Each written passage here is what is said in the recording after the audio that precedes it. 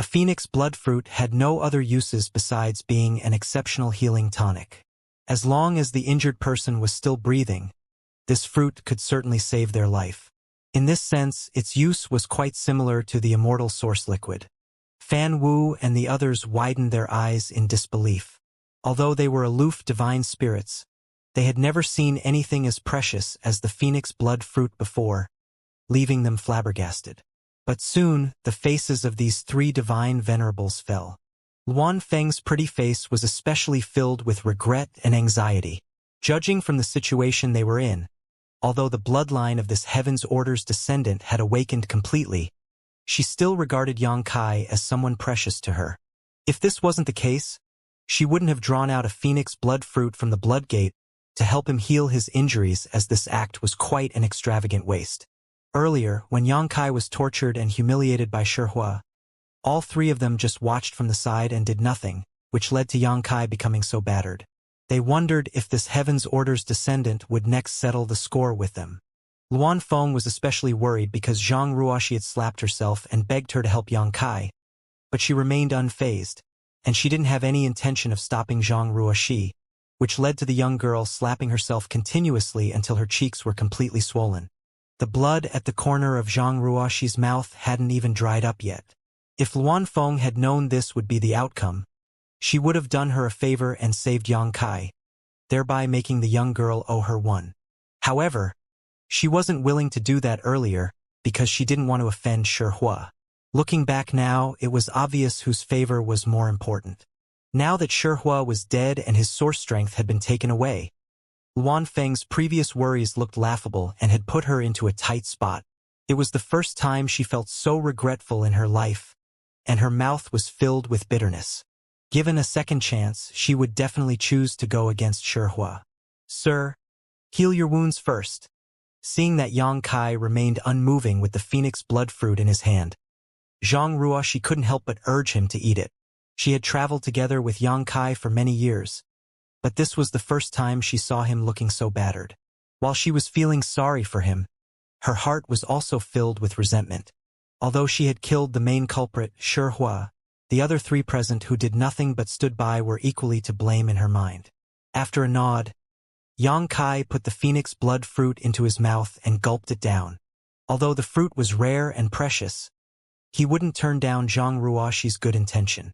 In an instant, the fresh and sweet juice permeated in his mouth.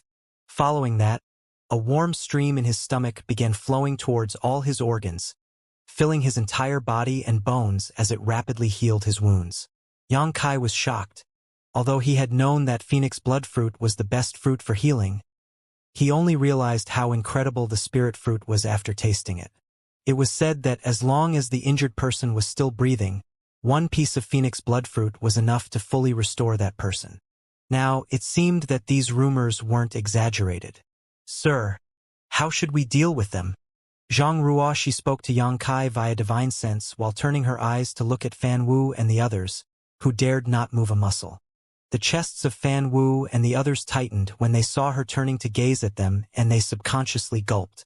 Her cold gaze sent chills down their spines as they wondered what this Heaven's Order's descendant was thinking. "How do you want to deal with them?" Yang Kai asked her the same question instead of answering it. "I want to kill them all." Zhang Ruoxi's gaze turned cold. Yang Kai put on a bitter smile as he knew that she must be resentful of them. There was no way she would let them off. "But, I'll listen to you," Zhang Ruoxi added. "I'll kill them if you want them dead."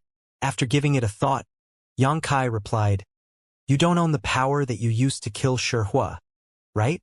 Zhang Ruoxi nodded slightly and uttered, "I borrowed the power my ancestors left behind inside the blood gate.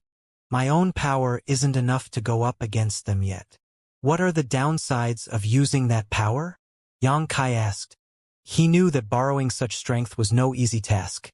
After all, Zhang Ruoxi was still just a third-order Dao Source Realm cultivator, so it was impossible that there were no consequences for her using a power great enough to kill a divine spirit.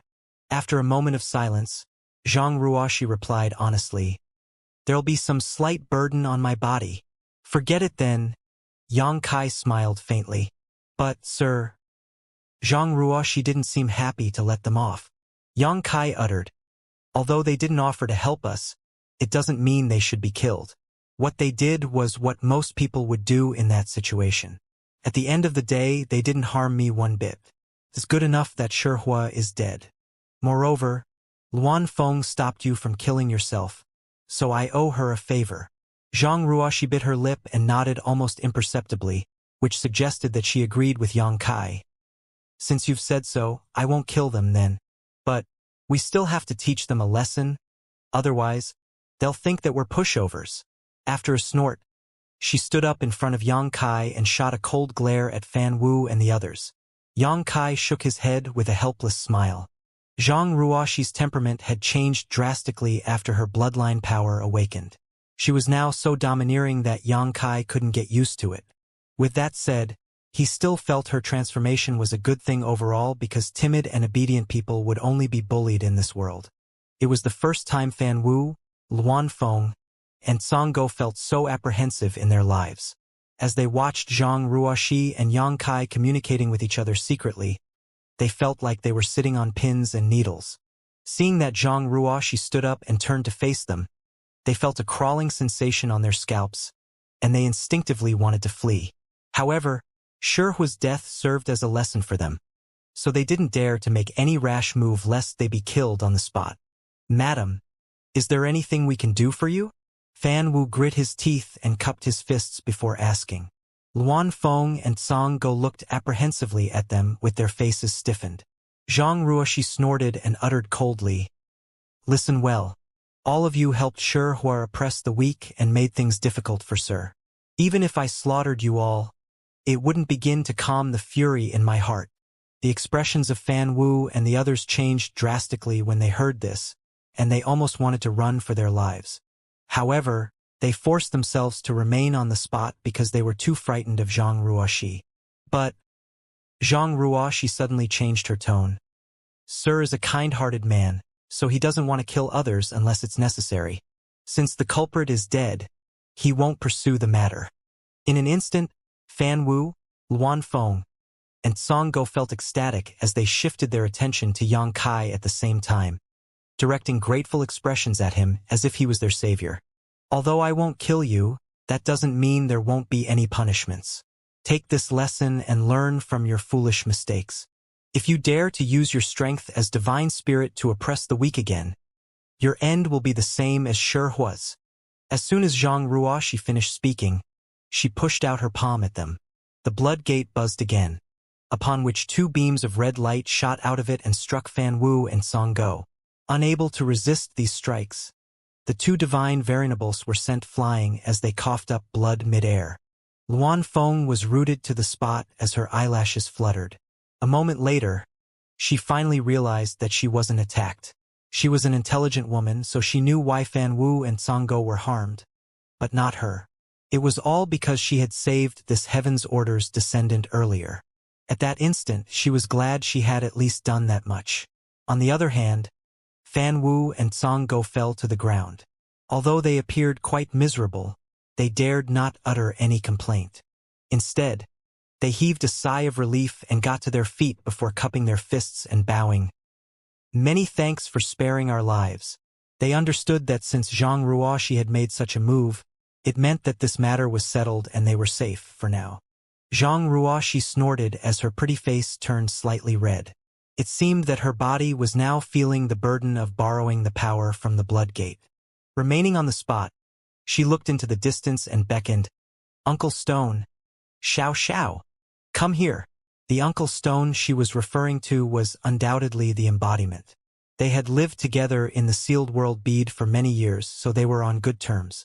Upon hearing this call, the embodiment and Xiao, who were just 10 kilometers away, hurriedly ran over and reached Zhang Ruoxi a moment later. Zhang Ruoxi turned to look at Fan Wu without uttering a word. Understanding her hint, Fan Wu immediately removed the seals on the embodiment and Xiao, restoring their freedom. "Uncle Stone, this is for you." As Zhang Ruoxi spoke, she flicked Shihua's source, which she had been holding in her hand all this while, towards the embodiment. The heart-like thing spun and hovered around the embodiment's chest. "For me!" Embodiment's gaze brightened. He had seen how Zhang Ruoxi killed Shihua, so he knew what this thing was. This was Shihua's source. If any suitable person could obtain it, refine it, and inherit its source strength, they would become the next Shihua.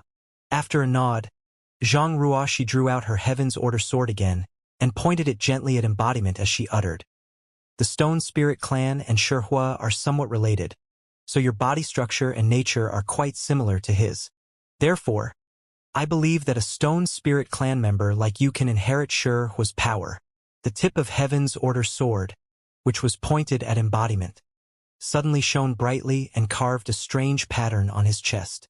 The pattern seemed to have a power of attraction, and with a blow, it pulled Shihua's source into it, causing it to disappear from everyone's sight. The embodiment grunted as his body started burning with dark flames, and his face instantly contorted in pain. Zhang Ruoxi lowered the sword and quickly performed a hand seal with both her hands, upon which a series of abstruse seals shot into the embodiment. With every seal penetrating his body, the dark flames would be suppressed significantly. After a quarter of an hour, all the flames finally disappeared. At the same time, the embodiment fell silent and sat down cross-legged on the spot, as though he had fallen into the state of enlightenment. This stone spirit has now become one of the most powerful individuals in the world, Fan Wu suddenly uttered as he looked at them from nearby. With a bitter smile, Luan Feng said, I heard that not only could Heaven's Order take away a divine spirit source, she could also bequeath them to others to create new divine spirits.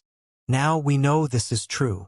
Song Go appeared envious as he said, if this stone spirit were to try to inherit Shihua's source on his own, the success rate would only be about 10%.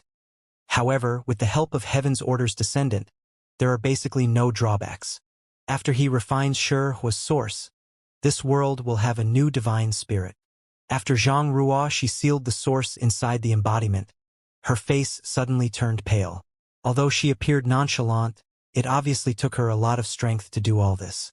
After looking around, she raised her hand again, upon which the 10,000 beast seal, which was taken away by Shihua, whooshed towards her and fell into her hand. Sir, I'll keep this gift that you've given me. She clenched the 10,000 beast seal as her eyes were filled with sorrow. Where are you going? Yang Kai was shocked as he could hear the hidden meaning in her words. Zhang Ruoxi pressed her lips together and replied, my bloodline power has awakened, so I have to inherit my ancestors' power. Hearing that, Yang Kai turned to look at the blood gate. Zhang Ruoxi put on a smile as the coldness on her face melted in an instant. In a soft voice, she said, Sir, once I can come out of the blood gate, I'll be able to help you, and I won't hold you back anymore. We'll never go through incidents like what happened today again. Yang Kai parted his lips to say something, but in the end sighed, it's not your fault. It was me who couldn't protect you. Zhang Ruoxi shook her head. It's not Sir's fault. It's me who was too willful. Without dwelling on the subject, Yang Kai stared at her and asked, must you go?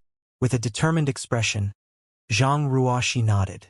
After that nod, Yang Kai went on to say, go then. It's your ancestors' power, so you can't ignore it. However, you must be careful. I will, Zhang Ruoxi said with slightly teary eyes. Then, she took a look at Xiao Xiao. Sir, I'll take Xiao Xiao with me. I'll make sure that he inherits the power of Taiyu. Please tell the Stone Spirit clan members about it later. Good. Yang Kai nodded. All the Stone Spirit clan members came out this time because they wanted to send Xiao Xiao into the Blood Gate to inherit the power of Divine Spirit Taiyu. However, things turned out to be the opposite of their expectations. Since Zhang Ruoxi would bring Xiao Xiao with her now, there wouldn't be any problem. Xiao Xiao, after you enter the Blood Gate, you must listen to Ruoxi and must not cause her any trouble. Yang Kai reminded Xiao Xiao. Xiao Xiao kept nodding and grunting, as though he was telling Yang Kai that he would be obedient. Don't worry, sir. Since Uncle Stone can inherit Shihua's source, I'm sure Xiao Xiao will be able to inherit Taiyu's source as well, Zhang Ruoxi reassured him. Then, she turned to look at Fan Wu and the others. In an instant, her expression turned cold as she said sternly, if anything happens to Sir in the ancient lands, I'll kill you all after I return from the Blood Gate." She made no attempt to be polite with her speech. If anyone spoke to Fan Wu and the other divine venerables in such a manner, they would have pounced on that person. However, since it was Zhang Ruoxi who was speaking, they all appeared meek now. In an anxious manner, Fan Wu cupped his fists and uttered, "Don't worry, madam. As long as I'm alive, I'll make sure nothing will happen to your sir." Luan Feng and Song Go nodded sternly. Judging from the current situation, they thought that if they wanted to live their lives peacefully, they had to strike up a good relationship with Yang Kai. If they were on favorable terms with Yang Kai, then this Heaven's Order's descendant would probably stop finding fault with them. At that instant, Yang Kai looked like a golden treasure in their eyes. "Sir." Zhang Ruoxi turned to look at Yang Kai with a gaze that was filled with grief. Pressing her lips together, she said, "I'll take my leave now." Yang Kai remained seated on the ground with a dejected expression, but he still forced a smile and replied, "It's not like one of us is heading to the next life. We'll meet again one day. I'll wait for you to come out of the Blood Gate." Zhang Ruoxi hung her head low as her face started blushing. In a nervous manner, she uttered, "Sir, before I go, can you grant a wish of mine?" She appeared diffident when she said that as she stole a glance at Yang Kai. Apparently, she was feeling guilty. With a smile, Yang Kai replied, "Good. Even if you have 100 wishes, I'll grant all of them. As long as I can do it, I'll do it for you. Then, close your eyes." Zhang Ruoxi clenched her teeth and mustered all her courage. Upon finishing her words, she felt her face burning. Fan Wu and the others looked dazedly at them with meaningful expressions on their faces. It was then they came to the realization that they had underestimated the relationship between Yang Kai and this Heaven's Order's descendant. They thought that they were just good friends, possibly even master and disciple, but it turned out that Zhang Ruoxi harbored stronger feelings than that. If that was the case, they had to do more than just maintain a good rapport with Yang Kai. In fact, they had to obey all his orders. Just like what Yang Kai had said, life was full of uncertainties, and they might need to ask for his help one day. Although Yang Kai was referring to the Stone Spirit Clan when he said that, and Fan Wu had refused to accept it at that time, Yang Kai was now proven right. Yang Kai was shocked upon hearing this request. He was no longer an inexperienced young man, so he could figure out her intentions through her demeanor and tone. Then, he sighed secretly and thought about how he had never dared to flirt with any woman since he came to Star Boundary. After all, he was far away from his homeland. More importantly, Su Yan, Xianing Chong, Shanqing Luo, and Shui Yu were waiting for him. Although he had ventured into Star Boundary for many years, he had always remained disciplined in his everyday life, as he had never been intimate with any woman. However, he was still a man with physical needs. After giving it a brief thought, he still closed his eyes. Zhang Ruoxi bit her lip as her heart pounded against her chest. Her heartbeat was as intense as that of someone thumping against a war drum, and her face became scorching hot. She approached Yang Kai slowly and crouched down before cupping his face with trembling hands. Then, as her eyelashes fluttered, she closed her eyes anxiously and pressed her lips forward. Soon, Yang Kai felt a warm sensation on his forehead, and he got a whiff of an intoxicating scent that was wafting from her. At the same time, he felt ticklish as her hair whisked across his face. That moment seemed very short, but it also seemed to have lasted for 1,000 years. Like a terrified rabbit, Zhang Ruoxi jumped away as her vision became blurred. With her ears turning completely red, she said anxiously, "Yes, sir. I really have to go now. Please take good care of yourself." Upon finishing her words, she charged towards the Blood Gate, as though she didn't dare to stay there any longer. All of a sudden, her legs turned to jelly, and she almost tripped over a stone on the ground. Song Go almost couldn't suppress his urge to laugh out loud. Feeling ashamed, Zhang Ruoxi immediately glowered at Song Go, whose smile froze and his forehead beaded with cold sweat. "Take care of my sir. Otherwise, all of you will pay the price." After Zhang Ruoxi finished speaking, she dashed into the Blood Gate and disappeared from everyone's sight. Standing in front of Yang Kai, Xiao Xiao kept whimpering as though he was bidding him farewell. Then he waved his hand at the Stone Spirit Clan members, who were still waiting in the distance, before he sprinted towards the blood gate as well. Soon after, a crashing sound could be heard, upon which the blood gate restricted area, which had resided in the ancient wild lands for countless years, disappeared all of a sudden, as though it had never existed before.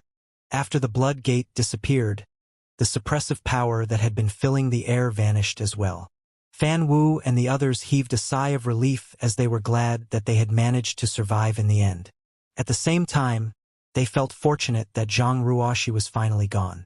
If she stayed there any longer, they would have had a hard time breathing. After trading glances, they sprinted forward and reached Yang Kai before cupping their fists. "Sir Yang, congratulations." At that moment, they didn't dare to be haughty in front of Yang Kai anymore, and all appeared humble. It was as though they were worried that Yang Kai might be displeased at their behavior, which would lead him to making a complaint to the Heaven's Order's descendant in the future. Yang Kai was still reminiscing about the kiss as he touched his own forehead. Upon hearing what they had said, he looked up at them and asked in an exasperated manner, "What's there to congratulate me for?" Certainly, he knew why they congratulated him. Anyone who managed to gain the favor of the Heaven's Order's descendant could literally walk sideways in star boundary, and even the great emperors had to show that person some respect. "Did you congratulate me because I can now eat soft rice for the rest of my life?" Yang Kai grunted in an unhappy tone and shot a glance at them. "Do I look like a little white face to you?" At that instant, Fan Wu and the others were lost for words as they didn't know what was on Yang Kai's mind. Rooted to the spot, they all remained silent and appeared embarrassed. "You can leave. I still have something to do." Yang Kai waved his hands. Then he thought of something. "Let the Stone Spirit clan members stay." "Yes." Fan Wu and the others hurriedly cupped their fists and respectfully left the place. After they were gone, Yang Kai looked up at the sky and saw Bingyun's third disciple was frowning, standing on the clouds, appearing displeased, pouting as she stared fixedly in the direction where the blood gate used to exist. She had come to this place with Zhang Ruoxi, but now that her friend was gone, she was left alone here. Having lost her mind, she couldn't understand what was going on at the moment. "Third disciple," Yang Kai called out to her. Hearing his voice, third disciple immediately looked in his direction. Upon making out his face, she became cheerful and uttered, "Come catch me! Come catch me!" Upon finishing her words, she seemed ready to flee from this place to continue the game of hide and seek with Yang Kai. "Third disciple, stop playing around. Don't you want to meet Senior Bing Yun and Ruo Yun, Sun Yun Xiu and Zhang Suning?" After what happened to Zhang Ruoxi, Yang Kai wasn't in the mood to play with the third disciple anymore, so he directly dropped the names of those she cared about. As expected, the third disciple seemed to have been impacted as she stopped running away. Then, she slowly turned around, and her eyes could be seen trembling, which suggested that her thoughts were in chaos. Yang Kai was worried that something would happen to her, but to his surprise, in just a short moment, her eyes seemed to have cleared up, and she asked through clenched teeth, "You know my honored master?" She looked just like a healthy person when she spoke, almost like she had regained her sanity. "Yes." Yang Kai nodded. The third disciple became agitated all of a sudden as she stared nervously at Yang Kai. "Is she still alive?" With a solemn expression, Yang Kai replied, "Senior Bing Yun has returned to Ice Heart Valley. Your senior sisters and junior sisters are worried about you, and they have not stopped looking for you all this time." "Honored master is still alive?" The third disciple stumbled as she showed a relieved smile and then began to laugh out loud. "Honored master, honored master, honored master, where are you?"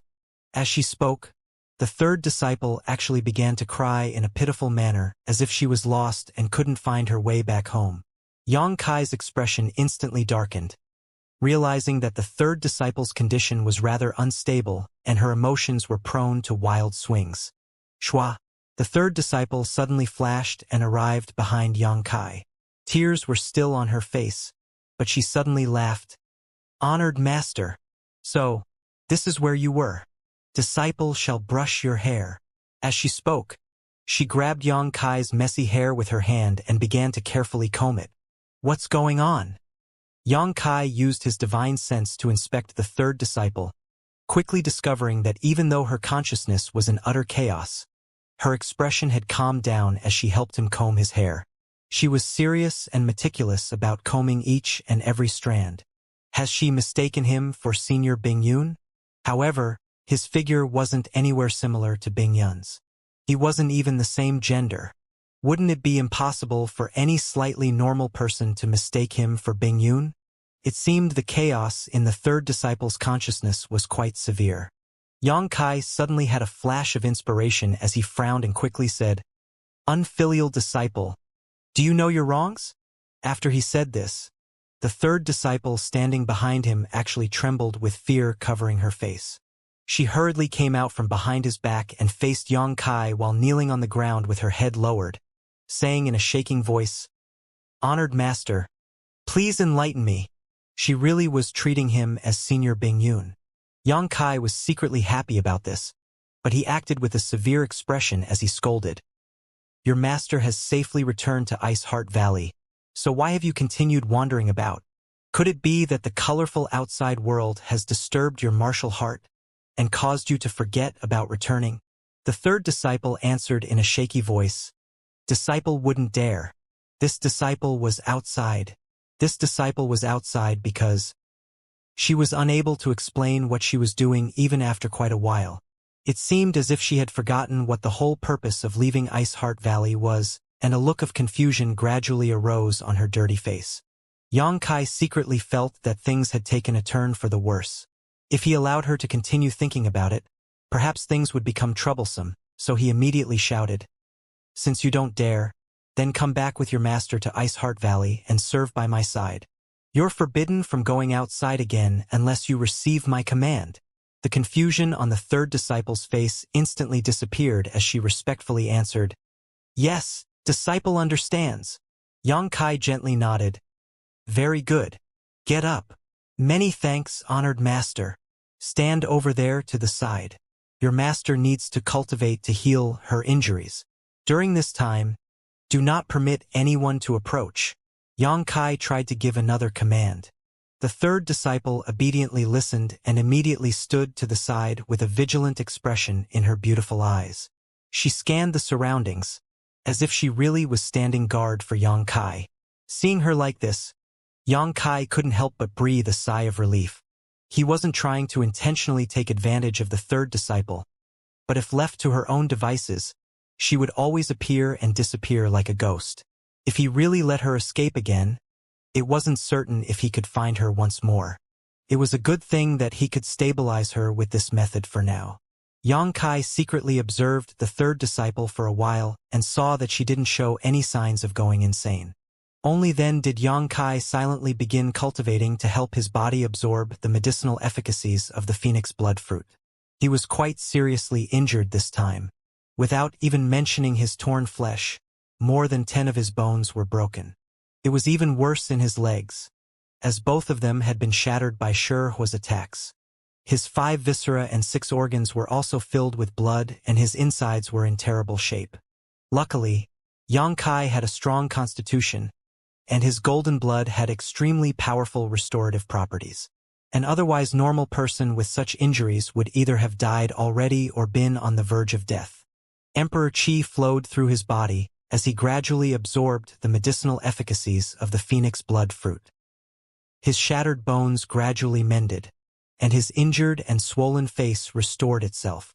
The phoenix blood fruit truly was a wondrous healing medicine.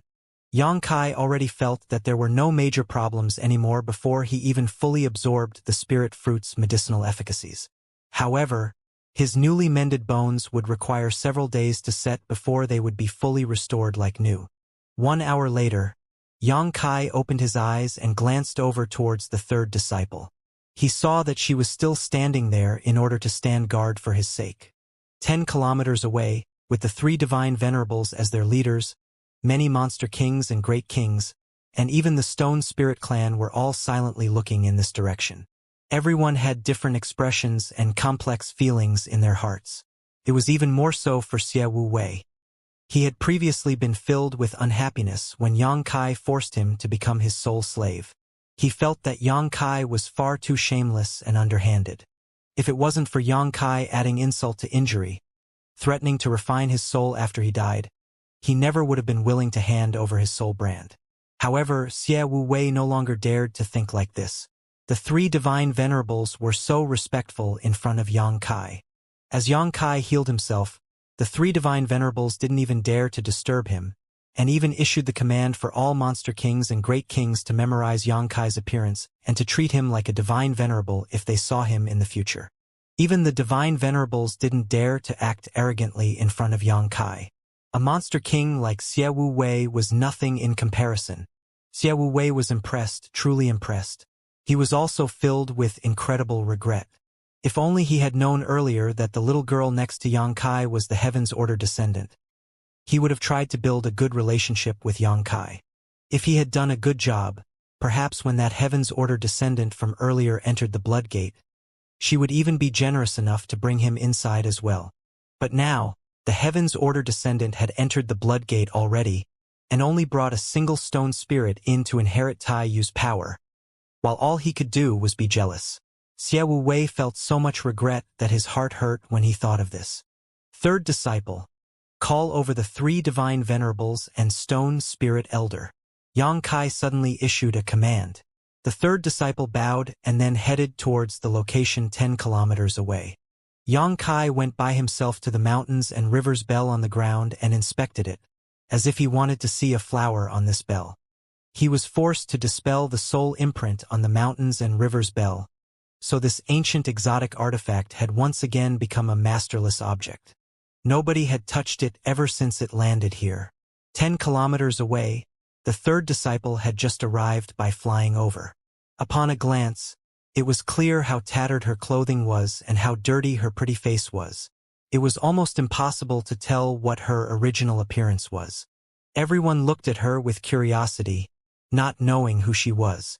Xie Wu Wei did know that Yang Kai had been searching for the third disciple all this time, and he had also seen the third disciple's appearance before, but now wasn't a convenient time for him to say anything. My honored master commanded me to invite the three divine venerables and stone spirit elder over for a discussion. The third disciple glanced at Fan Wu and the others and spoke in a light tone. Honored master. Fan Wu and the others had astonished expressions when they heard this. They had no idea what had happened. They knew quite clearly that Yang Kai's cultivation was only in the First Order Emperor realm, while this dirty woman before them was in the Second Order Emperor realm. Why would she address him as honored master? However, judging from this woman's tone and attitude, it didn't seem like she was joking. Fan Wu was filled with questions, but he couldn't exactly ask them out loud, so he just smiled and nodded. Please lead the way. After he said that, he was about to head over, but then it seemed like he quickly thought of something as he turned towards Stone Spirit Elder and extended his hand. Elder, please go ahead first. Elder chuckled and knew what Fan Wu was worried about, so he also made an inviting gesture and went forward with the three divine venerables all in unison. Not long after, the four arrived at the earlier battlefield under the third disciple's lead. Honored master! Third disciple shouted to indicate to Yang Kai that she had already brought who he wanted over. She then respectfully stood to the side. Yang Kai nodded and walked forward to greet them. Sir Yang, Fan Wu, Luan Feng, and Song Go all immediately cupped their fists in greeting and forced slight smiles. However, Yang Kai didn't even glance at them as he directly walked over to the Stone Spirit Elder and smiled in greeting. Elder!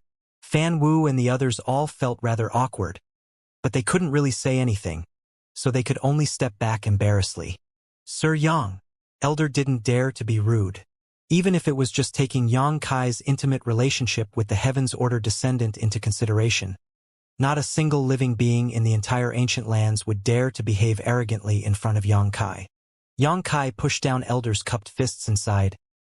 Elder also saw that while things today may have had their ups and downs, in the end, fortunately I did not fail my mission. Xiao Xiao has now entered the Blood Gate, and Ruoshi is taking care of him.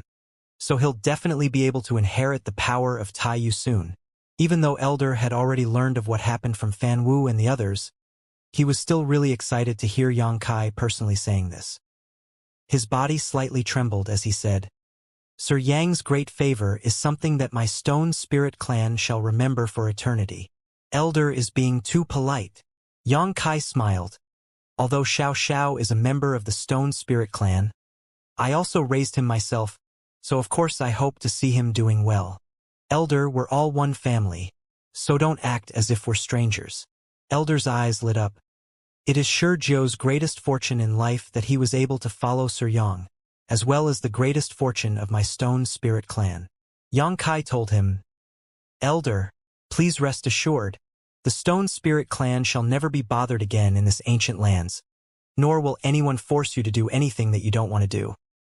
After saying this, Yang Kai glanced sideways at Fan Wu and the other divine venerables and chuckled. Sirs and madam, what do you think? Fan Wu hurriedly stated, Sir Yang is correct. The stone spirit clan absolutely won't be bothered ever again. We will warn our subordinates today that with the stone spirit clan's current territory as the center, all the land within a radius of 100,000 kilometers shall eternally belong to the stone spirit clan. Anyone who dares to enter without permission will be executed without mercy. Luan Feng and Song Go also nodded, making it evident that they had no objections to this decision. Yang Kai didn't say anything more to them. He simply glanced at Elder instead. Elder, are you satisfied with this? If this isn't enough, we can discuss it again. The three divine venerables are all easy to talk to, so please ask them if you have any requests at all. Fan Wu hurriedly exclaimed, Yes, yes. If Elder still has any requests, feel free to say them directly. We three will definitely satisfy you as long as it is within our ability to. Elder chuckled. That's enough, that's enough. My stone spirit clan has few clansmen to begin with. A radius of 100,000 kilometers is more than enough for us to use. He had a very happy expression and was evidently highly satisfied with this result. Of course, he also knew that Fan Wu was only being so generous in order to give face to Yang Kai. Otherwise, forget about 100,000 kilometers, even a radius of 10,000 kilometers would be difficult to ask for. Elder really couldn't help but exclaim in his heart.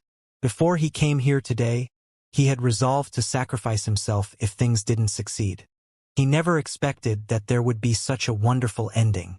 Not only did the Stone Spirit Clan have someone so powerful to rely on now, even Shi Jiu would soon become a divine spirit, Tai Yu. The Stone Spirit Clan and the intimately connected Wood Spirit Clan were able to reap incredible benefits today. Being able to live without any worries was a life that Elder had wanted for so many years but never obtained before.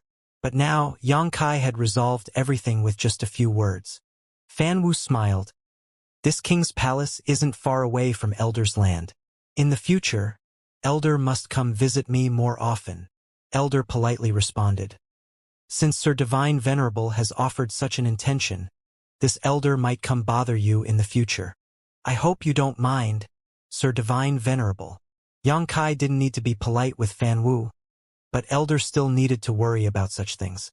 The Stone Spirit Clan's level of strength as a whole was still lower than Fan Wu's before Xiao became Tai Yu, and it was also impossible for Yang Kai to remain in the ancient lands forever to protect them. It wasn't necessary to have an extremely close relationship with Fan Wu, but they couldn't afford to have a bad relationship with him. Having a friendly relationship would be a good thing for the Stone Spirit Clan. Fan Wu chuckled loudly. Elder, you're being too serious. If Elder has free time in the future, you must spend some time at this king's palace. Luan Feng also covered her mouth and smiled. This queen welcomes Elder as well. Song Go gave them a sidelong glance and snorted. You act as if this king is trying to reject all visitors. He then turned and smiled at Elder. Elder, although my palace is a bit far from the Stone Spirit Clan's territory, I've always heard that the Wood Spirit Clan's wine is incomparably delicious. If I come visit you someday, I hope that Elder will offer his hospitality. Of course. If Sir Divine Venerable wants to visit, my clan would naturally welcome you with all our hearts. Elder couldn't help but smile wryly. Since when has he become so attractive? The three great divine venerables of the ancient lands were all trying to establish a relationship with him. Naturally, this was all because of Yang Kai. Elder wasn't the type to be hypocritical, since he felt that continuing to chat with the three divine venerables would result in him being strong in will but weak in strength. He hurriedly said to Yang Kai, "Sir Yang, since things are resolved here, then this elder shall return with his clansmen." As for Sir Yang, Yang Kai smiled and replied, "I won't be going with elder. I came to the ancient lands this time to find Xiao Xiao. Since Xiao Xiao has gone into the Blood Gate already, then I'm done with what I came for and will be leaving the ancient lands soon."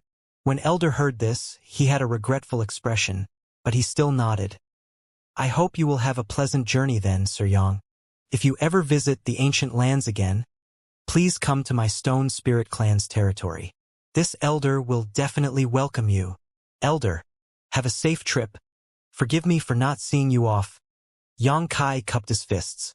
Elder cupped his fists in response and said goodbye to Fan Wu and the others before he finally turned around and left. Soon, the Stone Spirit Clan followed Elder and vanished from everyone's vision. Fan Wu and the others stood behind Yang Kai and looked at each other for a while, feeling somewhat anxious inside. In the end, Fan Wu lightly coughed and tried to ask, "Sir Yang, what do you intend to do next?" Yang Kai tilted his head and chuckled while looking at him. "What is it, Sir Fan Wu? Are you in a hurry to see me leave the ancient lands?" Fan Wu's expression changed as he exclaimed in fear, "I would never dare. It's the ancient land's good fortune that Sir Yang has arrived." This Fan Wu would never dare to think in such a way. "You really wouldn't dare? Just say whatever it is that you're thinking. A trivial first-order emperor realm like me can't do anything to you anyways." Yang Kai chuckled coldly in a strange manner. "You can't do anything to me, but that Heaven's Order descendant can." Fan Wu kept thinking that as he forced himself to smile. Sir Yang is overthinking things. From today onwards, Sir Yang is our ancient land's honored guest. We truly welcome you if you wish to stay here. Yang Kai reached out and patted Fan Wu on the shoulder while laughing out loud. "I never thought that Sir Fan Wu would be such a generous host. Since that's the case, then this young master must give you some face. This young master shall stay in the ancient lands for a while." Fan Wu's expression darkened as he really wanted to slap himself in the face. Luan Feng and Song Go also glanced at him with complaining expressions as they thought, "Why did you have to talk this much? Being mute would have been better." Yang Kai pointed and asked, "Do you three still want this or not?" Fan Wu and the others regained their senses and saw that Yang Kai was pointing at the mountains and river's bell that was on the ground. Their hearts instantly jumped as they answered in a panic. "This belongs to Sir Yang, so it should go with its rightful owner. We would never dare to have any designs for it." Yang Kai snorted.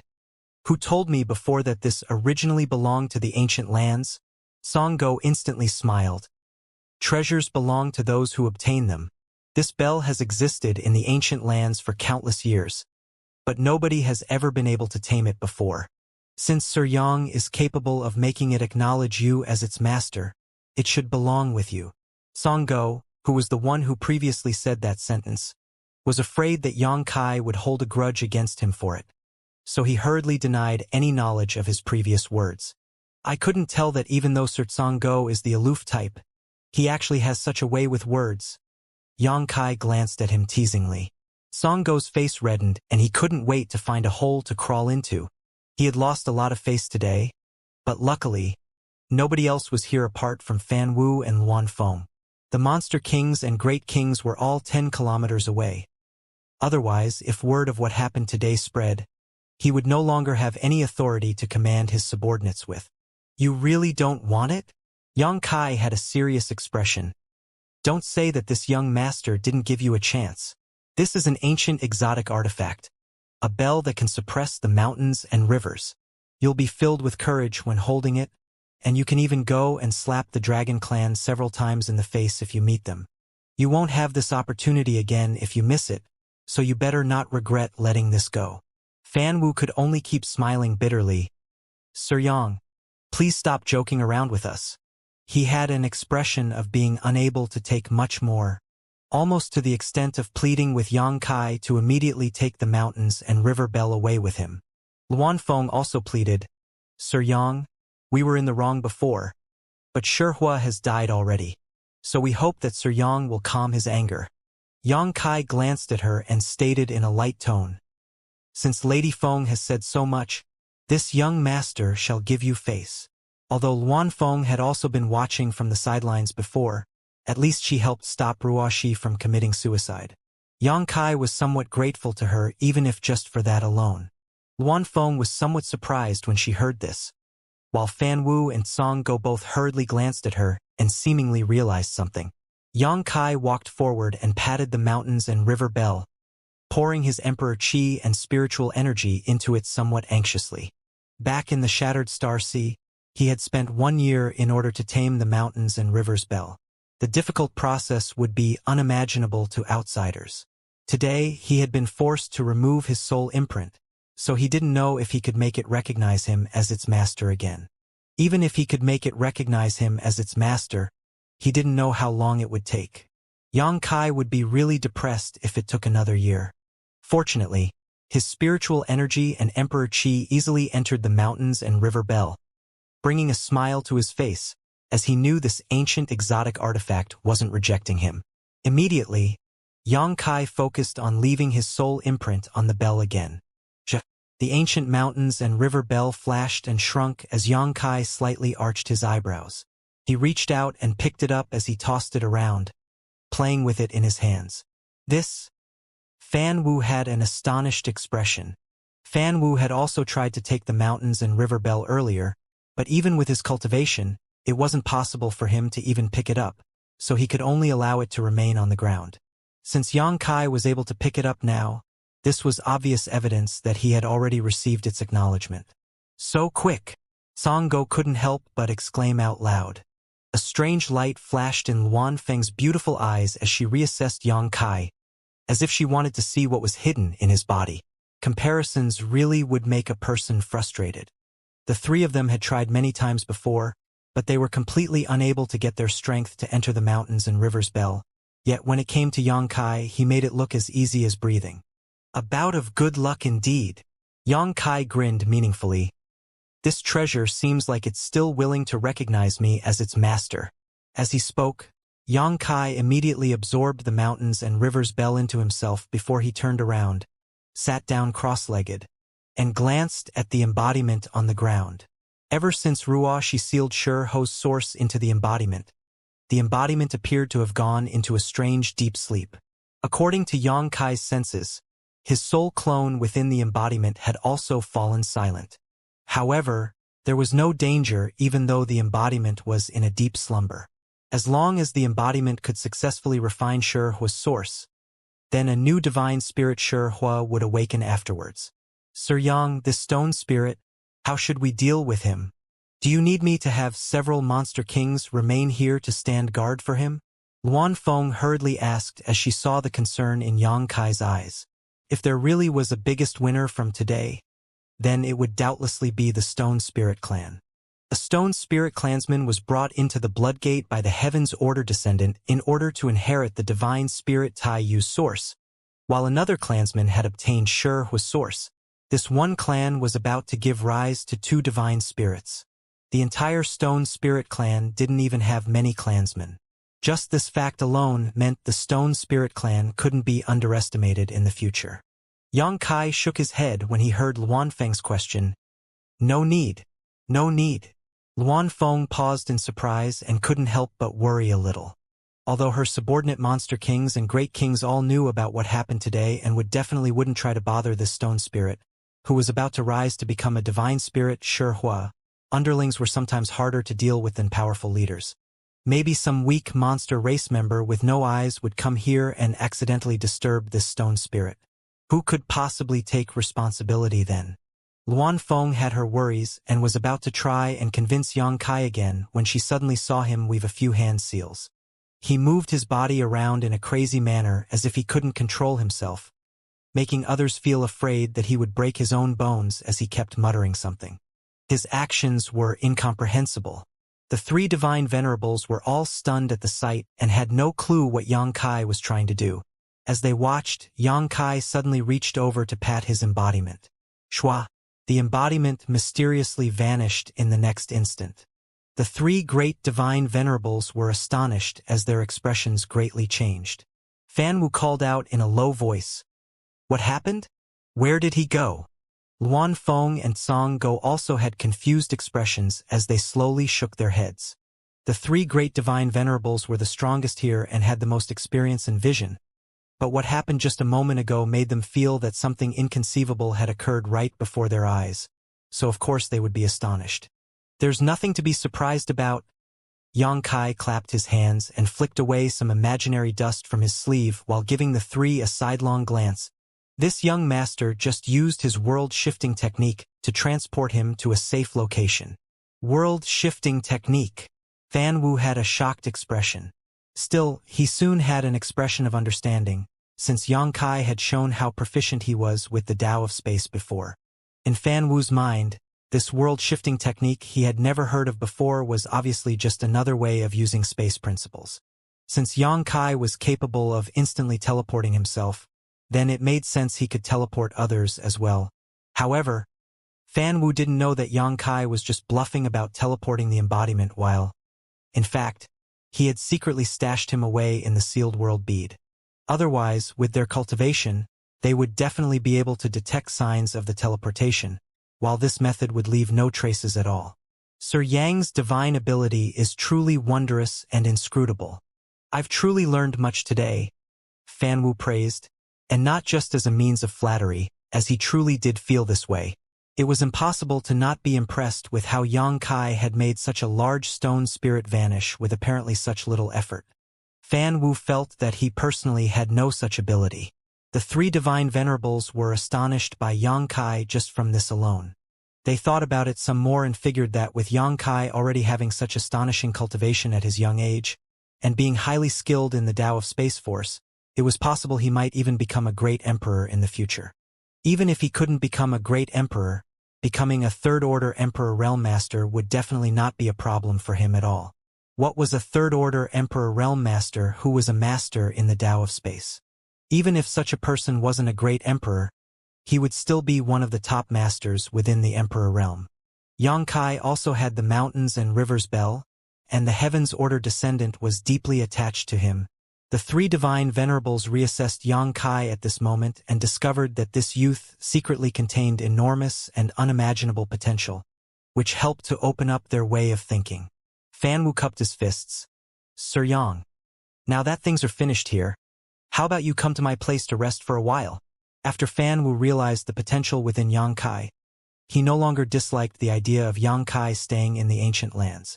Instead, he even started acting as a warm and welcoming host. Song Go and Luan Feng had evidently noticed this as well, so right after Fan Wu finished speaking, Song Go added, "This one's palace also welcomes Sir Yang. If Sir Yang doesn't mind." Luan Feng immediately interrupted him. "This queen would also like to invite Sir Yang to her palace. I'm just afraid that Sir Yang won't agree." Song Go felt really aggrieved because he didn't get to finish his sentence. He couldn't help but glare at Luan Feng as an obviously depressed expression appeared on his face. Yang Kai was all smiles as he looked at the three. He clearly knew what they were thinking. He secretly chuckled coldly in his mind while wondering if they would still be so passionate if they learned about his true intentions in a bit. He pondered for a bit before saying, "Since all three of you are inviting me so warmly, this young master would appear impolite if he refused. I wonder which of your three palaces is the closest to this location." He didn't have much of a relationship with any of these three divine venerables. The only one that was easier on his eyes was Luan Feng, since she was a woman who had some natural advantages in this area. Yang Kai also had a slightly better opinion of her compared to the other two because of Ruoshi's matter. Still, it didn't matter where he went right now, as the important part was after he went. Luan Feng's pretty eyes lit up. "The closest location is this queen's palace." Song Go instantly became unhappy. "It's just around 100,000 kilometers closer than this king's palace. You call that close?" Yang Kai waved his hand. "Since we're closest to Lady Feng's palace, then this young master shall go rest at her palace." Cough cough. "My injuries haven't healed yet, so it's not convenient for me to travel long distances." As he spoke, he actually began to cough violently as he spat golden blood everywhere like it was rain. The three divine venerables were astonished as Luan Feng exclaimed, "Sir Yang, What's wrong? The third disciple's beautiful face changed expressions as she was also standing nearby. She hurriedly went over to support Yang Kai as she concernedly muttered, "Honored master." Yang Kai held his chest as he made an expression that it was difficult for him to speak. Sure, who attacked me too viciously? So this young master was seriously injured and likely won't recover within a short period of time. Fan Wu and the others were really surprised as they thought in unison. Didn't that Heaven's Order descendant give you a 10,000-year-old phoenix blood fruit? With such a supreme healing medicine, what type of injury would possibly be unrestorable? Additionally, you were clearly fine earlier, so why would you suddenly be spitting blood? They all had strange expressions because they didn't know what Yang Kai was trying to do. Cough, cough. Yang Kai had a pale expression as he panted. I hear that the ancient lands contain a lot of spirit medicines with long medicinal ages. If I can obtain some to consume, they'll definitely help this young master's injuries. Sigh. It's such a pity that this young master is currently injured and doesn't have the strength to go search. Fan Wu's expression darkened as he instantly understood what Yang Kai wanted. His mouth slightly twitched as he said, Sir Yang, rest assured. This king will have his subordinate monster kings search for those spirit medicines so that I can personally present them to you. I hope that Sir Yang can hold on for a while longer. After Fan Wu said this, he surreptitiously glared at Song Go and transmitted a secret message. Song Go instantly realized what was going on, so he hurriedly added, This king will naturally work his hardest for Sir Yang's sake. That's good. That's good. Yang Kai wiped away the fresh blood at the corner of his mouth.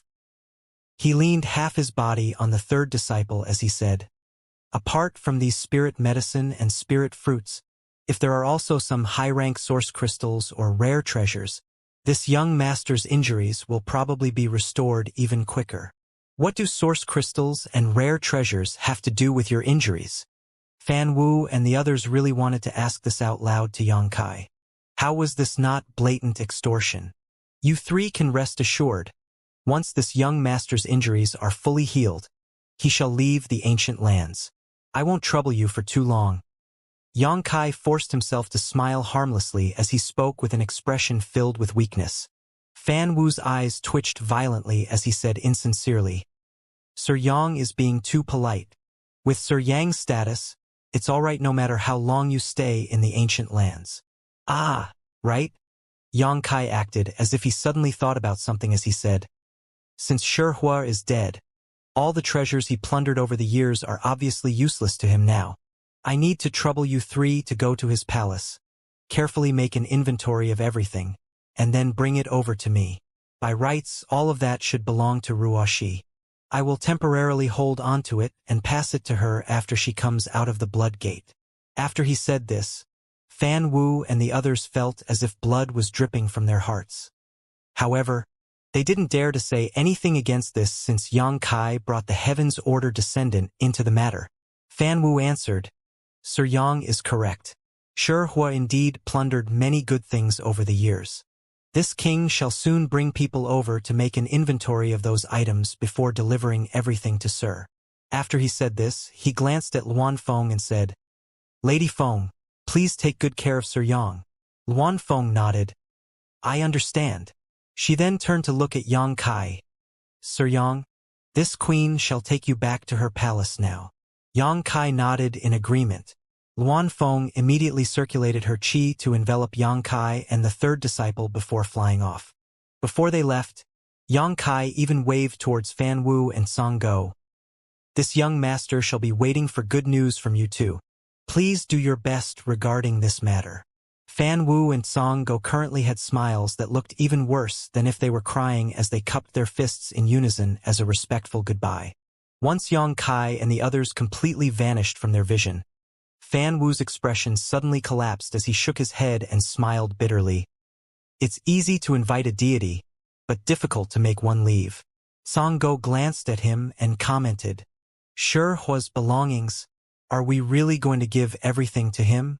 Shi Hua collected a significant amount of wealth over the years.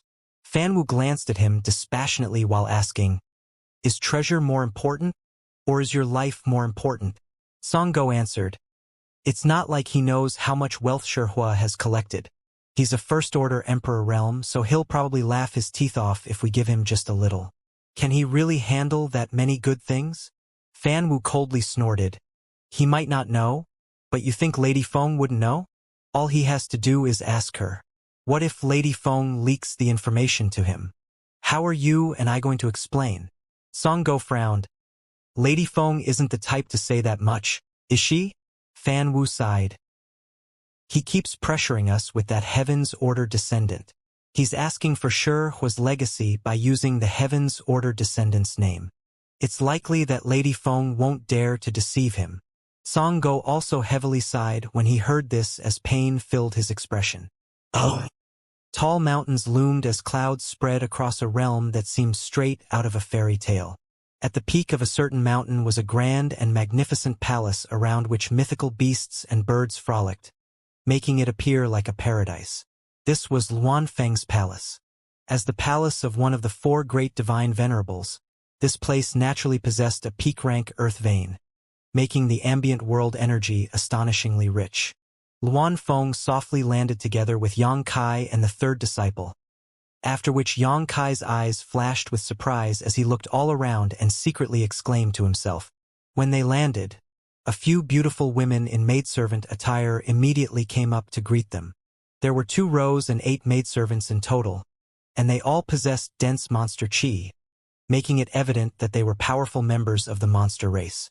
Yang Kai scanned them with his divine sense and found that the 8 maidservants were surprisingly all low-rank 12th order, equivalent to first-order emperors. The maidservants came forward and bowed in unison. "Greetings, mistress." Luan Feng waved her hand and had them rise. She then pointed to Yang Kai. "This Sir Yang is this queen's honored guest who will be staying at my Phoenix Nest Palace for some time. Tell the others that if you see Sir Yang, it is as if you're seeing this queen. No one is to show him the slightest disrespect." When the 8 maidservants heard this, they all had looks of astonishment on their faces, but they still responded quickly and in unison, after which they secretly began to observe Yang Kai. Their beautiful eyes glanced over and found that Yang Kai was actually a human, which gave them quite the shock. They wondered just who he could be that their divine venerable would value him so greatly. Seeing him was like seeing the divine venerable. This was an incredible honor. As they spoke, a precocious little girl of about 7 or 8 suddenly appeared behind them. This little girl had a pink and perfect appearance and somewhat resembled Luan Feng. She had 2 cute braids, and she immediately rushed over to pounce into Luan Feng's arms. She kept pushing her little head around, which caused Luan Feng's voluptuous peaks to distort and change shape. Yang Kai couldn't help but gulp when he saw this. Luan Feng's face became bright red due to her chest being pushed around like this. She noticed Yang Kai's strange gaze as well, so she hurriedly held the little girl in her arms and angrily scolded, "Linger, stop playing around. I have a guest today, so I'll play with you later."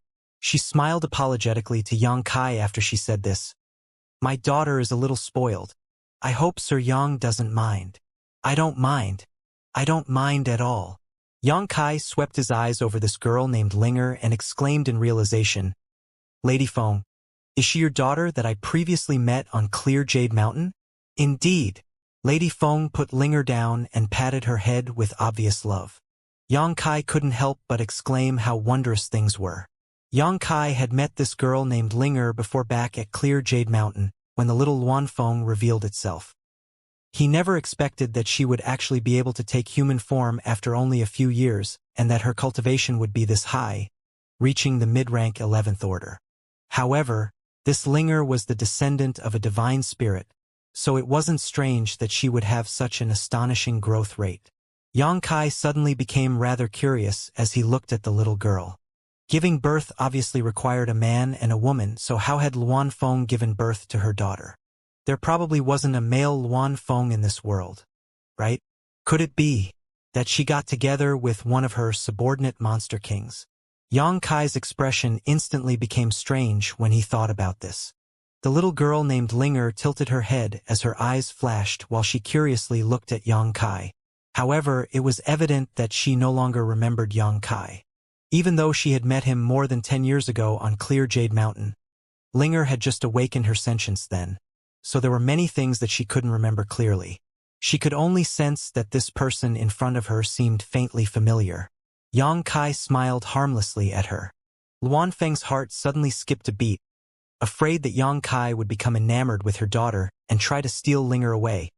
So she hurriedly gestured at a nearby maidservant. "Take her away. Let's not bother Sir Yang." The maidservant hurriedly answered, "Yes." She then immediately took Linger by the hand, excused herself, and slowly left. Luan Feng heaved a slight sigh of relief as she watched Linger vanish from her sight. She secretly resolved to absolutely not let Linger meet Yang Kai again while he was staying in her palace for this period of time.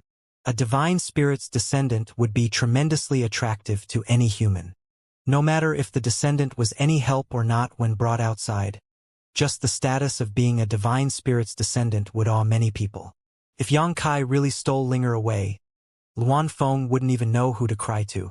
Not only that, Linger really loved to play and was difficult to keep an eye on. "Sir Yang, please come this way." Luan Feng gestured with her hand. Yang Kai nodded as he and the third disciple followed Luan Feng into the Phoenix Nest Palace.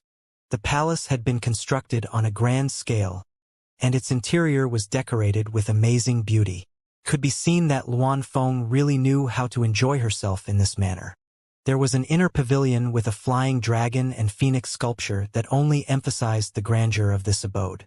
Luan Feng finally spoke up after she led Yang Kai all the way to a courtyard deep inside. "Sir Yang, does this place suit your tastes? If you're not satisfied, we can change it to a different location." Yang Kai glanced around and found nothing to be dissatisfied with, so he nodded in affirmation. "This is fine." Luan Feng heaved a sigh of relief. She glanced back at the other 7 maidservants following her and ordered them, "All of you shall stay here to serve Sir Yang during this time. If Sir Yang has any requests, any at all, you must satisfy them, otherwise, this queen absolutely won't forgive you." The 7 low-rank 12th Order maidservants hurriedly answered, "Yes." They couldn't help but secretly worry. Their divine venerable said to satisfy all of Sir Yang's requests. But what if he was lustful and wanted them to do this or that? What should they do then? Men were all the same, no matter if they were human or monster. But since the divine venerable had already made this declaration, they didn't dare to disobey. "Sir Yang, if there's nothing else, this queen shall take her leave. Feel free to give them orders if there's anything that you need." Luan Feng smiled as she looked at Yang Kai. Yang Kai nodded. "Lady Feng, go ahead and do what you need to. And as for those spirit flowers and so on, please pay attention to those as well, Lady Feng." Luan Feng could only bitterly smile to herself as she realized she couldn't escape from this tribulation. However, outwardly she could only respond, "Sir, may rest assured, this queen shall deal with it right away." After that, she then politely took her leave. Yang Kai stepped forward after she left and began looking around. He pointed at a building to the left and said, "Third disciple, will it be fine if you live there for the time being?" The third disciple glanced at the building and then answered, "Will honored master also be living here?" Yang Kai smiled. "I'll be living there." He pointed at a nearby building. Third disciple instantly had an expression of this was difficult for her to accept. But this disciple wants to serve next to honored master. "It's not far away, so it's fine." Yang Kai waved his hand. He didn't wait for the third disciple to say anything else as he looked at one of the maids and asked, "What's your name?" The maidservant bowed. "Reporting to Sir, this servant is Tian Long." Yang Kai nodded. "Please take her over there and bathe her, then find some clean clothes for her to change into." The third disciple's current appearance wasn't really convenient for meeting others right now. Her Ice Heart Valley attire hadn't been changed for an unknown number of years. Her hair was messy, her face was filthy, and there was a strange smell on her body that somewhat resembled a pungent fruit. But now that things had calmed down for the time being, Yang Kai naturally wanted to have her clean herself first, as otherwise it really would be difficult to keep looking at her. "Yes." Tian Long took the third disciple's arm as she spoke and pulled her away. The third disciple seemed to panic, so Yang Kai hurriedly consoled her by saying, "Come see me again after you're clean." Yang Kai's words were quite effective on third disciple now. so his command immediately calmed third disciple down. After the maidservant named Tianlong took third disciple away, Yang Kai waved at the other 6 maidservants. You can go do whatever you need to do. I don't need you to serve me. The 6 maidservants all showed their delight when they heard this. Without saying anything, they all bowed and took their leave. They had been really afraid that Yang Kai would make some obscene request that they wouldn't be able to resist due to the Divine Venerable's command from earlier. However, this human seemed quite easy to get along with, so they now felt a lot more reassured. After Yang Kai made everyone leave, he walked into the building by himself and went straight up to the 2nd floor. The 2nd floor was spacious and had everything needed to live in. Yang Kai walked over to a table, sat down and slightly sighed. This trip to the ancient lands was truly filled with so many twists and turns. When facing the 4 great divine venerables, Yang Kai truly experienced what it was to feel strong in will but weak in strength, a feeling he hadn't had in a long time. His space divine abilities, which he relied on so much, were basically worthless in front of the 4 great divine venerables. Things likely would have been bad if it wasn't for Ruoxi's bloodline suddenly awakening at the last moment. Yang Kai was also truly astonished that Ruoxi was actually Heaven's Order's descendant. Still, since her bloodline had awakened already and she was now in the Blood Gate, she would definitely be able to inherit her ancestors' strength as long as she could emerge from the gate. As for Xiao, who had gone in together with her, he would also transform into the divine spirit Taiyu. Even his embodiment had obtained Shihua's source and was likely to become the next divine spirit Shihua. Overall, although this trip was a bit dangerous, Yang Kai had gained an incomparably large harvest. This wasn't even counting the treasure that he was extorting or the 1,000,000 monster cores he obtained in the 10,000 spirits tomb. He also didn't know how much treasure Shihua had left behind, nor did he know how many good things the other 3 divine venerables would give to him. Without mentioning the current and future benefits, though, what Yang Kai truly felt the strongest about right now was his own desire for greater strength. This time, the danger had only been resolved because Ruoxi had awakened her bloodline. But what about the next time? How should he deal with things if he met another divine spirit or master on the level of a great emperor? It wasn't like he could always have such good luck, right? In terms of methods, he had countless techniques and divine abilities that wouldn't be fewer than anyone's. He had his Tao of space techniques, the Timefly seal, his golden divine dragon source, and the power of that ancient demon. Any of these techniques and means would be astonishing all on their own. As for artifacts, he possessed the mountains and rivers bell. Just this one artifact alone would be more than enough for anyone to be in awe. The only thing he lacked was cultivation. With his First Order Emperor realm cultivation, he was neither weak nor strong. It was an awkward realm to be in. Yang Kai still needed to cultivate. He needed to work even harder at cultivating. When he thought of this, Yang Kai was no longer in the mood to keep thinking random things, so he waved his hand and brought his black jade furnace before him.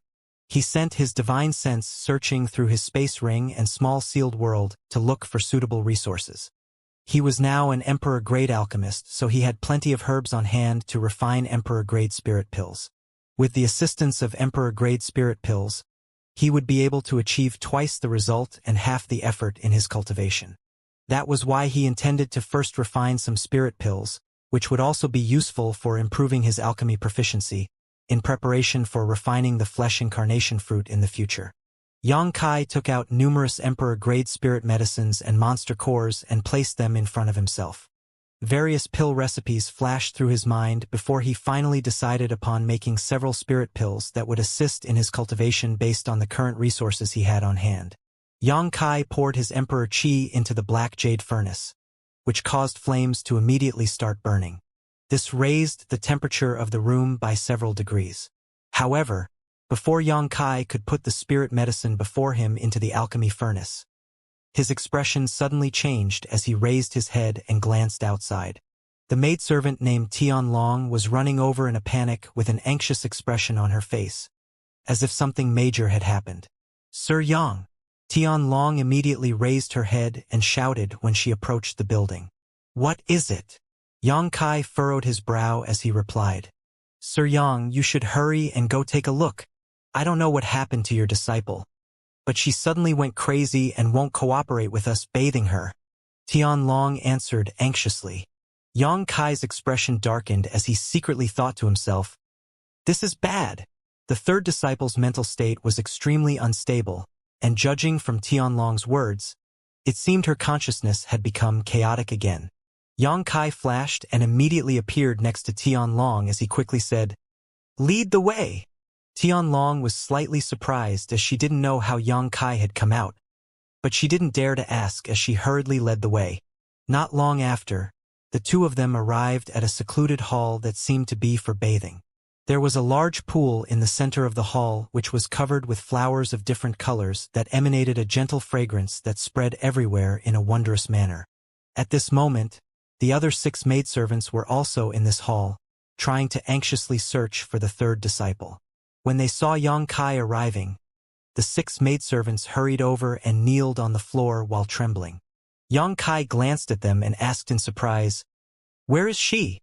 Tianlong hurriedly answered, "We don't know." Yang Kai frowned.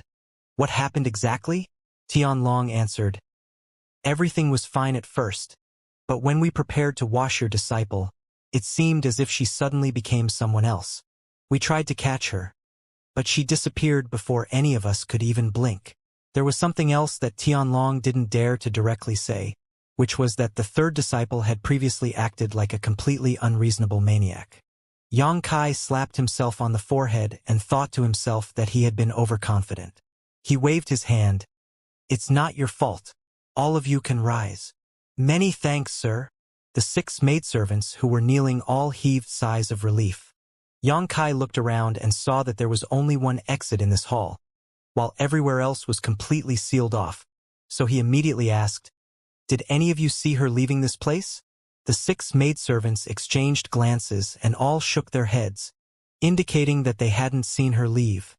However, that made things even stranger. They had searched the entire hall already without finding her.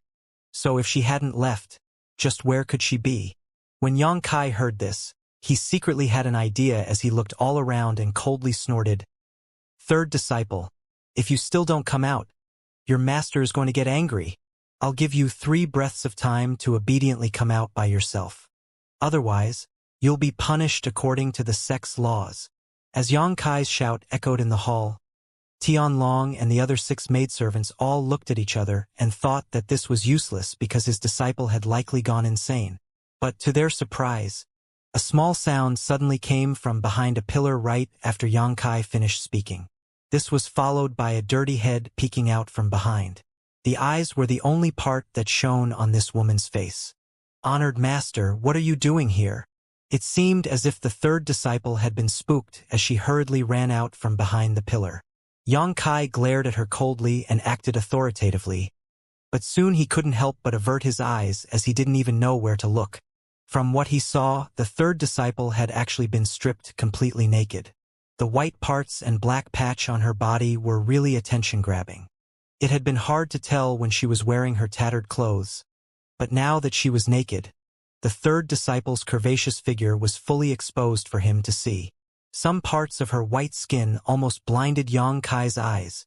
However, the third disciple didn't feel anything was wrong at all and directly came over and stood right in front of Yang Kai with an anxious expression on her face. Yang Kai scratched his chin and glanced up at the ceiling as he spoke with an awkward tone. "I heard that you were playing pranks again, so your master came to take a look." The third disciple nervously replied, "Honored master, don't be angry. I was just playing with them." "Ha!" Yang Kai hurriedly waved his hand. "Since you've had your fun now, hurry and go wash up." "Yes." The third disciple answered as her tender body flashed and landed in the giant pool, sending water splashing everywhere. Yang Kai secretly heaved a sigh of relief. It seemed that the third disciple's consciousness still recognized him as her honored master, which saved him a lot of trouble. Tianlong and the other maidservants all stood to the side with strange expressions. They didn't know what was going on between this strange master and disciple pairing. Since they were master and disciple, why was this disciple completely naked in front of her master? Was there some type of unspeakable relationship between the two of them? That would be against all common morality. The maidservants all felt their hearts jump as they thought about this. "Hurry and go wash her. I'll wait outside." Xianxia felt so awkward that he couldn't even maintain his expression and immediately tried to run outside this place of controversy after he spoke. However, Tianlong hurriedly interceded. "Sir Yang, what should we do if your disciple becomes like that again after you leave?" This was the same situation as before. Everything was fine when the maidservants took the third disciple from Xianxia, but then the third disciple instantly went insane, followed by her being restored to normal when Xianxia arrived. Tianlong was really afraid of this happening again. The third disciple was a woman, after all. It wasn't a big deal if her master saw her body. But what if she ran outside and someone else saw her naked? That would make it hard for her to live. Xianxia furrowed his brow slightly as he asked helplessly, "What should we do then?" Tianlong smiled. "Your disciple seems to be very respectful of you. Sir Yang, how about you wait here? I doubt that your disciple will raise a fuss again with Sir Yang present." Xianxia fell silent for a while. Although he knew this wasn't exactly for the best, he didn't have any better ideas. He could only nod and tell Tianlong and the other maidservants to be as quick as possible. Xianxia sat down cross-legged with his back facing the pool, taking out 2 high-rank source crystals as he focused on cultivating. He soon heard the sounds of water from behind his back, along with the third disciple's giggling. He couldn't help but imagine and fantasize about various things. It was 1 hour later when Xianxia was finally woken up by the sound of "Honored Master." He opened his eyes and saw an attractive woman standing before him. She had a brow that seemed straight out of a painting, cascading black hair, red lips, and pearl-white teeth. She had incredible beauty, and perhaps because she had just bathed, her white face even contained a hint of redness that gave off an alluring light. Her light green dress fit her perfectly and accentuated her curves exquisitely. A faint, pleasant fragrance wafted in his direction. She appeared somewhere in her late 20s, as if she was a young woman. However, this definitely wasn't her real age. It was simply that Ice Heart Valley's secret arts focused on purity and helped maintain one's youthful appearance. Third disciple? Xianxia arched his brow and felt truly surprised. He never expected that the third disciple would be so pleasing to look at after some slight cleanup. Her previous dirty appearance couldn't be seen at all. "Honored Master." The third disciple bowed respectfully to him. Xianxia nodded lightly and stood up from the ground as he waved his sleeve. "Follow me." The third disciple obediently followed after him without saying a word. Due to the previous incident, Xianxia no longer dared to allow the third disciple to be alone anywhere, as he was afraid that her consciousness would become chaotic again. As long as he was in front of her to help suppress things, she would at least maintain lucidity. Xianxia took the third disciple with him back to the building he was living in. He then went to the second floor and told her to cultivate by herself before he took out the black jade furnace and the various herbs he gathered previously. He used his Emperor Qi to warm the black jade furnace as his spiritual energy flowed in alongside it. He made use of his conflagrated knowledge Ci to help adjust the flame's strength. Xianxia then tossed numerous herbs into the flames in an orderly fashion in order to refine medicinal liquid. The third disciple kept watching blankly from the side, her mind filled with questions, but she didn't dare to ask for fear of bothering Xianxia. After about an hour passed, Xianxia suddenly made a seal with his hands. Moments later, he slapped the black jade furnace, causing the lid to fly up along with several spirit pills. Xianxia caught the spirit pills in a jade bottle that he had previously prepared. Xianxia frowned slightly when he saw the quality of the spirit pills that he refined. This furnace of spirit pills had only produced 5 pills. Not only were there no pill veins, but even the overall quality wasn't that good. For Xianxia, even though he had successfully refined a furnace of spirit pills, this was far from the results that he desired. Still, Xianxia quickly understood. These were Emperor-grade spirit pills, after all. Although he had risen to become an Emperor-grade alchemist long ago, he had been running around back and forth for the past several years with no time at all to quietly focus on refining pills. This made his alchemy techniques somewhat rusty. As long as he had enough resources to practice with, Yang Kai was confident that he was capable of creating good quality spirit pills.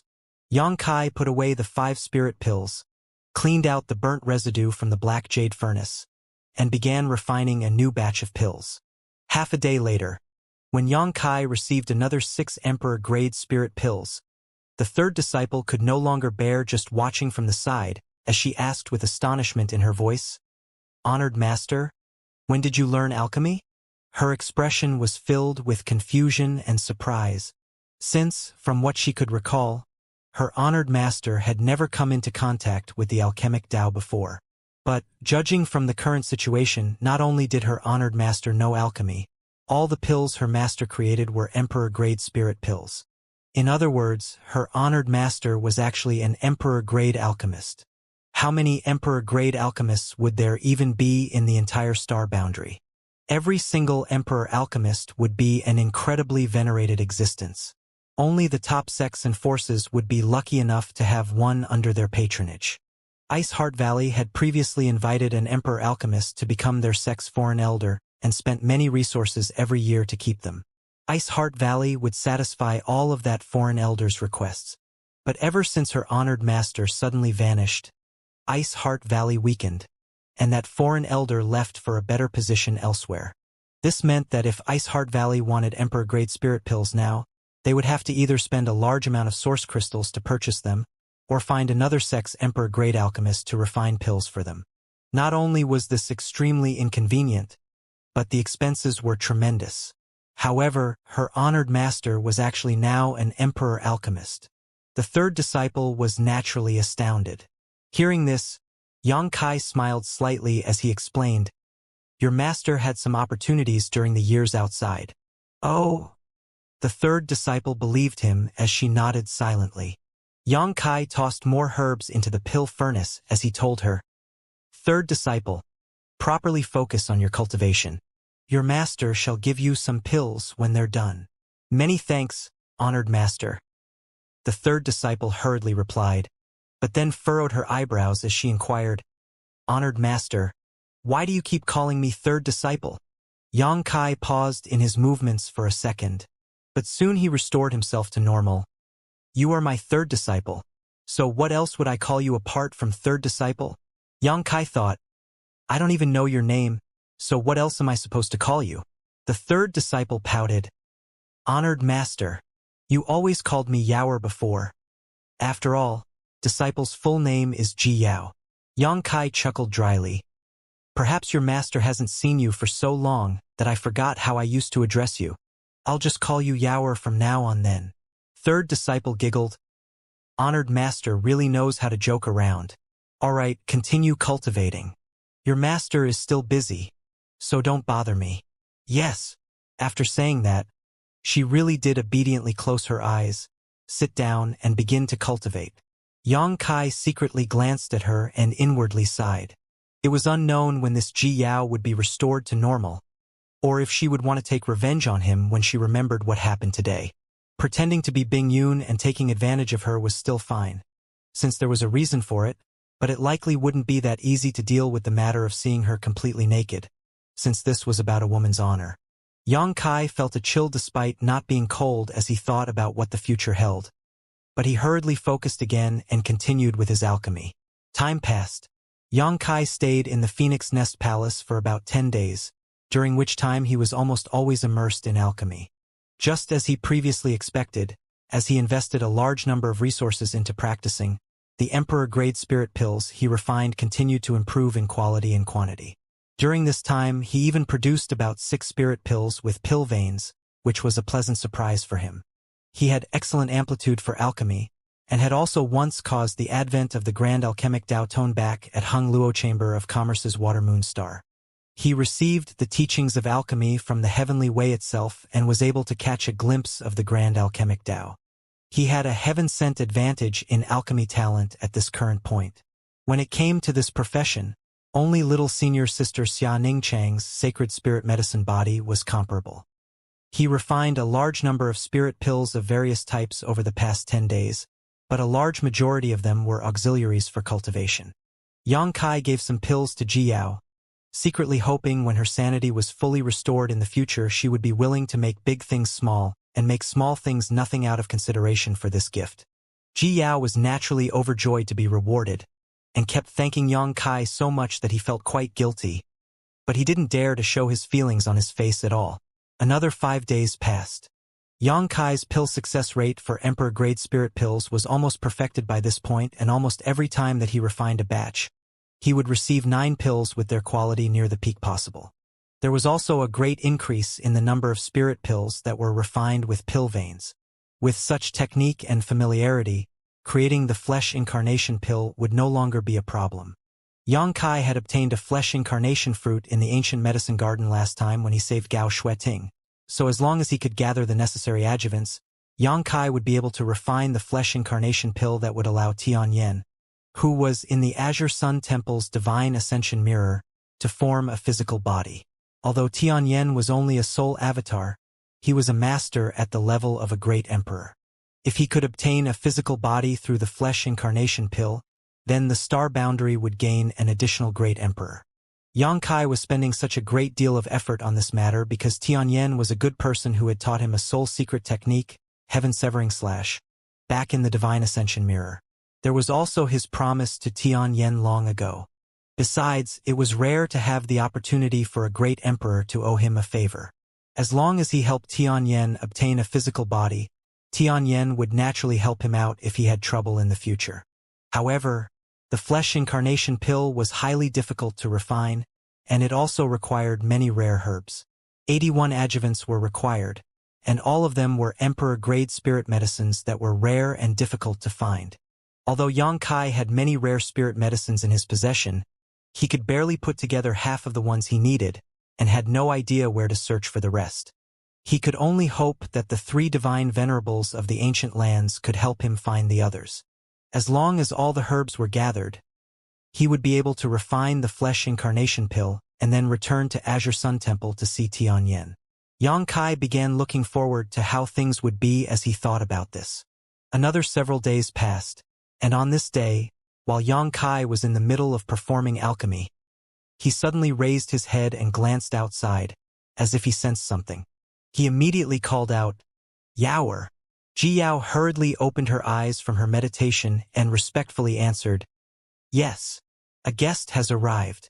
Go tell them your master is currently in a retreat and can't be bothered. Accept what they've brought, and tell them that I'll be leaving the ancient lands after my injuries are fully healed." "Yes." Upon hearing this, Ji Yao hurriedly stood up and went down to the first floor. Soon after, the sound of conversation could be heard from downstairs. Some moments later, Ji Yao returned and respectfully handed 4 space rings to Yang Kai. "Honored master, the 3 divine venerables wanted me to give these to you." Yang Kai nodded as he took the 4 space rings. He randomly picked a ring and scanned it. Yang Kai couldn't help but chuckle as he thought that the 3 divine venerables were paying a great deal of attention to detail. The 4 space rings probably each contained items from a separate divine venerable. They were afraid that Yang Kai wouldn't be able to tell which ring came from which person, so they even especially left their own auras on the rings so that they wouldn't be mistaken as having come from another person. This ring in Yang Kai's hand was apparently Fan Wu's contribution. It was unknown what presents were in the ring for him. Yang Kai secretly looked forward to the results as he sent his divine sense into the ring to investigate. He glanced inside and saw 2 mountainous piles of source crystals. One pile was larger than the other, with the larger pile being mid-rank source crystals, while the smaller pile consisted of high-rank source crystals. Yang Kai made some quick calculations and couldn't help but laugh out loud. There were approximately 3 billion mid-rank source crystals, along with approximately 50 million high-rank source crystals. Such a large amount of source crystals was an outstanding amount of wealth.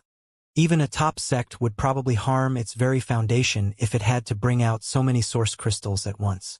It should be said that 1 high-rank source crystal could be exchanged for 100 mid-rank source crystals, and 1 mid-rank source crystal could be exchanged for 100 low-rank source crystals.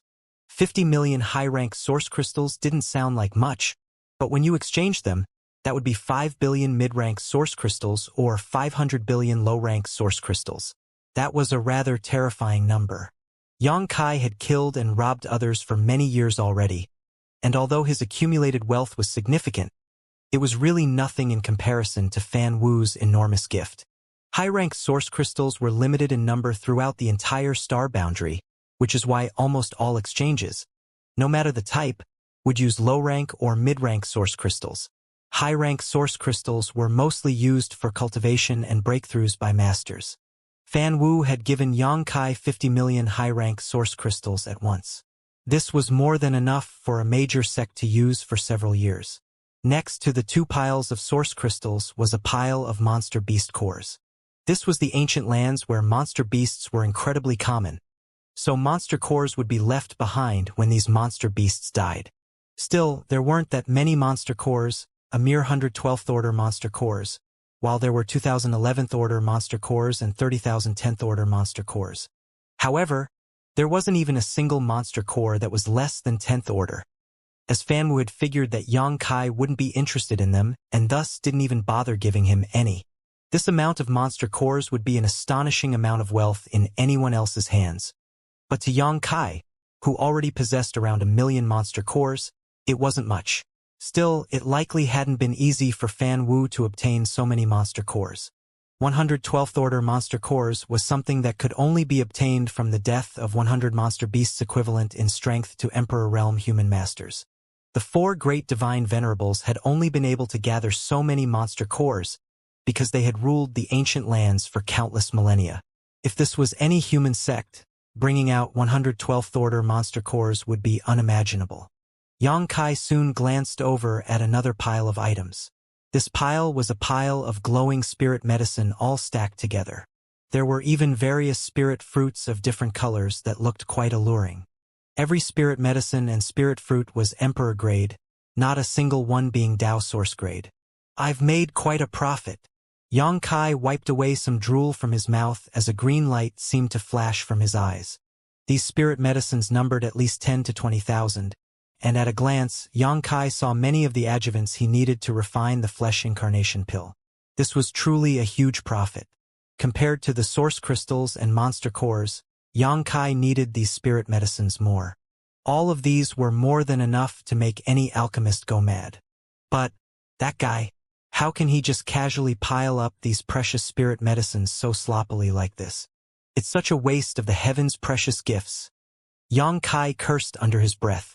These spirit grasses and herbs hadn't been preserved appropriately, and after some time passed, their medicinal efficacies would surely reduce. Luckily, Yang Kai had his sealed world bead and the medicine garden within it. Yang Kai had previously organized his ancient medicine garden and expanded its area. The soil in the ancient medicine garden was extremely fertile and the best possible environment to raise spirit medicines in. Considering all this, Yang Kai hurriedly tossed all the spirit medicines in the ring into the medicine garden of his sealed world bead. He wasn't counting on being able to replant them, and only hoped that they wouldn't lose too much of their medicinal efficacies being stored in an appropriate environment. There were too many things for Yang Kai to organize for the time being. He intended to properly sort through everything when he had some free time to see if he could find the herbs necessary for refining the flesh incarnation fruit from among these spirit medicines. That was everything in the space ring that Fan Wu gave him, but it really was a huge present. Yang Kai was extremely satisfied. He then immediately picked up the second ring and scanned it slightly. He confirmed that Songgo's aura was on it, so this was undoubtedly his offering. After scanning the ring carefully, Yang Kai discovered that Songgo's present was similar to Fan Wu's, probably because the two of them had discussed it beforehand. The number of source crystals, monster cores, and spirit medicines were almost identical. Yang Kai wasn't surprised by this. He then picked up the third space ring, which came from Luanfeng's. As expected, Luanfeng's present was about the same as the previous 2 presents. Yang Kai started looking forward to seeing the final ring. There wasn't anyone's aura upon this ring, but Yang Kai knew that this ring contained all of Shihua's treasures. Divine Spirit Shihua had lived in the ancient lands for tens of thousands of years, so Yang Kai was really interested in how much wealth had accumulated over all that time. Despite his already high expectations, Yang Kai was stupefied when he really sent his divine sense into the ring. He saw source crystals piled up like mountains, once again sorted into 2 categories. However, these two piles were more than 10 times larger than the piles that Fan Wu and the others gave him. In other words, there were at least 30 billion mid-rank source crystals and 500 million high-rank source crystals. Even though Yang Kai had mentally prepared himself, this was still a truly awe-inducing sight. The monster cores were also more than 10 times the number that Fan Wu and the others gave him, with several thousand 12th-order monster cores and several tens of thousands of 11th-order monster cores. There were fewer 10th-order monster cores, as there were only a few tens of thousands of them. There was also 10 times the number of spirit medicines. Just looking at the pile of spirit medicines made Yang Kai want to jump for joy. When adding all the wealth in the 4 space rings combined, just mid-rank source crystals alone would be over 40 billion, while there were also some 650 million high-rank source crystals. Yang Kai didn't count the monster cores, since he already possessed around 1 million of those, so the monster cores that the divine venerables gave him could only be counted as an extra few. However, there were more than 100,000 spirit medicines. It was an unbelievable amount of wealth. It was likely that only the ancient wildlands could possibly produce so many spirit medicines, as no other place in the star boundary would have such rich, fertile soil that was completely untapped by human hands. With Yang Kai's current wealth, it was likely that only the sects run by the great emperors were capable of being equal to him, but even they might not compare. This was because even though these sects would have large coffers and many productive industries, they would also have many disciples and would need to spend a great deal on cultivation expenses every year. In Sherhu's treasures, apart from source crystals, monster cores, and spirit medicines, there were also countless rare ores as well as random items that Yang Kai couldn't identify. He figured they were things left behind from Sherhu's death, and it was likely that Fan Wu and the others had gathered everything and given it all to Yang Kai. When comparing all of the presents, Fan Wu and the others had given Yang Kai approximately 10% of their total wealth. It was still a huge gift. If it wasn't for Yang Kai being so close to Zhang Ruoxi, none of them would be willing to part with 10% of their net worth just to appease him. Fan Wu and the others were helpless to do anything else. Ever since Yang Kai started checking the contents of the 4 rings, he had been laughing like a fool as he checked the rings. He would check for a while, then start laughing in a silly manner, and this would keep repeating itself. Jiao felt really scared as she watched from the side. She didn't know what was going on with her honored master, but she didn't dare to ask. She could only stand there with an uneasy expression. Finally, she managed to wait until Yang Kai finished laughing like a drunken idiot and weakly spoke up, "Honored master." Yang Kai suddenly came back to his senses as he realized how he had just debased himself. He hurriedly forced a stiff expression onto his face as he said, "Yaoer, go tell Lady Feng that your master's injuries are healed now, and that I will be leaving this place tomorrow. Tell her to rest assured." "Yes," Jiao answered as she went downstairs again. Outside the building, Fan Wu, Song Go, and Luan Feng, the 3 divine venerables, were all standing there with bitter expressions. Yang Kai had received their gifts, but he hadn't responded at all, so they were all feeling quite anxious now. In fact, they hadn't even managed to see Yang Kai in person when they came here. Only the crazy woman next to him came out to speak to them. After some time passed, Songgo finally spoke up. "Could it be that he thinks our gifts are too few, so he still wants more?" Fan Wu glared at him. "We've already given him 1/10 of our wealth. Is that a small gift? I'm just afraid he won't know when to be satisfied." Songgo had a worried expression as he exclaimed with disgust, "You all know how greedy humans can be." Luan Feng sighed. "What can we even do if he's not satisfied? We'll probably have to spend more in order to get rid of this calamity." "Right. You two didn't secretly hide any of Sherhu's treasures, did you?" Songgo curled his lips. "Lady Feng, you've checked Sherhu's property already. So can't you tell if we hid anything or not?" Luan Feng nodded. "I was just asking." Fan Wu smiled bitterly.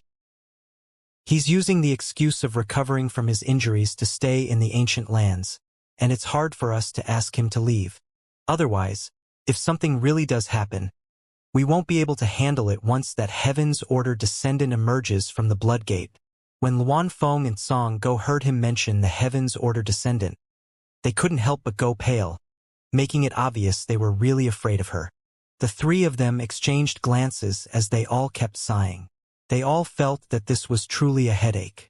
At that moment, it seemed like the three of them all suddenly noticed something as they turned to look at the path ahead of them.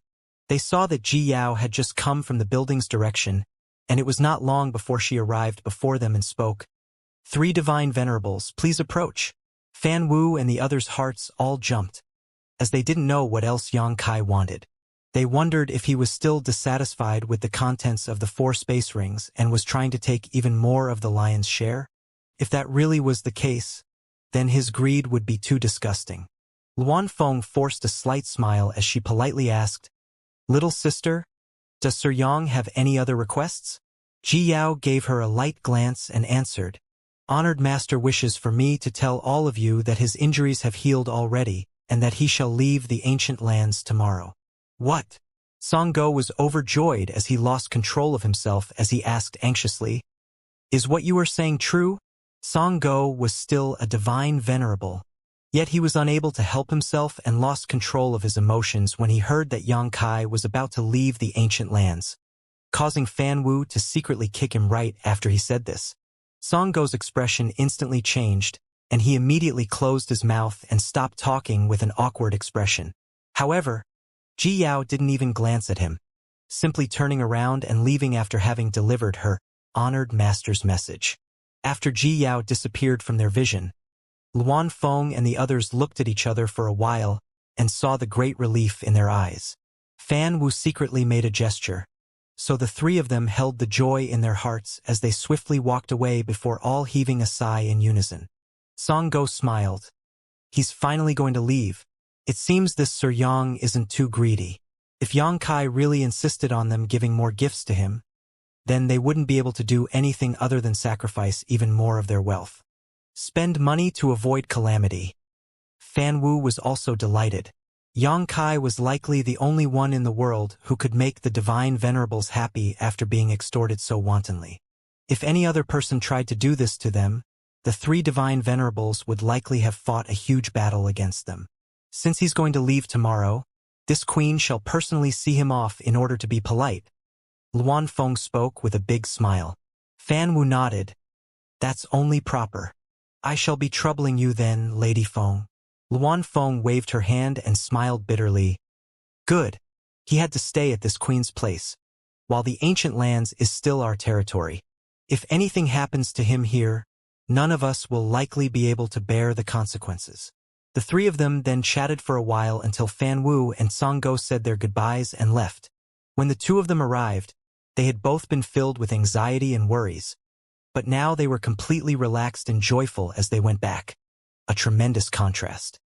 Yang Kai used the time he had left to organize the contents of the 4 space rings, rather than continuing to create spirit pills. Source crystals, monster cores, and so on were easy to organize. He simply had to sort them by type and grade, followed by tossing all of them into the sealed world bead and piling them up into mountains of different sizes. He would then simply take these items out whenever he needed them. However, the 100,000 or so Emperor-grade spirit medicines took Yang Kai a long time to organize. These spirit medicines were all precious and rare, so Yang Kai naturally needed to check them one at a time and do his best in order to preserve their medicinal efficacies. After an entire busy night, Yang Kai had organized less than 10% of the spirit medicines he received. The next day's morning, Yang Kai led Ji Yao and followed the maidservant Tian Long out of Phoenix Nest Palace. Once outside the palace, he saw Luan Feng waiting for him. "Sir Yang." Luan Feng hurriedly came over to greet Yang Kai when she saw him. Yang Kai nodded lightly and had a slight smile. "I've been troubling Lady Feng for the past several days, and this young master's injuries are completely healed now, so it's time for me to leave. As for the Stone Spirit Clan, I'll have to request Lady Feng and the other 2 divine venerables to take good care of them." Luan Feng covered her mouth and smiled. "Sir Yang, please rest assured. As long as the 3 of us are still in the ancient lands, we definitely won't let the Stone Spirit Clan suffer any grievances." Yang Kai nodded in satisfaction. Luan Feng added, "The ancient lands have many natural arrays, and the journey to the exit is quite long, so allow me to send Sir off." Yang Kai didn't reject her friendly intentions as he simply nodded and flew up into the air. Ji Yao hurriedly followed after him. Luan Feng also flashed right next to Yang Kai and Ji Yao in an instant. Her monster qi enveloped the two as she took both of them and transformed into a beam of light that shot towards the exit of the ancient lands. Yang Kai was already a first-order emperor, so his flying speed wasn't slow at all. Yet he discovered that his speed still couldn't compare to Luan Feng's. Unless he used his space force for repeated short-distance teleportations, he wouldn't even be on the same level as her. It took less than 2 days for the group of 3 to leave the ancient lands and arrive before the ancient lands passageway. Inside the passageway was a strange fog, falling thunder and astral wind, along with countless Yin souls who were always looking for prey. Even a third-order Emperor Realm Master wouldn't dare to recklessly enter the passageway. However, Luan Feng didn't even spare a glance at these obstacles, as she directly took Yang Kai through the strange fog that covered the entire sky. It took only an hour for them to fly out of the passageway. Right when Yang Kai's vision was restored, he heard an astonished shout of "Brother Yang!" before he could even tell what was before him. Yang Kai was rather confused as he turned towards the voice. He saw that there was a large group of cultivators of varying strengths waiting there, numbering at least 100. Judging from their behavior, it seemed that they wanted to enter the ancient lands. The person who spoke was a young man of about 30 years, his face slightly pale, seemingly injured. Yang Kai couldn't help but furrow his brow when he saw this person and asked, "Qi Hai?" This man was Qi Hai from Qi Family Fort, who had met Yang Kai before in the Shattered Star Sea. He knew that Yang Kai had obtained the Phoenix True Fire, so he previously pleaded with Yang Kai to visit the Qi family fort to use the Phoenix True Fire to save his wife. Qi Hai's wife had been afflicted with the Heavenly Frost Earth Rain, one of the 10 extreme poisons, while she was exploring the ancient wildlands before. In this world, only the Nirvana flames of the Phoenix True Fire were capable of expelling that poison from her body. If Yang Kai had still been in possession of the Phoenix True Fire, he wouldn't have minded helping Qi Hai out as it wasn't much effort on his part. However, Lu Yen had absorbed the Phoenix True Fire, and Jiu Feng had taken her to Spirit Beast Island. Yang Kai wanted to help, but currently couldn't. Back when he entered the ancient lands, Yang Kai met Qi Family Fort's disciple Qi Hifeng, who was the person that Qi Hai arranged to wait for Yang Kai at the ancient lands passageway. Qi Hai had originally wanted to have Yang Kai owe him a favor by telling him that the Netherworld sect was secretly scheming against him. Yet, it turned out that Yang Kai was incredibly fierce, to the point where he boldly and without hesitation or looking back walked straight into the ancient lands. The end result was the annihilation of Netherworld sect's entire group. As they exchanged glances, Qi Hai had a complex expression as some regret and hesitation seemed to flash through his eyes. Still, it wasn't long before his hesitant expression suddenly became resolute as he cupped his fists and shouted towards a burly old man in front. "Senior Wu, he is the person that you're looking for." Although this old man appeared to be elderly, he had a strong and robust body. He wore a short-sleeved vest that revealed his muscles, which seemed as solid as metal. It was as if astonishing strength could burst forth from his brawny figure at any moment. The strong old man's expression darkened when he heard Qi Hai's words, "He's the little brat surnamed Yang?" As he spoke, his eagle-like sharp gaze pierced straight at Yang Kai's face. It was obvious that murderous intentions were brewing on his face. Qi Hai quickly said, "Yes. Good, very good." The man surnamed Wu smiled viciously. "I didn't expect that he would present himself to this king before this king had to go search for him. It seems I am quite lucky." Qi Hai gritted his teeth and stated, "Senior Wu, please keep your promise and loan the Phoenix True Fire to this junior after everything is finished." The man surnamed Wu coldly snorted. "Since when did this king give you such a promise?" "But senior, didn't you previously say?" Qi Hai's expression greatly changed as he had an expression of disbelief as he looked at the man surnamed Wu.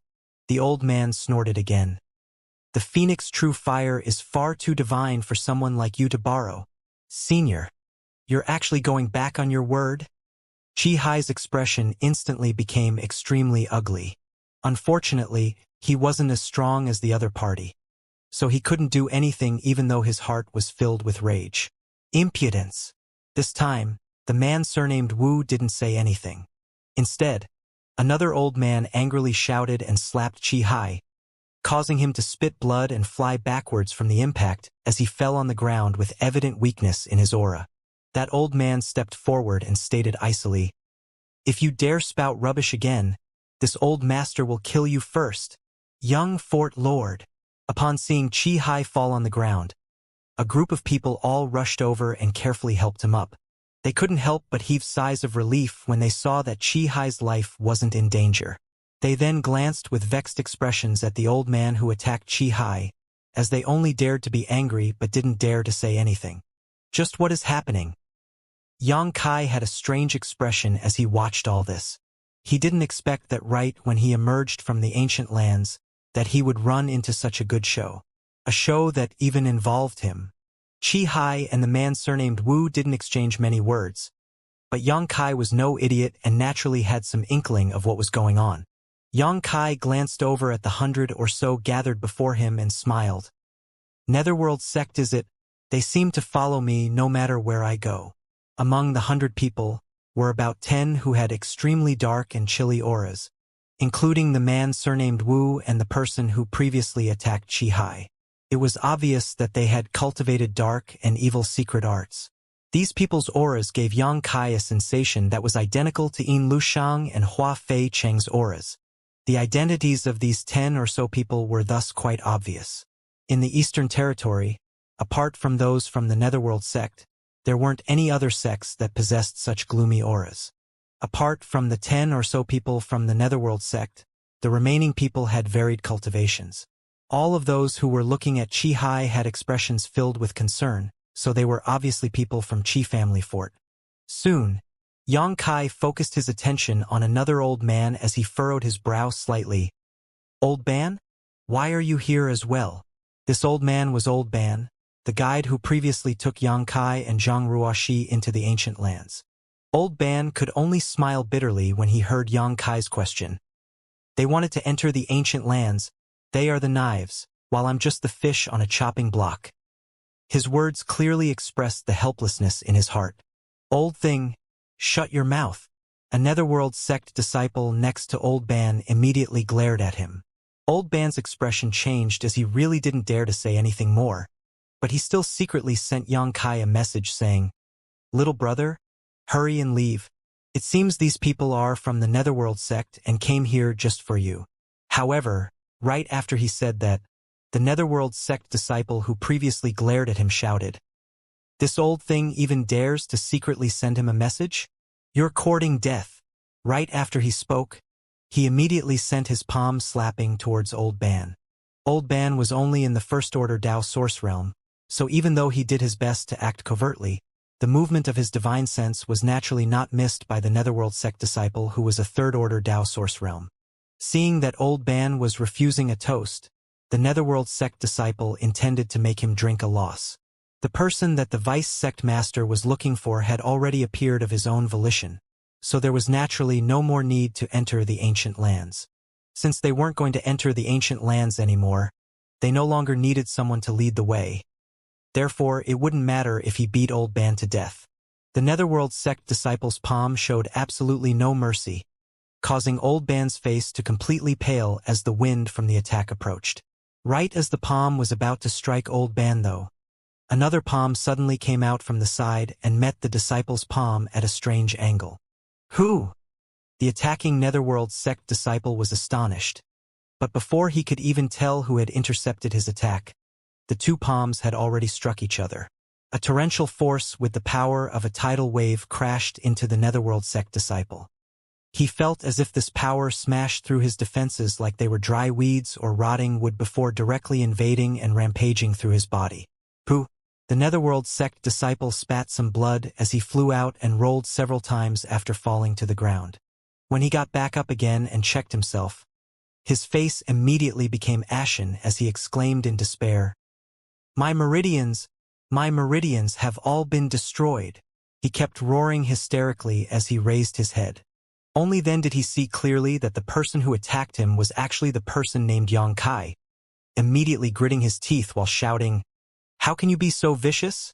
After Xianxia saved Old Ban, he put the ladder back down where he originally stood and glanced lightly at the Netherworld sect disciple with a mocking grin. "It seems neither your family nor your sect have taught you how to show proper respect to our elders.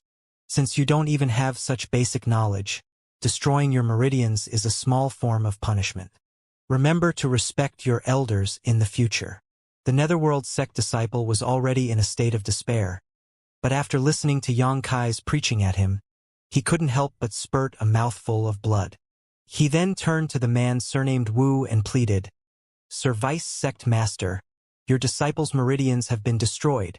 Sir, you have to enforce justice on behalf of this disciple." The man surnamed Wu coldly snorted, "You have brought disgrace to the sect. Scram now." The disciple was dumbfounded.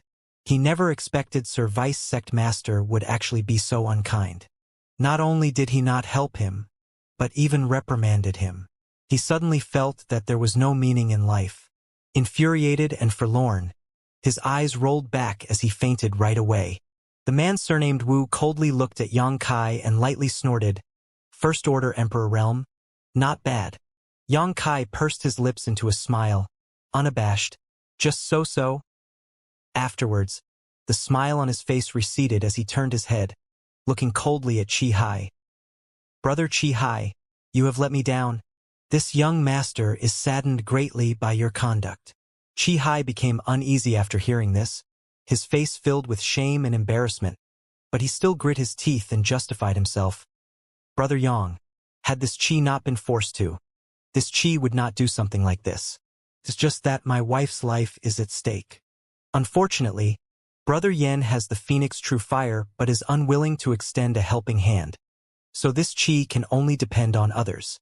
Xianxia heaved a sigh and indifferently stated, "Brother Qi, this young master admires your feelings for your wife. Unfortunately, even if you betray me, this Vice Sect Master doesn't seem to appreciate your favor." Qi's face was immediately filled with bitterness. Previously, the members of the Netherworld sect came to the Qi family fort just because the Qi family fort was a local tyrant that was more familiar with the ancient lands than them. At that time, Qi was angry that Xianxia was being so stingy, not willing to extend a helping hand to him in his time of desperation. So he didn't hesitate to agree to Vice Sect Master Wu's request. He even brought several members of Qi family fort and prepared to enter the ancient lands to search for Xianxia's traces. Only Xianxia had come out of the ancient lands before they could venture in and had a run-in with them face to face. "Where there is a will, there is a way." Qi grit his teeth and added, "This Qi believes that even rocks and metal would give in to sincerity. As long as Vice Sect Master Wu is willing to use the true fire for this Qi once, this Qi is willing to pay any price." While speaking, he turned his head and looked at the man surnamed Wu, who had an indifferent look on his face, his expression basically showing no change whatsoever. Xianxia chuckled before agreeing, "Brother Qi is right, but didn't Qi Hifeng tell you that the Phoenix True Fire is no longer with me?" Qi rebuked with a forced smile. "Brother Yang, who would be willing to give something as precious as the Phoenix True Fire?" This Qi had only asked for a small favor, something as simple as lifting your hand, but to me, was more important than my own life. "Why are you making all sorts of excuses now?" Xianxia's face turned colder. "Believe what you like, but I have already given away the Phoenix True Fire, and the one who received it is not with me any longer. Originally, I was still thinking of bringing that person to the Qi family fort after she returns because of the favor to me last time. In any case, it wouldn't be much effort, but now, it seems the young fort lady's fate must be left to the heavens to decide." Qi's face suddenly distorted as he asked in a trembling voice, "Brother Yang, the Phoenix True Fire is really not with you?" Xianxia made a cold snort, not bothering to answer his question. In truth, he didn't have any friendship with Qi, and it was already quite lucky of Qi to have not been silenced by Xianxia back in the Shattered Star Sea. This time, he actually let the word out that Xianxia obtained the Phoenix True Fire, which made Xianxia quite angry. Seeing Xianxia's expression, Qi suddenly realized that Xianxia wasn't lying. After all, Qi Hifeng had already mentioned this to him when he had returned to the Qi family fort. Now, when Yang Kai reiterated it again, he began to believe it a bit more. In a flash, his heart was filled with remorse and fury.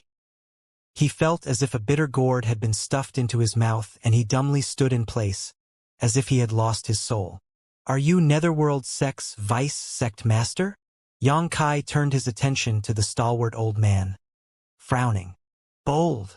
The old man who had attacked Qi Hai before angrily shouted. "Why are you still not on your knees after seeing Sir Vice Sect Master?" Yang Kai sneered and retorted, "Who do you think you are to make this young master kneel before you?"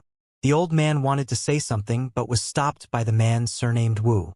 The man surnamed Wu, indifferently looking at Yang Kai, and gave a nod of appreciation. "Mentality is good. Cultivation is also good. Boy, this king wants to accept you into the Netherworld sect. What do you think?" "Ah!" The group of Netherworld sect members looked shocked after hearing this. They had never expected their vice sect master to think so highly of Yang Kai. The Netherworld sect was a top sect of the Eastern Territory, and its reputation was only below that of Serene Soul Palace.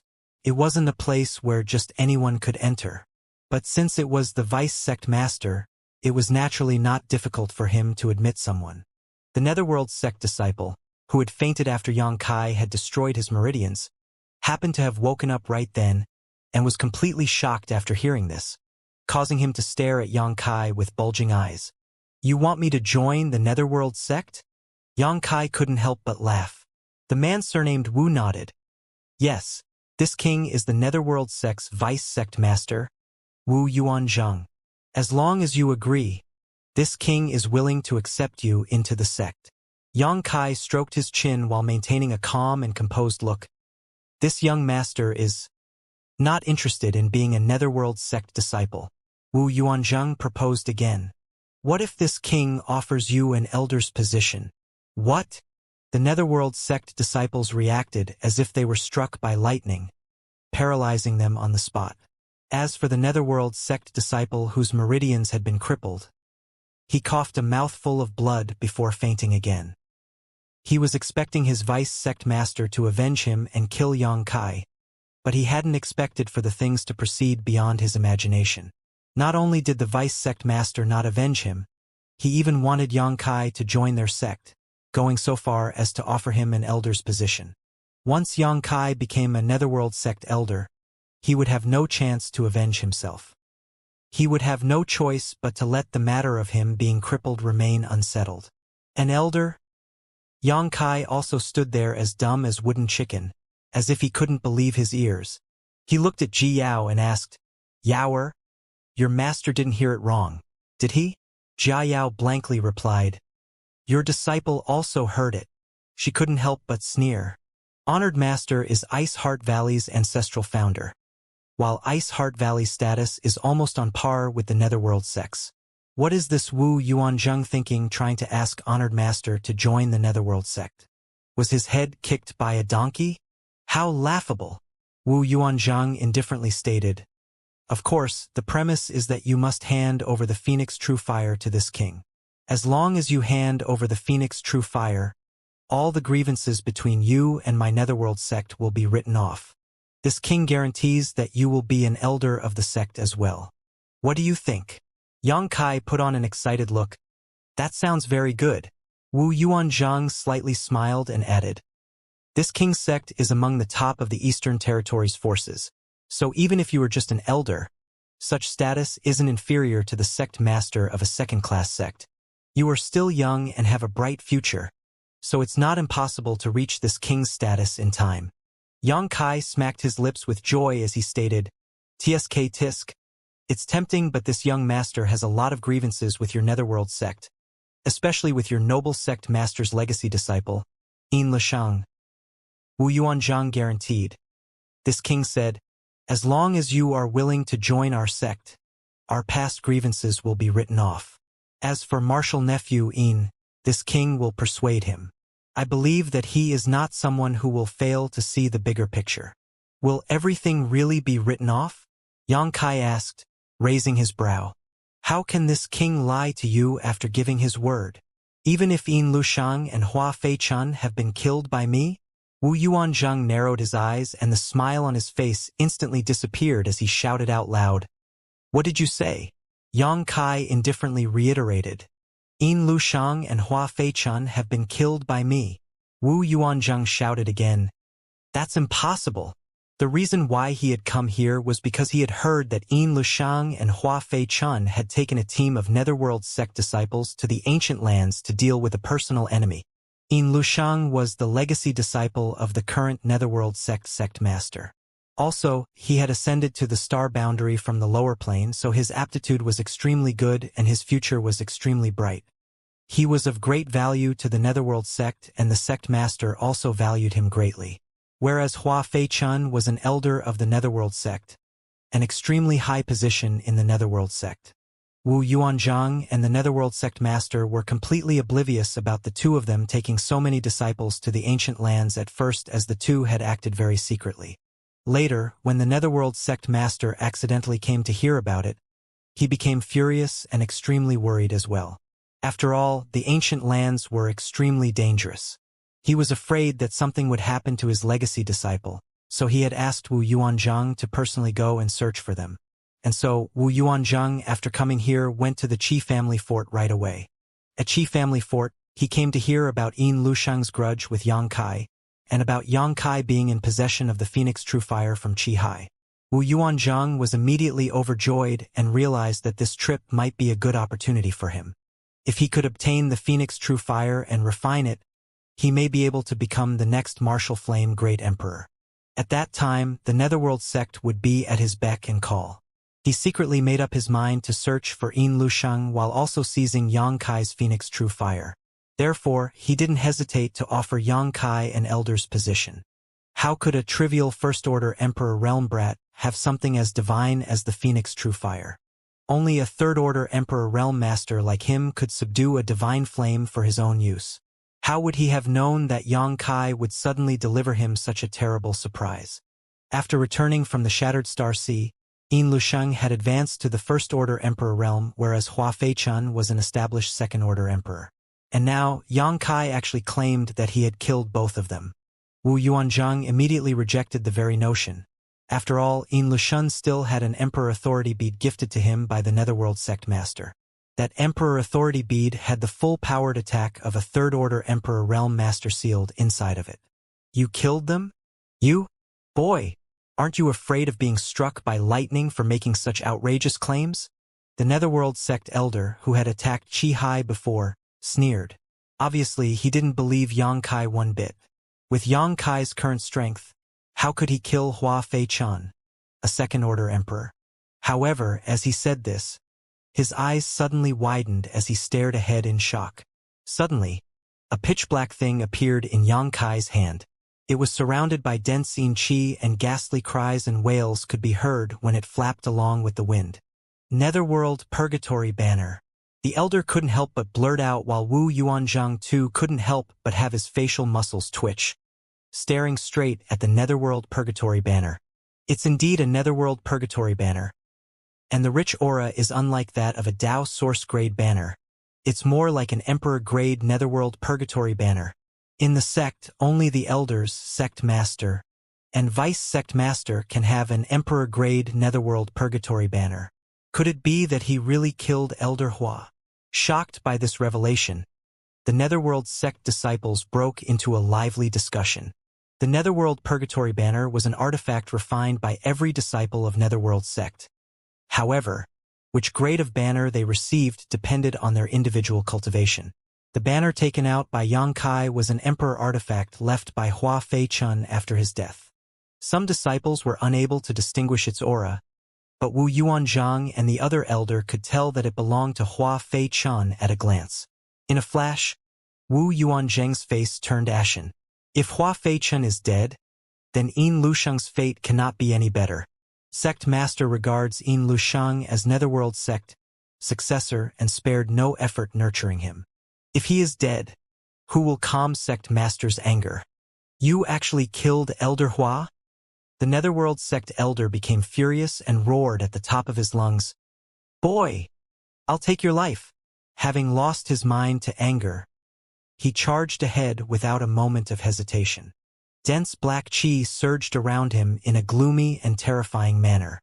It seemed as if he wanted to kill Yang Kai to avenge Hua Feichen. Who knows what his relationship with Hua Feichen was? Wu Yuanzhang was shocked and hurriedly shouted, "Elder Zhong, come back!" Although Yang Kai was just a first-order Emperor realm, since he could kill Hua Feichen, Elder Zhong wasn't his opponent for sure. At this moment, Elder Zhong had been blinded by rage, but he could clearly see this. But his warning came a little too late. Yang Kai, seeing Elder Zhong charging at him, wasn't surprised at all and simply chuckled, "Elder Zhong, don't worry. This young master will send you to reunite with Hua Feichen." He slowly raised his hand, but just as he was about to make a move, a shapely and slender figure suddenly appeared before him. Ji Yao's figure was exuding an extremely cold aura, and standing before Yang Kai, her jade-like hand slightly grasped the void as she summoned a long sword into her grip. Immediately, a fearsome aura erupted from Ji Yao, as if she had transformed into a giant crystal of eternal ice that would never melt and would freeze anyone who dared to approach her. Second-order Emperor Realm. Elder Zhong's face turned pale in shock and horror. Although he had seen Ji Yao before, because Ji Yao had been standing behind Yang Kai, he thought that this woman was Yang Kai's entourage or maid. How strong would a maid accompanying Yang Kai, a first-order emperor, be? Not to mention him, even Wu Yuanzhang had never paid any importance to Ji Yao from the beginning to the end. They didn't realize how wrong they were until Ji Yao had made a move. To their dismay, the woman calmly standing behind Yang Kai was actually a second-order emperor, significantly higher than Yang Kai in cultivation. Just as Ji Yao drew her sword, a flash of light flickered accompanied by a metallic cry before an icy domain that could freeze space itself rapidly spread into the surroundings, enveloping Elder Zhong. Mid-air, Elder Zhong felt his entire body turn stiff. Affected by the ice principles, he was unable to circulate his Emperor Qi smoothly, and his hair and beard froze in an instant. "I'm not her opponent." Elder Zhong's eyes went wide as he loudly shouted, "Vice Sect Master, save me!" But how could Wu Yuanzhang save him? Elder Zhong had attacked without any prior signs and his speed was too fast. So at this moment, he wasn't that far from Yang Kai, meaning Wu Yuanzhang would be too late to rescue him even if he tried to. Before everyone's eyes, the sword in Ji Yao's hand flashed before it returned to its original position, as if it had never moved. However, an ice flower had strangely appeared on Elder Zhong's chest. The ice flower had 6 petals and was crystal clear. It was extremely beautiful, but this epitome of beauty was accompanied by a fearsome, murderous intent. With a burst of soft cracking sounds, more ice flowers suddenly spread across Elder Zhong's body, encasing him from top to bottom. Through the newly formed wall of transparent ice, 100 pairs of eyes could clearly see the frozen expression of horror on Elder Zhong's face. Frozen, Elder Zhong plummeted from the air, and the moment he touched the ground, the block of ice shattered, and so did Elder Zhong, leaving not even a single drop of blood. Instant kill. A first-order Emperor Realm Elder of the Netherworld sect was instantly killed by this otherworldly woman. The strong visual impact had shaken everyone's heart and soul, causing them to be unable to regain their senses for a long time. "How dare you yell before the honored master? You deserve death," Ji Yao oppressively shouted as her pair of pretty eyes swept over the audience. Anyone who met her gaze involuntarily shivered. Only Wu Yuanzhang, who was burning with fury and on the verge of erupting like a volcano, coldly said with his hair and clothes dancing despite there being no wind today, "Good, good, good. It seems that the sect has been silent for too long that any random whore now dares to kill our elders." While speaking, he glared at Yang Kai and shouted, "Yang Kai, even if you hand over the Phoenix True Fire today, you will still die." An elder-level master had died right before his eyes, so if he didn't kill the culprit, how would he explain it to the sect? Yang Kai sneered, "You want to kill this young master? Let's see if you have the ability. This king will broaden your vision today." Wu Yuanzhang stated in an ice-cold voice and grimly smiled, "Don't worry. This king won't kill you right away. I will drain every drop of blood from your body." As for the two women by your side, they will know what it means to suffer a fate worse than death. Vice Sect Master. Kill them to avenge Elder Zhong. Kill them. The two women are great beauties. Vice Sect Master. This is a blessing. You can enjoy them before killing them. Yes, yes. Heh. These two women are blind and ignorant. They have no idea who to follow and who to not. They are actually accompanying this brat. How unfortunate for them. After recovering from the shock of Elder Zhong being killed, the Netherworld sect disciples suddenly became more confident as they had Wu Yuanzhang with them. He was the Netherworld sect's vice sect master, a third-order Emperor Realm Master. His strength was second only to the sect master in the Netherworld sect. Once the vice sect master made his move, this man and these two women would surely be doomed.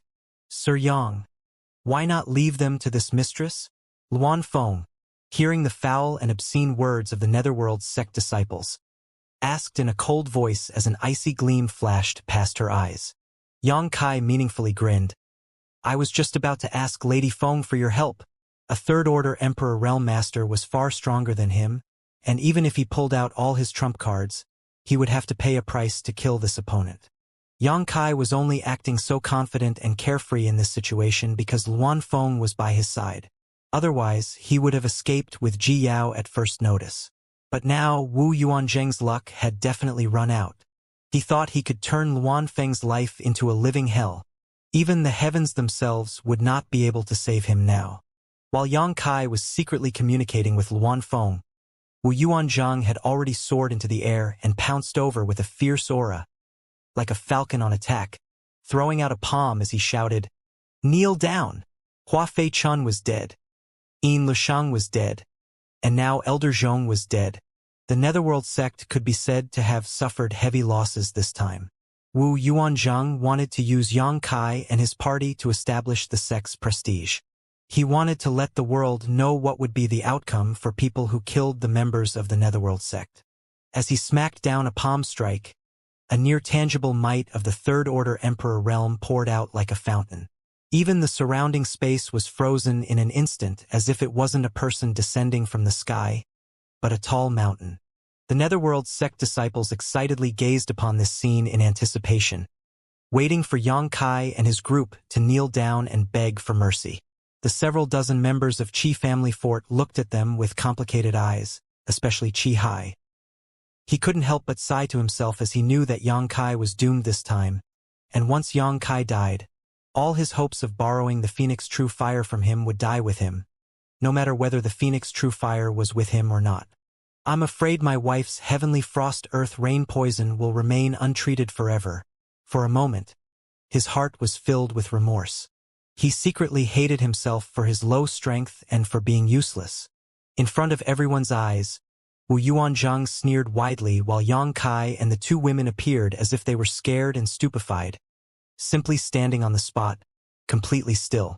Just when that palm strike was about to land, though, Luan Feng suddenly lifted her arm and pointed a single finger upwards, her movements completely casual as if she was shooing away a fly. But the might of this finger made Wu Yuanzhang's face immediately turn pale. His tyrannical third-order Emperor realm aura was instantly pierced through by this finger and all his momentum popped like a pricked balloon. Not only that, a dreadful force shot towards him from the front, like an unstoppable sword, ripping apart the principal strength and the defensive Emperor Qi around him like it was smashing through dry weeds and rotten wood, thrusting straight towards his palm. Impossible! Wu Yuanzhang was completely shocked and his eyes filled with disbelief. At that moment, he desperately poured all of his energy into his palm, trying to resist the invading energy. But the third-order Emperor realm cultivation that he had always been proud of was like thin paper in front of this inexplicable force, serving no role at all. Pooh! With a soft squashing, blood flew into the air as a gruesome hole as wide as a chopstick appeared on Wu Yuanzhang's palm. The fiercely swooping Wu Yuanzhang felt as if he had been struck by lightning and tumbled awkwardly through the air before crashing to the ground, all the time staring at Luan Feng while violently trembling. The Netherworld sect disciples were all stupefied. The Qi family fort disciples were also dumbstruck. What did they just see? Wu Yuanzhang, a third-order Emperor realm master, actually had his palm pierced by a woman, and it seemed that he was powerless to resist? Everyone was terrified as the world seemed to fall so silent that one could hear a pin falling on the ground. Only the sounds of their hearts pounding could be heard. In this world, who could wound a third-order Emperor Realm Master like this? Who are you? Wu Yuanzhang's face had gone completely pale, but it wasn't because he was hurt. Although the finger's energy had pierced through his palm, that was only a minor injury. If he went back and took a pill, his palm would be completely recovered after some days of resting. Compared to his injuries, the experience itself was what shocked him scared. He was overawed by this woman herself. A woman who could hurt him like this must have an extraordinary identity. A very shocking notion suddenly rose from the depths of his mind, and Wu Yuanzhang immediately broke into a cold sweat as he asked in a shaking voice, "Are you Lady Flower Shadow?" Everyone broke into an uproar after hearing this. Flower Shadow was the name of a person and a title too. Flower Shadow Great Emperor, one of the 10 Great Emperors. There was only one female among the 10 Great Emperors, but although she was a woman, she wasn't any weaker than the other Great Emperors. She supported all the female cultivators of the star boundary and was the object of all of their respect and worship. Unlike Serene Soul Great Emperor, Bright Moon Great Emperor, and a few other Great Emperors who had founded their own sects, Flower Shadow Great Emperor lived in seclusion in a place called Myriad Flower Valley. But as to where this Myriad Sword Valley was in the star boundary, no ordinary individual could tell for sure. The 10 Great Emperors each had different temperaments.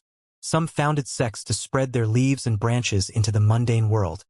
Some roamed alone, free and easy. Others lived on some obscure mountain or in some isolated forest in seclusion. Only the names of each great emperor had spread throughout the star boundary. Wu Yuanzhang speculating Luanfeng was the Flower Shadow Great Emperor was without any basis other than the fact that she was far stronger than him. He was already a third-order emperor, so only a great emperor-level figure could so dramatically surpass him. And Luanfeng was a female, so it was easy to relate her to the Flower Shadow Great Emperor. Flower Shadow Great Emperor! Everyone exclaimed, one after another, while the faces of the Netherworld sect disciples immediately turned pale and their legs started shaking, as if they had seen their dead parents. It was all over. Their Service sect master just had to antagonize a great emperor, even commanding her to kneel. As for themselves, they had just now used obscene language to profane Lady Flower Shadow. How were they supposed to keep their lives now? The members of the Qi family fort also wore solemn looks on their faces. Although they hadn't made any offensive comments just now, they were clearly together with the Netherworld sect, so who knows if Lady Flower Shadow would decide to settle accounts with them. On the other side, Wu Yuanzhang was sweating buckets. With a face filled with fear, he apologized in a trembling voice. "Madam, this one had eyes but failed to see. I had no idea that Madam would personally grace us with her presence. I hope that Madam will forgive me." Having provoked a great emperor, Wu Yuanzhang's heart was like dying embers, but what he couldn't figure out was why a second-order emperor realm and a great emperor were actually standing behind a trivial first-order realm master, Xianxia. Who was this guy? What's even more hateful is that I was acting so arrogant. But he didn't reveal anything at all, just keeping his mouth shut while enjoying the show. Such a vicious and sinister bastard. You're mistaken. This queen isn't Flower Shadow, Luanfeng indifferently stated. You're not Lady Flower Shadow? Wu Yuanzhang was dumbfounded, gawking at Luanfeng in a daze. Who knows what was going through his mind? But he couldn't help but ask, "Then, you are? Luanfeng didn't have any intention to answer him. She just pointed her finger towards Wu Yuanzhang. This finger strike was different from before. Before it was a simple finger, but now, a jet of pitch-black flame condensed at her fingertip instead. World-extinguishing black flame. Wu Yuanzhang's face drastically changed. Obviously, he had realized Luanfeng's true identity after seeing this, but that wasn't surprising. After all, they were at the periphery of the ancient lands, and there was only one female divine spirit in the ancient lands. Seeing her signature world-extinguishing black flame, how could he not guess her true identity? Divine spirit Luanfeng. Wu Yuanzhang was horrified. Had he provoked Flower Shadow Great Emperor? he might still have a chance to survive, as the rumors were that the only female great emperor had a modest temperament.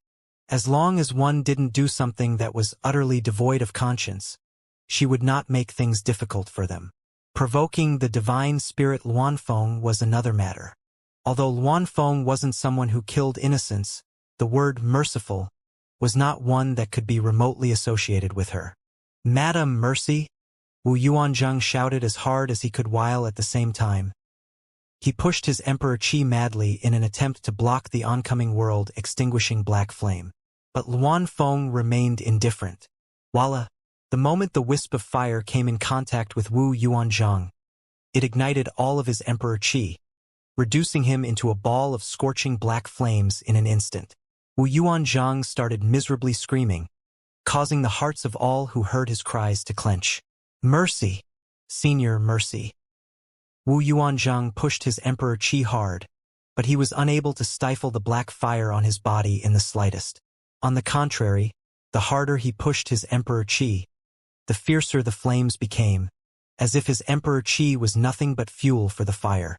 The miserable wails and cries for mercy soon died out, because Wu Yuanzhang only lasted for less than 3 breaths under the world extinguishing black flames before he was reduced to ashes.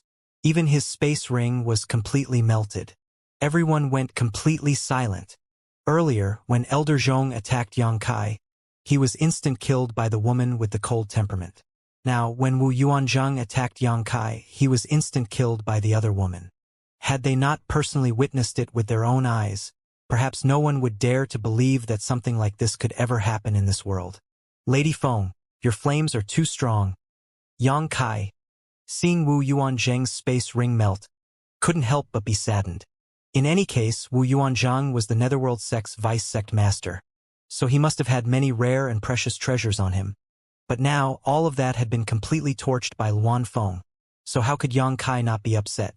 Luanfeng stated with a smile, "This queen was negligent. Sir Yang, please forgive this queen this time for the sake of the many treasures Sir Yang obtained previously." Yang Kai's brow twitched. Since Luanfeng had brought this up, what could he say? "Madam, forgive us, Madam Mercy." The dozen or so Netherworld sect disciples suddenly knelt down and started begging for mercy aloud. Now, Elder Zhong was dead, and so was Wu Yuanzhang, so they had no backers here. If they wanted to survive, they could only abandon their self-esteem and sense of shame. In a flash, a dozen or so kept kneeling, kowtowing, and begging for mercy in succession. "Shut up! If you make another noise, I'll kill all of you," Jiao shouted in a sweet and tender voice that felt as cold as glacial ice. All these cries were giving her a splitting headache. As expected, the dozen or so people dared not utter another word. They just nervously gazed at Luanfeng, for the fear that she would make them follow their vice-sect master's footsteps in anger. Pudong. Another person knelt down. Yang Kai glanced over and found that it was none other than Qi Hai. An ashamed Qi Hai started pleading in a desperate voice, "Brother Yang, this Qi has committed a terrible mistake. I hope that my death will calm your anger. Please let Qi Family Fort's disciples go." Young Fort Lord. The Qi Family Fort disciples were shocked and appalled. Humph! Yang Kai just glanced at him before disregarding him altogether. Rather, he looked in another direction and coldly stated, "I guess we will have to take a trip to the Netherworld sect." Luanfeng furrowed her delicate brow and asked, "Does Sir Yang want to settle accounts with the Netherworld sect?" Yang Kai agreed, nodding, "Whether I'm going to square things or not, it will depend on their attitude. I need their help with another matter too." Having finished speaking, he turned to Luanfeng and stated, "Lady Feng, I will have to trouble you to follow me a while longer." Luanfeng bitterly smiled after hearing this. She knew that Yang Kai wanted to use her as a bodyguard, but right now, she couldn't refuse him either. All she could do was agree, nodding, "Sir Yang, you are too polite. That young lady wanted me to take good care of you, so this queen is duty-bound not to refuse. Only, this queen wants Sir Yang to remember that her identity is somewhat delicate, and it isn't appropriate for me to act too presumptuously in a human sect. Otherwise, it will definitely draw the attention of the great emperors." Although she was a divine spirit, she still had to give deference to the 10 great emperors. At her peak, she might have been able to stand on par with one of the 10 great emperors for a time, but she had recently given birth to a daughter and her foundation still hadn't completely recovered. If she really acted outrageously in the human sect, she would surely be pursued by the great emperors. At that time, she would have to say farewell to her peaceful days. Yang Kai clarified, smiling, "Lady Feng, you are mistaken. I'm not going to the Netherworld sect intent on killing anyone." He he. Luan Feng smiled, unable to say for sure whether she should believe him or not. "Let's go." Yang Kai beckoned before flying up with Ji Yao. But Luan Feng didn't move. Rather, she turned around, her eyes flickering with a cold gleam as she stared at the kneeling Netherworld sect disciples. She then raised her arm and palm down lightly. Pung pung pung. A series of muffled explosions echoed as the dozen or so Netherworld sect disciples exploded into a bloody mist, disappearing from the face of this world. It wasn't that Luan Feng enjoyed bullying the weak, but the offensive comments these few had made about her was not an insult she was willing to let slide. After having finished the remaining Netherworld sect disciples, Luan Feng finally turned around and flew after Yang Kai. The several dozen Qi family fort disciples stood rooted on their spot, sweating buckets. Only after a long time did they finally come to their senses and realize that they were lucky this time and managed to survive. "Young Fort Lord, they have left." An old man came to Qi Hai and gently reminded him. Qi Hai was powerlessly kneeling on the ground, his eyes having lost all luster as a bitter look filled his face. "Oh." Luan Feng was extremely familiar with the Eastern Territory. According to her, she had traveled around in the star boundary in her human form multiple times in the past, so she was quite familiar with the geography of the star boundary.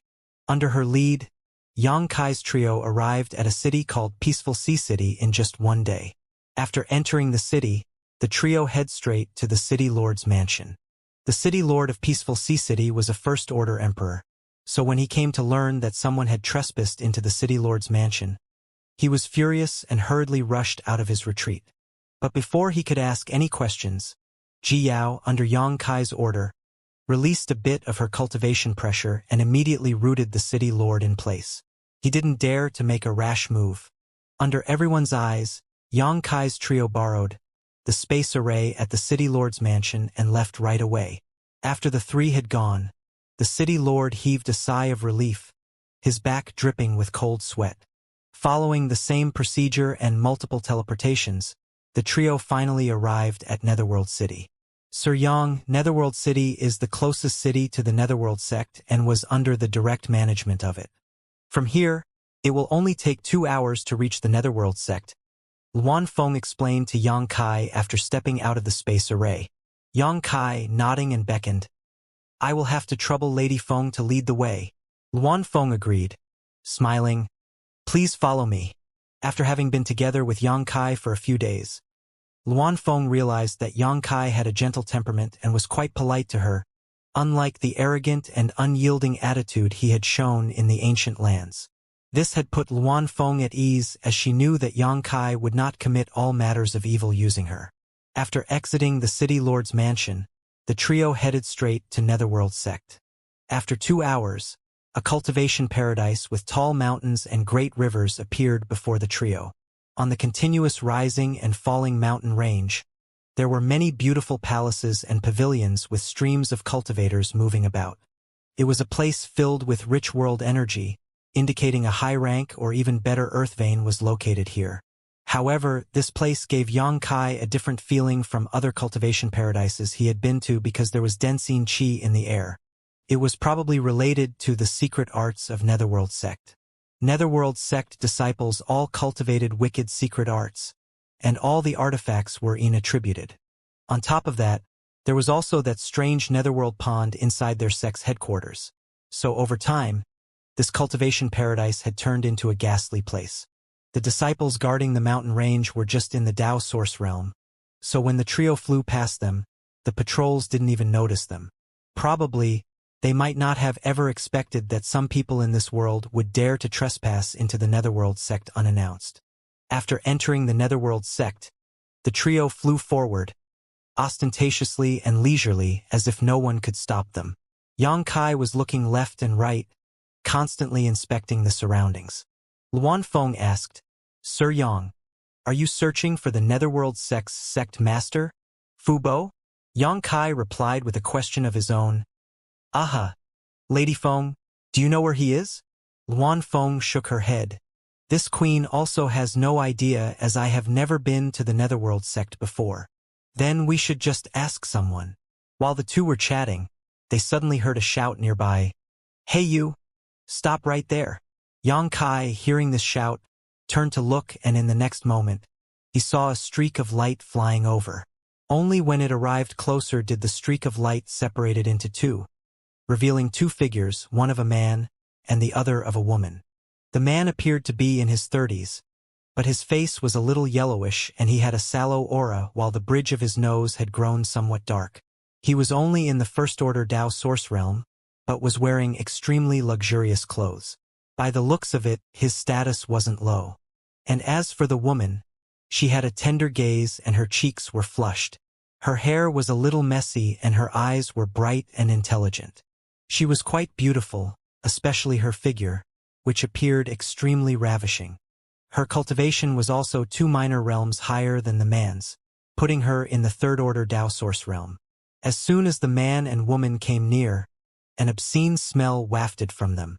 Yang Kai had a lot of experience in this regard, and the moment he smelled it and took a look at the woman's enchanting appearance, how could he not tell that the man and woman had just been enjoying each other's company? He secretly smiled in his heart at the fact that these two were in the mood in broad daylight. Who knows just where they had been and what they were doing? Luan Feng, on the other hand, furrowed her brow and asked, What's this smell? Although she had a daughter, she had definitely not become pregnant after consummating with a subordinate monster king as Yang Kai had thought before. Instead, she had used her own blood essence and vitality to form a fetus and then gave birth. In regards to the matters between men and women, Luan Feng was like a blank piece of paper, so how could she know about the origins of this smell? But instinctively, she abhorred this smell. Well, a true icy beauty. As soon as the young man arrived before the trio, his eyes were completely glued on the cold-faced beauty, Jiyao. Because they cultivated ice attributes secret arts, many of the disciples of Ice Heart Valley had naturally cold temperaments and expressions, giving them unapproachable auras that seemed to push others away. After a bath and applying some makeup, Jiyao had long lost her dirty and messy appearance. Her enchanting appearance and slim figure, coupled with her cold aura, could easily arouse a man's desire to conquer her. The young man before them was undoubtedly the kind of person who wallowed in women. Otherwise, why would he drag his female companion to do such shameless deeds while the sun still hung high in the sky? Scram! Being stared at by this young man, Jiyao felt extremely uncomfortable, and she immediately shouted in an ice-cold voice, Ha! A little feisty. I like it. The young man clearly had quite thick skin. Jiyao had bluntly rejected him, but he appeared to be enjoying this as if it was an invitation. His eyes were gleaming with greed and lust. He was despicable to the bone. Yang Kai pulled Jiyao behind him and looked at the young man with a smile. The young man's face immediately turned cold before asking with a cold snort, Who are you? If you are Netherworld sect disciples, why haven't I seen you before? Yang Kai indifferently replied, You don't need to worry about who we are. We have come to the Netherworld sect to settle some accounts. Tell me, where can I find your... Before Yang Kai could finish his sentence, the young man looked as if he had found a treasure and his eyes widened as an even greedier gleam appeared in them. Staring at Luan Feng, he smacked his lips and shouted, What a beauty! Ha ha ha! This young master's fortune is shining today. It's decided, you will warm my bed for me tonight. Compared to glacial beauty Jiyao, the young man seemed to prefer mature and charming women. Previously, his gaze was attracted by Jiyao, so only now did he finally discover Luan Feng's existence. When he did though, he was so excited that his breathing grew ragged and his eyes gleamed with greed and perversion. As he spoke, he actually tried to reach out and seize Luan Feng. By the looks of it, it was apparent that he wanted to forcefully take Luan Feng in his captivity. Young man, you're so... Xianxia was scared and hurriedly stepped aside. You court death. Luan Feng was enraged. With her identity and status, even if the Netherworld sect master, Fu Bo, came here in person, he would have to treat her with the utmost respect. But now this ignorant First-Order Dao Source Realm waste actually dared to grab at her. Not only that, he had made obscene remarks at her, even demanding that she warm his bed. Even a monk could be angered, let alone divine spirit Luan Feng. While grabbing Luan Feng, the young man shot a glance at Xianxia, his eyes filled with both contempt and admiration, as if he was saying that Xianxia was quite an understanding fellow. Naturally, he saw Xianxia moving to the side just now and thought Xianxia was afraid of him. This immediately boosted the young man's vanity. Baby, you better not resist. This young master's grandfather is the Netherworld sect's great elder. You will enjoy inexhaustible benefits from this young master in the future. Luan Feng made a light snort and smacked out a palm. The young man didn't even realize what happened before he was smashed into a blood mist by the palm, leaving not even a single bone behind. Ah! The woman who was with the young man instantly turned pale, and she hurriedly covered her mouth as her pretty eyes violently trembled. Looking at the blood raining down from the air, she froze in disbelief. The grandson of the great elder, to whom she had given herself willingly after she was promised enormous benefits, had died just like that, before she could collect even a single source crystal. If he was going to die, he should have given her what he promised first. As she stared at the gore-filled pool of flesh and blood and remembers that this puddle used to be a man who had committed all kinds of perverted acts to her just moments ago, the woman immediately turned pale and flew to the side, emptying her stomach of all its content, vomiting so hard that everything went black before her eyes for a while. Lady Feng, didn't you say that you can't act freely in a human sect? Then, is it okay to kill the grandson of a great elder? Xianxia glanced at Luan Feng, whose face was completely cold at the moment. Luan Feng grit her teeth and justified herself. He was trying to profane this queen.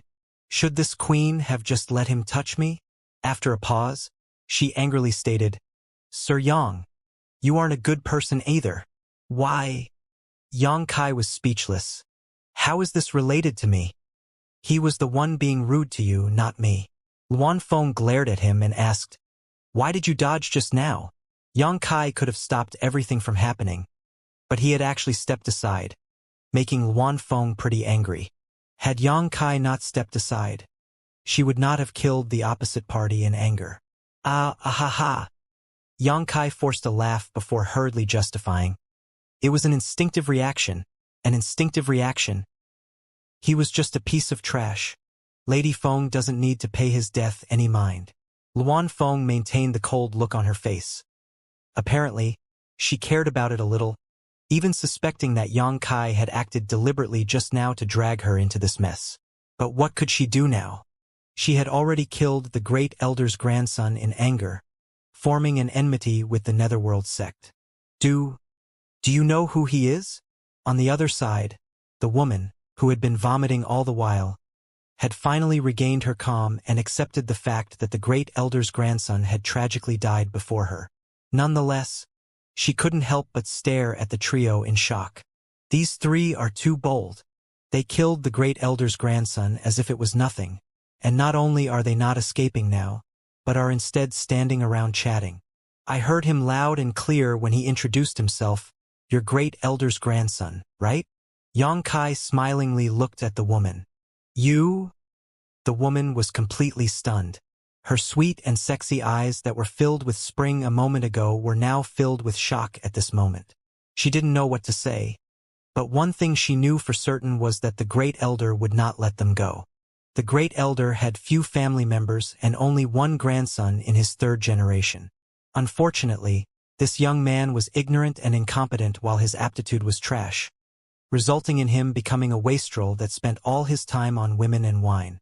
Many senior and junior sisters in the sect had fallen prey to his wicked hands. Some had sent themselves into his arms willingly while others had been forced to obey him. Because he was the great elder's grandson, he had abundant cultivation resources in his hands though. So many senior and junior sisters were interested in him and proactively undressed just to get useful benefits from him. She belonged to this category. As for those who were forced, they couldn't get their revenge as he was under the Great Elder's asylum. However, this grandson was not a complete fool and only targeted girls without strong backgrounds in the sect, those who have no way to seek justice for themselves. As for those with higher status, he never used force but instead lured them in with benefits.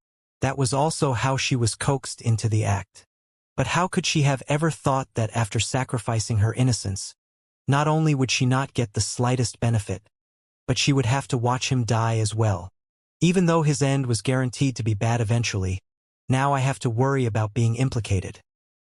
Thinking of the Great Elder's coming anger, the woman couldn't help but shudder as her face instantly went pale. Don't worry, Xianxia gently comforted the girl. We won't do anything to you. What do you want then? The woman asked in a tearful voice.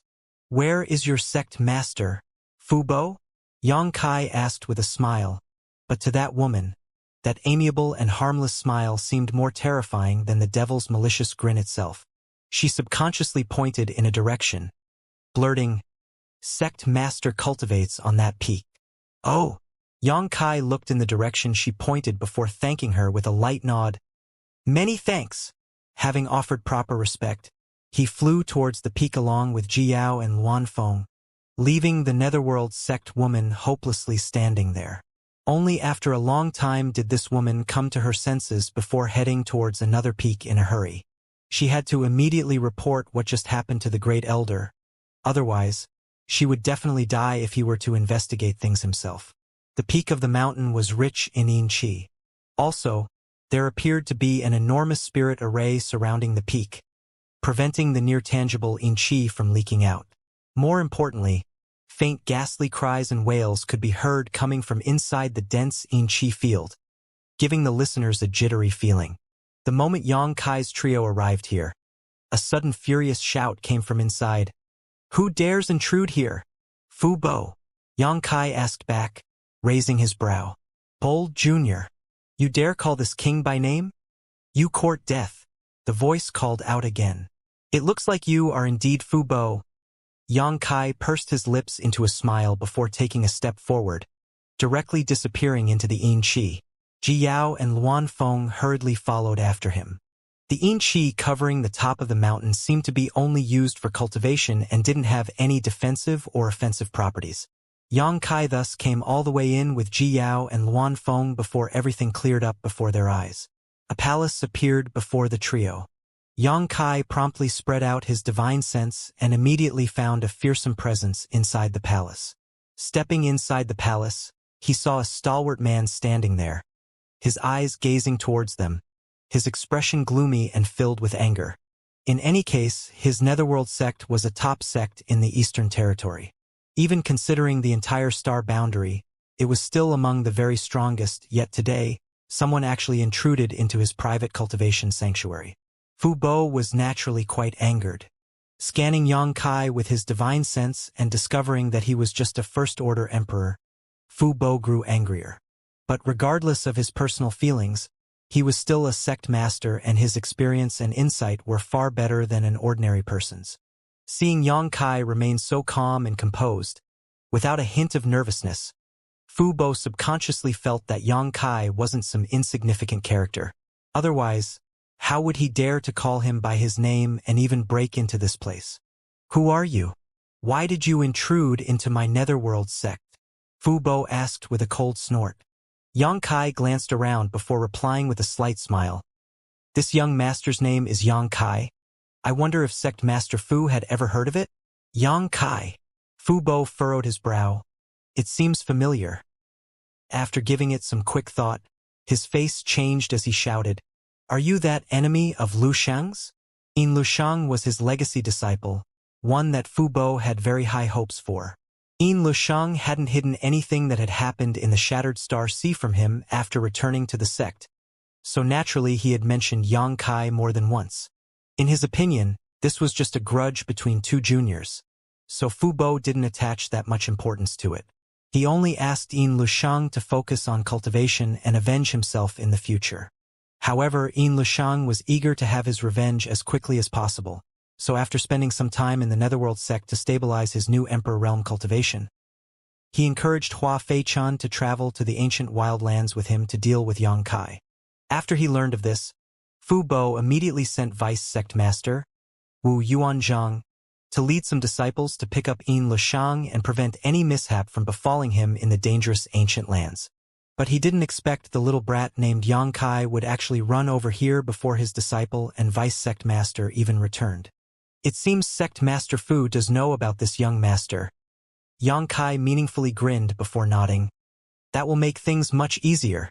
Fu Bu turned a deaf ear to Yang Kai's mutterings and slowly asked with a dissatisfied look on his face. As far as this king knows, Lushang has gone looking for you. As you traveled here, did you see this king's good-for-nothing disciple? I indeed met him, Yang Kai replied with a smile. There was also a guy named Hua Feichan with him. He seemed to be the elder of your noble sect.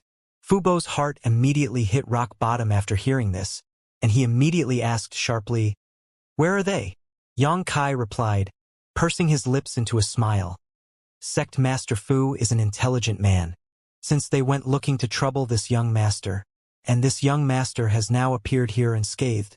What do you think their ends would be? Sect Master Fu also said that your disciple is a good-for-nothing. This young master showed great compassion and helped clean your house of such trash. No need to thank me. Immediately, Fu Bo's vitality rolled as he shouted in anger. That's impossible, Yang Kai coldly stated. Wu Yuanzhang said the same thing before his death too. What? Fu Bo was truly shaken this time. Vice Sect Master Wu is dead too? After a while, Fu Bo calmed down and rebuffed with a light snort. Brat, you sure know how to spout nonsense. This king was almost fooled by you. With your pitiful cultivation, even Elder Hua could easily finish you off, so how could you have killed Vice Sect Master Wu? Laughable. Yang Kai indifferently replied. Indeed, this young master cannot kill Wu Yuanzhang, but I never said I killed him. The one who killed him was someone else. Fu Bo furrowed his brow, feeling that Yang Kai wasn't lying. His heart skipped a beat at that moment as he promptly spread his divine sense again, scanning the two women by Yang Kai's side. The cultivation of the girl with the cold aura isn't bad, actually second-order Emperor realm. Fu Bo was shocked by this revelation.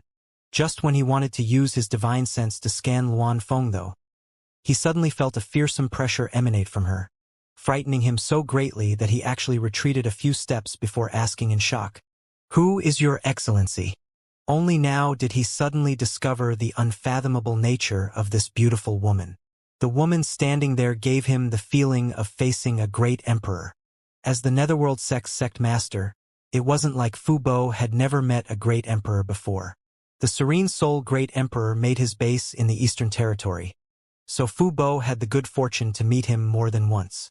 Every time Fu Bo had gone to Serene Soul Palace to meet the Great Emperor though, he would feel a similar pressure to the one he was feeling right now. This was a deeply unsettling sensation, like the other party could take his life just by raising his hand. This young man is actually accompanied by a great emperor? What is his identity? Fu Bo was now even more curious about the identity of the beautiful woman. Luan Feng just let out a light snort, having no intention of introducing herself. After all, as a divine spirit, she shouldn't have come to the human sect and didn't want to reveal her identity unless it was absolutely necessary. Sect Master Fu believes me now? Yang Kai looked at Fu Bo, maintaining a calm and composed look. Fu Bo nervously gulped, staring at Luan Feng in fear. He then looked at Yang Kai and realized that this boy was the one doing all the talking and replied with a nod. If this madam took action, Wu Yuanzhang would not have any chance to survive. Wu Yuanzhang was dead, so Yin Lushang and Hua Feichan couldn't be alive either. He was totally unaware that Yin Lushang and Hua Feichan were killed by Yang Kai, and it had nothing to do with Luan Feng. Sighing, Fu Bo dejectedly asked, "Since my good-for-nothing disciple had eyes but failed to see, provoking your excellency, then he is guilty of death. It's just that it was a personal feud between your excellency and my disciple, and he has already been punished. I wonder why your excellency has come to my netherworld sect now. After Yin Lishang took on such a powerful opponent, his death was not the biggest deal, though it was still saddening. However, in this case it was his own fault for being imperceptive, and he had also cost the netherworld sect 2 Emperor Realm Elders and a Vice Sect Master. This time, the losses suffered by the netherworld sect were immense. Fu Bo was certain that the one who killed these people was Luan Feng, so his attitude softened as he didn't dare to think of getting revenge. What worried him the most right now was whether Luan Feng would let things go. If she was unwilling, then it would be yet another calamity for the netherworld sect. Having someone whose status was no less than a great emperor show up in person was no joke, and the netherworld sect could easily be erased from the star boundary if anything went wrong. Yang Kai snorted lightly. Yin Lishang kept pestering me, but I was magnanimous and kindly spared him in the shattered star sea. To think he still had delusions of causing problems for me, this is very troubling indeed. You've already killed him, what the heck are you troubled about? The one who really should be troubled is me. Fu Bo was enraged, but did not dare to retort.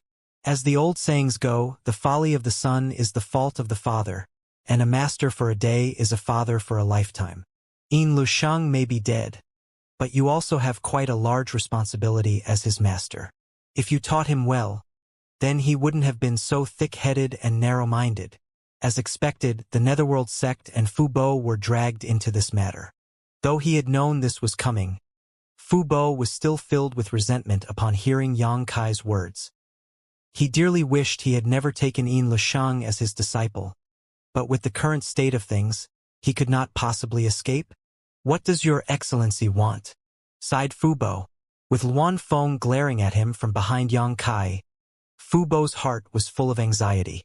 He was terrified that he would say something to offend Yang Kai, who would then take the opportunity to give him more substantial trouble. Yang Kai snorted.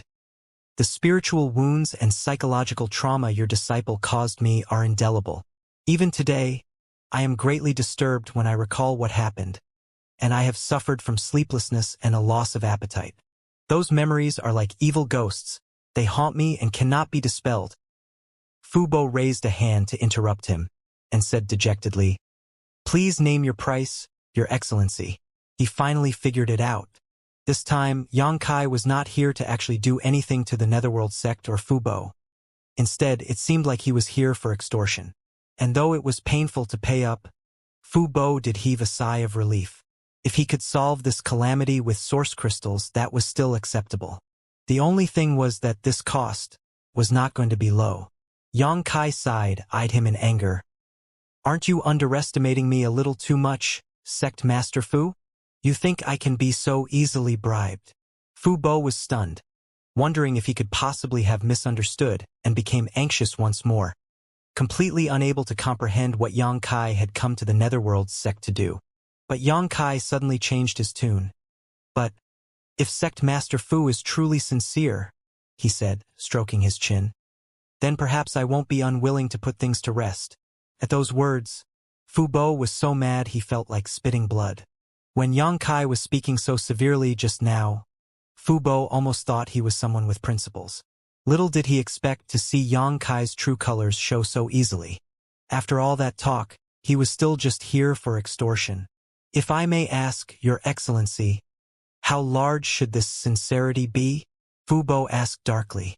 If I had tens of millions or even hundreds of millions of source crystals, Yang Kai said flippantly, then perhaps I could forget about the matter of people from your noble sect causing me trouble, and I would be able to sleep peacefully from now on. Tens? Hundreds of millions? Fu Bo wiped the cold sweat from his forehead in shock, and asked, Mid-rank source crystals? Preposterous. Yang Kai's expression turned to rage, and he glared at Fu Bo. It seems like Sect Master Fu's sincerity is not enough to quell my fury. Lady Feng. At his yell, Luan Feng immediately took a step forward. What are your orders, young Master Yang? Wait. Fu Bo jumped, seeing Luan Feng step forward, and hurriedly raised a hand to halt things. He was pouring cold sweat as he cowered and asked weakly, Could your excellency actually mean high-rank source crystals? Yang Kai sneered coldly. If Sect Master Fu understands, Then why play dumb? Fu Bo swallowed in spite of himself, finally understanding the extent of Yang Kai's greed. While it wasn't impossible for the Netherworld sect to provide that many high-rank source crystals, it would be a huge blow to their resources if they did. The Netherworld sect was a top sect in the Eastern Territory, and it had many source crystal lodes under its control that yielded great profits each year. However, with so many disciples in the sect, its annual consumption rate was also quite astonishing. If they really were to satisfy Yang Kai's demands, then for at least the next few years, the disciples' cultivation resources would be greatly reduced. Fu Bo was beside himself with rage. The vice sect master of his own sect, 2 elders, and even his legacy disciple had been killed, yet not only did the enemy come to extort him, he even demanded the lion's share of their resources. Such a thing would infuriate anyone. But Fu Bo had no choice when he was so outclassed. Truly was vexing. Just as Fu Bo was hesitating, a voice was suddenly heard from outside the hall. Sect Master? Zhongyong requests to see you. Great Elder. Fu Bo frowned, wondering why the Great Elder would come here at such a time. He naturally didn't wish others to see his distressed state when he was floundering, but then again, perhaps having another person there could be helpful too. With the Great Elder there, they might just be able to recoup some of their losses. After all, he was no outsider. At that thought, Fu Bo answered, "Come in." On the other side, Yang Kai cast a glance at Luan Feng, his mouth curling into a faint smile. Luan Feng looked as cold as ever as she snorted quietly. When they had just arrived at the Netherworld sect, Luan Feng had killed a man who was entranced by her beauty and tried to assault her. That young man had declared his identity as the grandson of the Great Elder. And now, with the Great Elder of the Netherworld sect suddenly showing up, how could she not know the reason? It was clear that he came for revenge. That was indeed the truth. Earlier, the alluring woman who was with the dead young man had gone to see the Great Elder immediately after giving directions to Yang Kai's group, and reported everything that had happened. The Great Elder flew into a rage, and upon learning that Yang Kai and Luan Feng were here to find Fu Bo, he rushed over as well. It was unacceptable that one of his kin was killed within the sect's headquarters. Not to mention that was his only grandchild.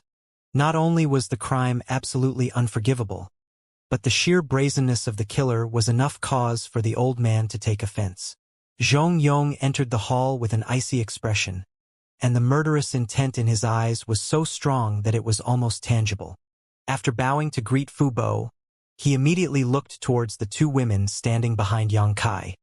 He had heard from the third-order Dao Source Realm disciple that his grandson's killer was a woman with mature and noble looks.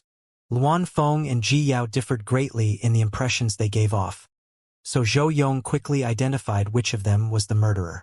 At this moment, Fu Bo was frowning deeply as he pondered how to best explain the current situation to the Great Elder, so he could help come up with ideas, completely failing to notice Zhou Yong's fury and murderous intent. Before Fu Bo could break out of his reverie, though, Zhou Yong suddenly roared, "Lowly wench, are you the one who killed my grandson?" "Ha!" Fu Bo nearly jumped out of his skin as he stared at Zhou Yong in alarm. "Great Elder? What are you talking about? Did I just mishear him? Did Zhou Yong just hurl that kind of insult?" Zhou Yong reached out his hand and pointed at Luan Feng, who stood behind Yang Kai, his voice full of fury as he shouted, "Sect Master, it was the slut who cruelly murdered Zhou Ji, my only grandchild, inside the sect." "Zhou Ji?" Fu Bo frowned. That good-for-nothing waste? He knew Zhou Ji was Great Elder Zhou's grandson. If it was any ordinary disciple, he could not possibly remember their name.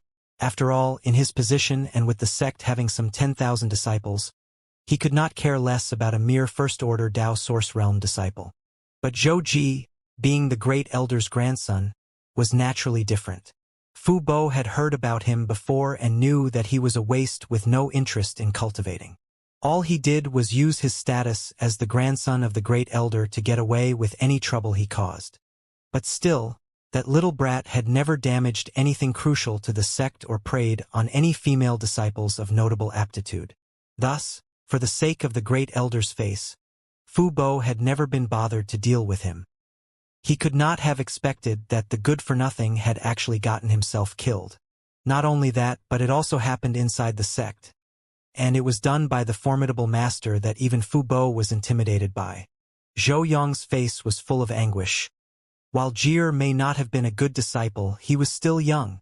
With my personal tutelage, he could have one day achieved greatness. But now he is dead. This wench killed him. And now the Zhou family line has been cut off. Fu Bo's face was as black as it could be as he snuck a glance at Luan Feng's reaction before roaring, "Great Elder, shut your mouth."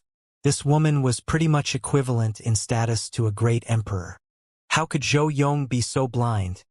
Repeatedly insulting her by calling her a lowly wench. If he really angered her, then the consequences would be more than they could bear. At that moment, Fu Bo's regret was immense. If he had only known this would happen, he would never have let Zhou Yong in. Now, not only was Zhou Yong no help at all, but he was also adding to the trouble. "Sect Master?" Zhou Yong said, enraged. "Even if they are your guests, I must have my revenge for the death of my grandson."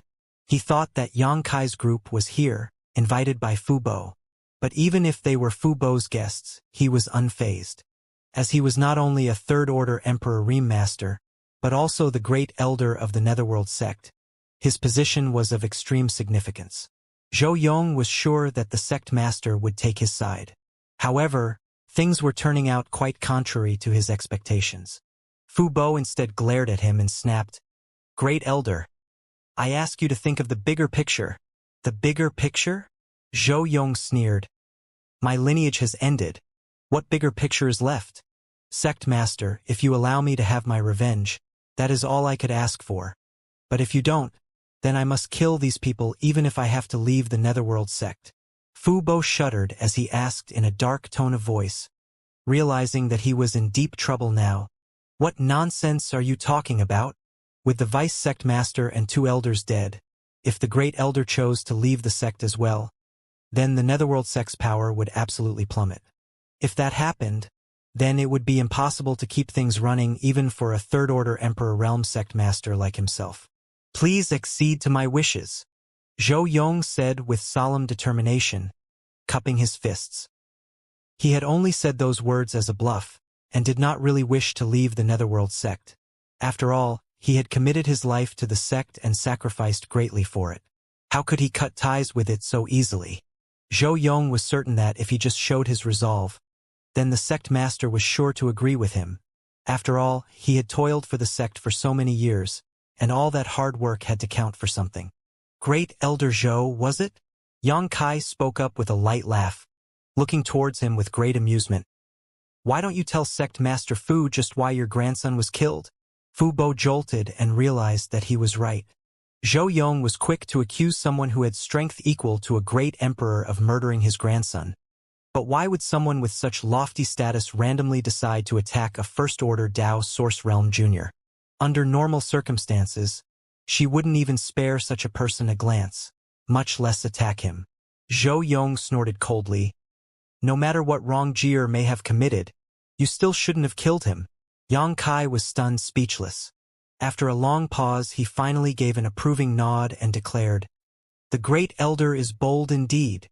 Zhou Yong continued angrily, "Jie is my grandson, and any small mistakes he makes is understandable. And yet you people cruelly used lethal force against him.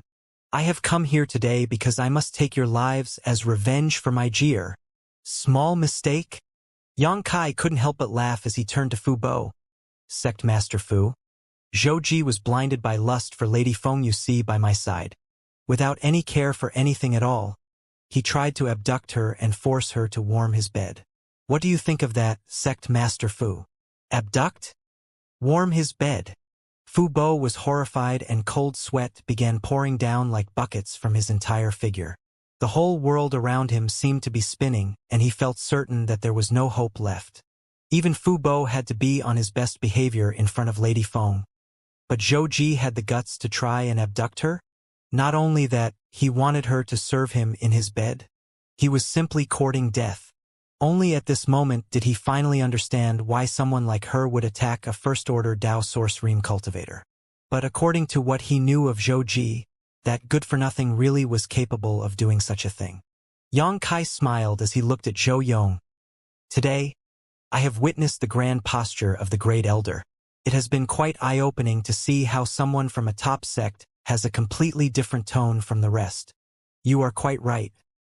If your grandson was still alive and had your personal tutelage, then he would certainly achieve greatness someday. After all, the apple doesn't fall far from the tree. Anything you say now is useless. Zhou Yong stared coldly at Yang Kai, his eyes full of murderous intent. Only by taking your lives can I quell the rage in my heart. He turned to look at Fu Bo, and quickly repeated, "Please accede to my wishes, sect master." Fu Bo's face was as black as the abyss as he silently cursed the Great Elder for being so blind. He was just about to secretly convey to him just how powerful Wan Feng was. When Yang Kai suddenly spoke, "Sect Master Fu, since this Great Elder is willing to leave your noble sect in order to kill us, why don't you give him what he wants? If you keep trying to stop him, then it may upset all parties involved." Upon hearing this, Fu Bo perfectly understood what Yang Kai meant. He sighed deeply and closed his eyes, making it clear that he was not getting involved. "Many thanks, sect master." Zhou Yong spun around, ecstatic. Emperor Qi surged up within his body, and he launched a heavy palm strike towards Yang Kai's group. It seemed from his manner that he wanted to kill them all in one blow. A mere firefly dares to challenge the light of the moon? Luan Feng snorted coldly. She barely seemed to move before she suddenly appeared in front of Yang Kai and raised her hand, sending out a burst of pitch-black flames towards Zhou Yong. The black flames gave off an aura capable of eliminating all of existence. The power behind Zhou Yong's palm strike completely collapsed as he shuddered, his stance falling apart as he panicked. "What?" Zhou Yong's whole expression changed as his eyes were instantly filled with horror. He screamed as the deathly aura surged towards him. "Sect Master, save me." He finally realized that he had kicked an unbendable iron plate. This elegant and beautiful woman was so far above him in power that he was entirely outmatched. Fu Bo's tightly shut eyes opened immediately, but before he could say anything, Yang Kai coldly spoke, "Sect Master Fu, you'd best not get involved, lest you be burnt." Fu Bo's heart jumped as he swallowed back the words he had been about to say. "Ah!" A horrible scream was heard as the world-extinguishing black flames turned Zhou Yong into a black fireball and started to incinerate him. Just like Wu Yuanzhang before his death, the more Zhou Yong tried to channel his Emperor Qi to defend himself, the more furiously the flames on his body burned. It was as though all his Emperor Qi had turned into fuel. "Sect Master?" Zhou Yong was still screaming piteously, begging for help in the most miserable of voices. Even though Fu Bo pitied him, he didn't dare to intercede. All he could do was gloomily look on. After a whole 10 breaths had passed, Zhou Yong was reduced to a pile of ash. With a careless wave of her hand, Luan Feng called back her world-extinguishing black flames that had still not diminished in strength. The Great Elder of the Netherworld sect was now dead. Luan Feng still seemed to hold some lingering anger after giving vent to her feelings, and she cast a glare at Yang Kai. "I do apologize, young Master Yang. I once again forgot about his space ring." She had clearly not forgotten but had done it on purpose. She knew that even if she killed Zhou Yong, it was impossible for his space ring to fall into her hands, so she decided to simply burn everything down instead. After all, Yang Kai was greatly responsible for what happened today. Luan Feng was clearly still annoyed at Yang Kai for ducking aside earlier when that good-for-nothing grabbed at her, leading to her instinctually killing him. If Yang Kai hadn't dodged to the side, then perhaps they wouldn't have so much trouble now. Yang Kai wiped the cold sweat on his forehead and said awkwardly, "It's no issue. No issue at all." Luan Feng's anger was greatly reduced after seeing Yang Kai's manner. On second thought, she really shouldn't be giving attitude to the man who had the protection of that Heaven's Order descendant. Now that Luan Feng saw that he wasn't at all annoyed by her actions, she felt that he was actually not that bad after all. Yang Kai turned to Fu Bo next. "Sect Master Fu, Lady Feng has killed your noble sect's Great Elder. I hope you have no problem with that." "No problem with it?" He had one hell of a problem. He was the only one left amongst the sect's 3 third-order Emperor Realm Masters. How could he have no problem with that? But even so, what could he do about it? Fu Bo had seen Luan Feng's attack with his own eyes and recognized the origin of those pitch-black flames. Coupled with Yang Kai addressing her as Lady Feng repeatedly, he had a pretty good idea of who she was. Divine Spirit Luan Feng, one of the 4 great divine venerables of the ancient wildlands. Her subordinates included 8 monster kings, none of whom were weaker than him. Though not a great emperor, she could be compared to one. Either way, he couldn't afford to offend her. If he did enrage her, she could easily send a few monster kings over and exterminate the Netherworld sect without breaking a sweat. Fu Bo forced a smile despite the bitterness in his heart. Zhou Yong had already left my sect, so he doesn't count as one of our members. Whether he lived or died after that has nothing to do with us. While he said all this, Fu Bo was filled with curiosity. How could Divine Spirit Luan Feng be willing to follow a human junior? She even seemed like she was being ordered around by him. Just what kind of background did this Yang Kai have? Yang Kai gave Fu Bo a meaningful look and smiled. Sect Master Fu is a flexible man of great understanding. In that case, let us resume the earlier discussion of compensation. There's no need, Fu Bo smiled bitterly. I will definitely ensure that Your Excellency is satisfied. He had wanted to bargain earlier when Yang Kai demanded the lion's share of goods. But now, all he wanted was to quickly send these 3 calamity bringers on their way. After a disciple of his own sect had lusted after Luan Feng and even tried to abduct her, it was already a blessing that she hadn't burnt everyone in his sect to ashes. He did not dare to argue anymore. Saying so, Fu Bo retrieved a communication artifact from his space ring and channeled his divine sense into it. He was evidently conversing with someone. After he put the artifact away, Fu Bo forced a smile and said, "Please wait for a moment." "Good." Yang Kai nodded, then suddenly turned serious. "Sect Master Fu, I've actually come to the Netherworld sect for 2 matters. The first matter has been dealt with now, but I still need to talk to you about the second." Fu Bo's heart jumped. He was extremely nervous, not knowing what other nasty surprises Yang Kai had for him. "May I know what else Your Excellency would like from me?" he asked carefully. Yang Kai smiled. "Don't be so tense, Sect Master Fu. This second matter is just a trivial favor. I'd like to borrow the space array of your noble sect." "Borrow our space array?"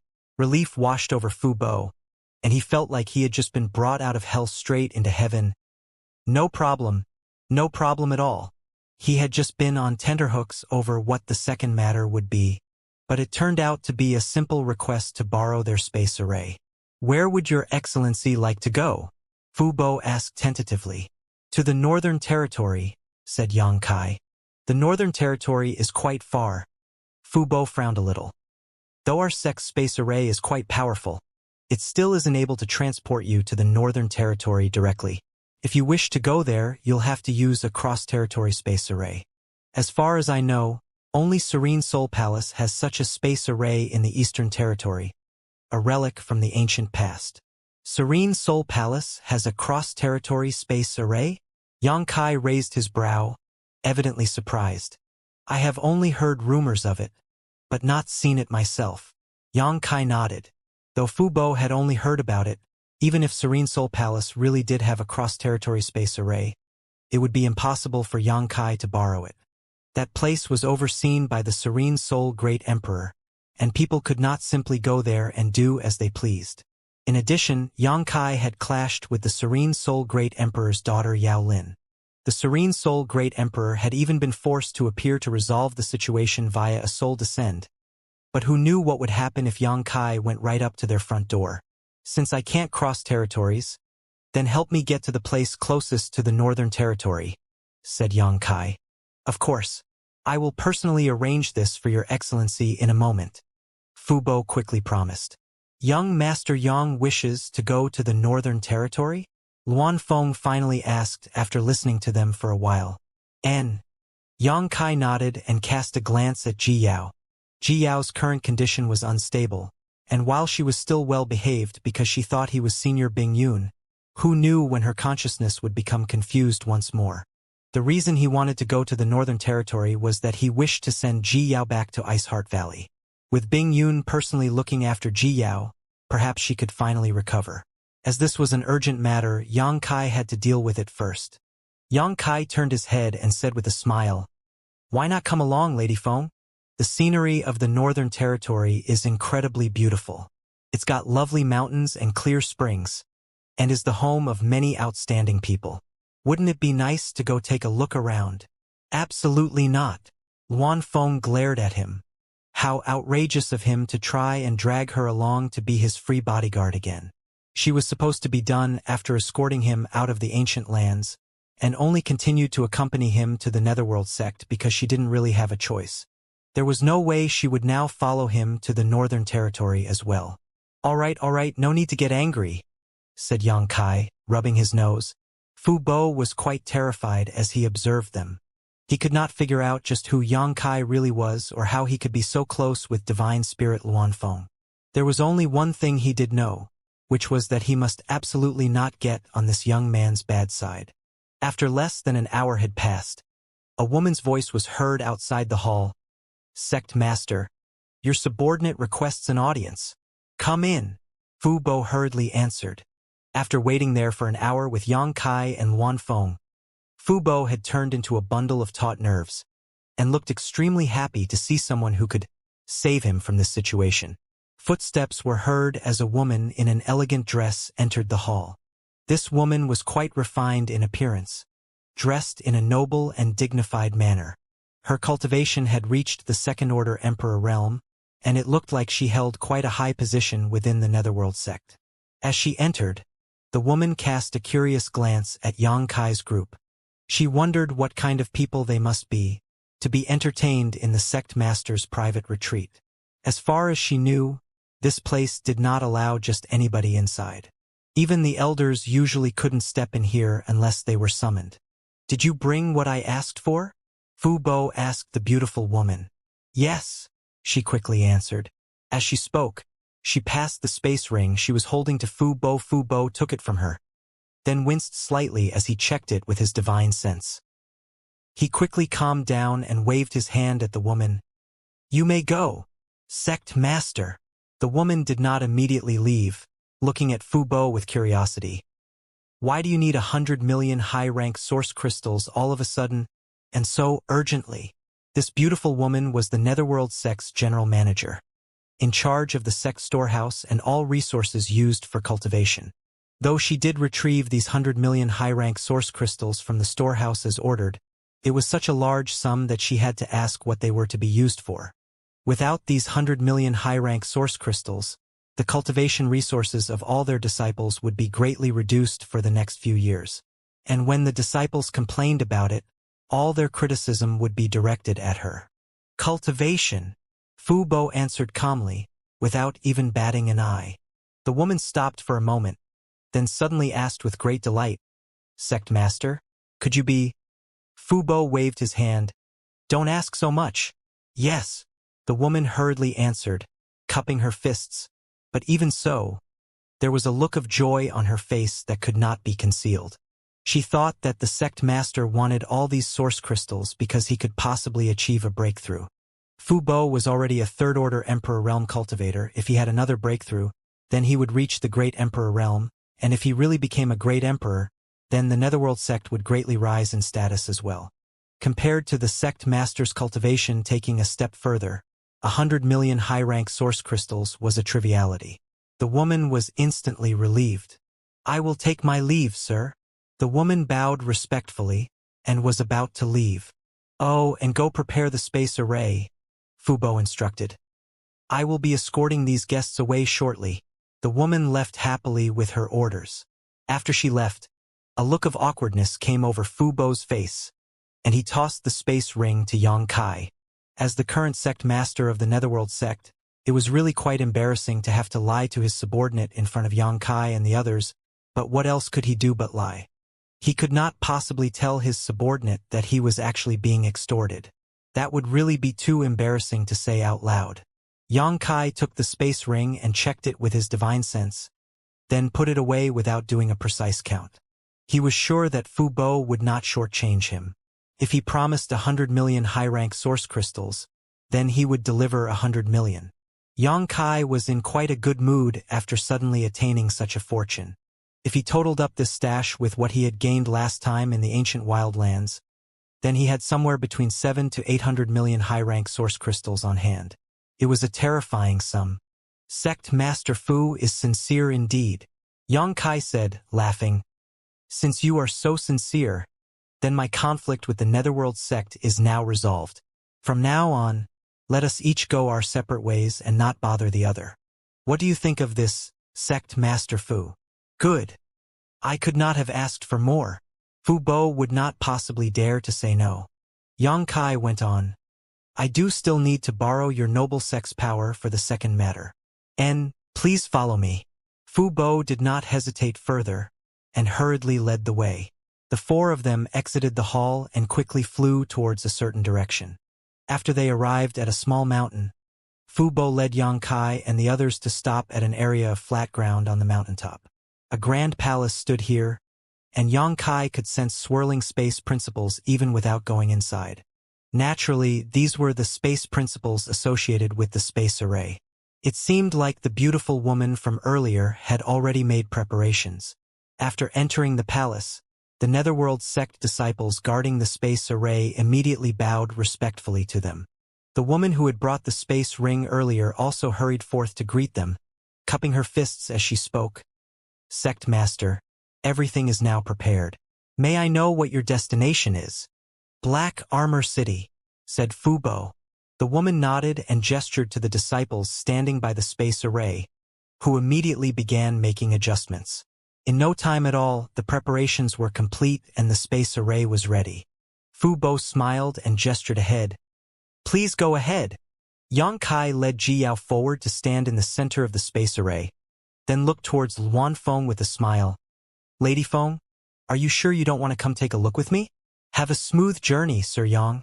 Luan Feng answered, her face expressionless. Xianxia chuckled. In that case, many thanks to Lady Feng for escorting us. If I have the free time someday, I will certainly visit again to give my thanks. Luan Feng's mouth twitched, but she still managed to force a slight smile without saying a word. It was folly to say too much at such a time, and thus silence was her response. Xianxia turned his head to the Netherworld sect disciples. Begin! They glanced at Fu Bo and waited for him to nod his head, then fully activated the space array's power. With a flash of bright light, the high-rank source crystals placed on the space array were instantly drained of their power and reduced to a pile of dust. When the light faded, Xianxia and Ji Yao had also vanished. Luan Feng heaved a light sigh, thinking to herself that this troublesome fellow was finally gone. Her mood was lifted by this, and she smiled. Without bothering to bid Fu Bo farewell, she turned around and walked straight out of the palace, then flew away. Fu Bo led the Netherworld sect disciples outside the palace gates to see her off, respectfully cupping his fists in salute. Sect Master. The beautiful woman looked quite bewildered to see her sect master treat this unknown woman with such awe and respect. He even personally came outside to see her off even though she ignored him completely. That lady from earlier. Who is she? The woman could not help but ask. Before Fu Bo could answer, they heard the distant sound of a clear and melodious cry that seemed to pierce through the clouds. They could also vaguely see the form of some gigantic being as it flew amongst the clouds, before quickly vanishing. As I thought. Fu Bo couldn't help but squint as the fear of what had just taken place fully dawned on him. Though he had more or less guessed Luan Feng's identity already, he was never able to fully confirm it. Now, after hearing that cry, and seeing the gigantic being flying amongst the clouds with his own two eyes, there was absolutely no doubt that his guess had been correct. That person really was a divine venerable from the ancient wild lands. Most cultivators did not know much about the situation inside the ancient lands, but those who had reached Fu Bo's level were always able to learn of some little-known secrets via various means. One of these secrets was the distribution of forces within the ancient wild lands. The ancient wild lands was like a massive trove of treasures, and if it wasn't for the 4 great divine venerables and 32 monster kings who maintained order in the ancient lands, that place would have been completely taken over by all the great forces of Star Boundary already. Don't ask too much. Just do your job. Fu Bo replied calmly. Yes. The beautiful woman replied respectfully, then suddenly asked, Sect Master, I heard from a disciple earlier that Great Elder went to your place earlier. Why didn't I see him at all? Fu Bo's brow spasmed before he heaved a heavy sigh. Zhou Yong is dead. What? The woman was aghast. Great Elder Zhou is dead? Who killed him? He offended someone he shouldn't have. Fu Bo explained quietly, glancing at the woman. Elder Zhou, your curiosity is too strong. As he finished speaking, he turned into a flash of light and disappeared, going back to his place of retreat. The woman by the surname of Zhou remained standing in place, completely stunned and still trying to process the news that the Great Elder was dead. Her face was full of shock, and who knew what she would think if she knew that even the Vice Sect Master had also died. Black Armor City stood near the border of the Eastern Territory, only about 50,000 kilometers away from the Northern Territory. Inside the city, Yang Kai and Ji Yao appeared on the space array. Even before they could steady themselves, a palm strike and a rush of wind came towards them, along with someone's shout of laughter. This one is mine! Ha! Yang Kai was bewildered and turned to see a big bearded man flying towards them. A heavy palm strike aimed right at his chest. He had no idea what kind of grudge or enmity he had with the man, but Yang Kai was certain that he had never seen this person before. Sha Yong, if that man is yours, then the woman is mine. Phew! This is a pretty one. I'm in luck. Another voice was heard as a second person appeared, going straight for Ji Yao. His face bore an expression of lustful evil, as though he wanted to snatch Ji Yao away right then and there to dote on her. The bearded man named Sha Yong hadn't paid much attention to Ji Yao before, but now he hurriedly checked her out as well. He saw that she was indeed a great beauty, especially with that cold and distant aura that only made him want to conquer her even more. Sha Yong turned and dashed towards Ji Yao as well, hollering as he went, Change, change! You got a woman last time, Gu Peng. This time it's my turn. As they spoke, Sha Yong and Gu Peng had both dashed in front of Ji Yao, each of them reaching out a hand to grab her. Ji Yao's expression abruptly turned ice-cold. There was a loud clang, a flash of the blade, and then blood sprayed. Two horrible yells rang out as the two who had dashed at her jumped back, their faces terribly pale. Papa! Two severed arms fell to the ground. My arm! Sha Yong screamed in shock, staring at the severed limb on the ground, as though he had only just realized what had happened to him. Meanwhile, Gu Peng's expression was not much better, either. Bold! With such low cultivation, you still dare to come and court death. Yang Kai looked at the two men with great astonishment, unable to comprehend their actions. When those two fellows had come charging forth so aggressively, one for the man and the other for the woman, Yang Kai had thought that they would be quite powerful, but now, upon checking them with his divine sense, he realized that they were merely third-order Dao source realms. You? Gu Peng stared at Yang Kai and Ji Yao, appalled. How could you have recovered so quickly? Yang Kai's brow furrowed, as he didn't quite understand what Gu Peng meant. He thought about it for a moment, then it all became clear as he smiled. You thought that we would suffer side effects from teleporting here? Teleporting via a space array was always accompanied by a bout of dizziness, regardless of distance traveled, leaving all cultivators somewhat disoriented upon their arrival. Under such circumstances, the cultivator's senses and reflexes would both be heavily dulled, making this the likeliest time for sneak attacks to succeed. Thus, under normal circumstances, space arrays of large cities would be guarded by cultivators from the city lord's mansion. They were not only responsible for protecting the space array from being damaged, but also for protecting the incoming cultivators from being ambushed. But the space array in this Black Armor City seemed to be different. It sat right in the center of the city, and did not have anyone nearby to guard it. Instead, there were a few people nearby looking to commit theft and make a quick profit. Sha Yong and Gu Peng were two such opportunists, and they had intended to ambush Yang Kai and Ji Yao while they were disoriented. But instead, they had the tables turned on them. Yang Kai, having cultivated the Tao of space, had manipulated the space principles to protect Ji Yao and himself back when he was starting the teleportation from the Netherworld sect. A mere short-distance teleportation like this could not possibly affect him. How can this be?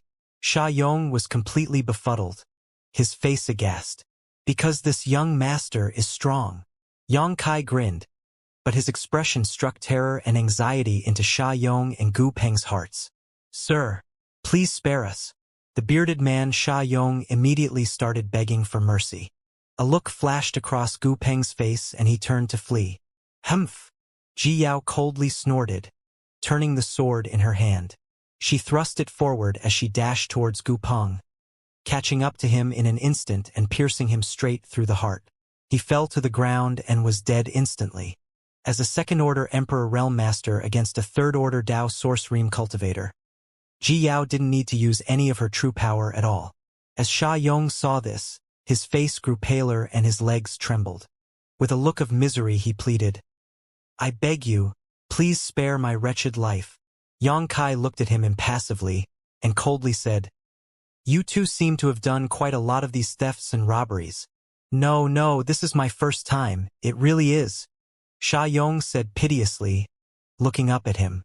One that walks frequently by the river cannot keep his shoes dry, Yang Kai explained.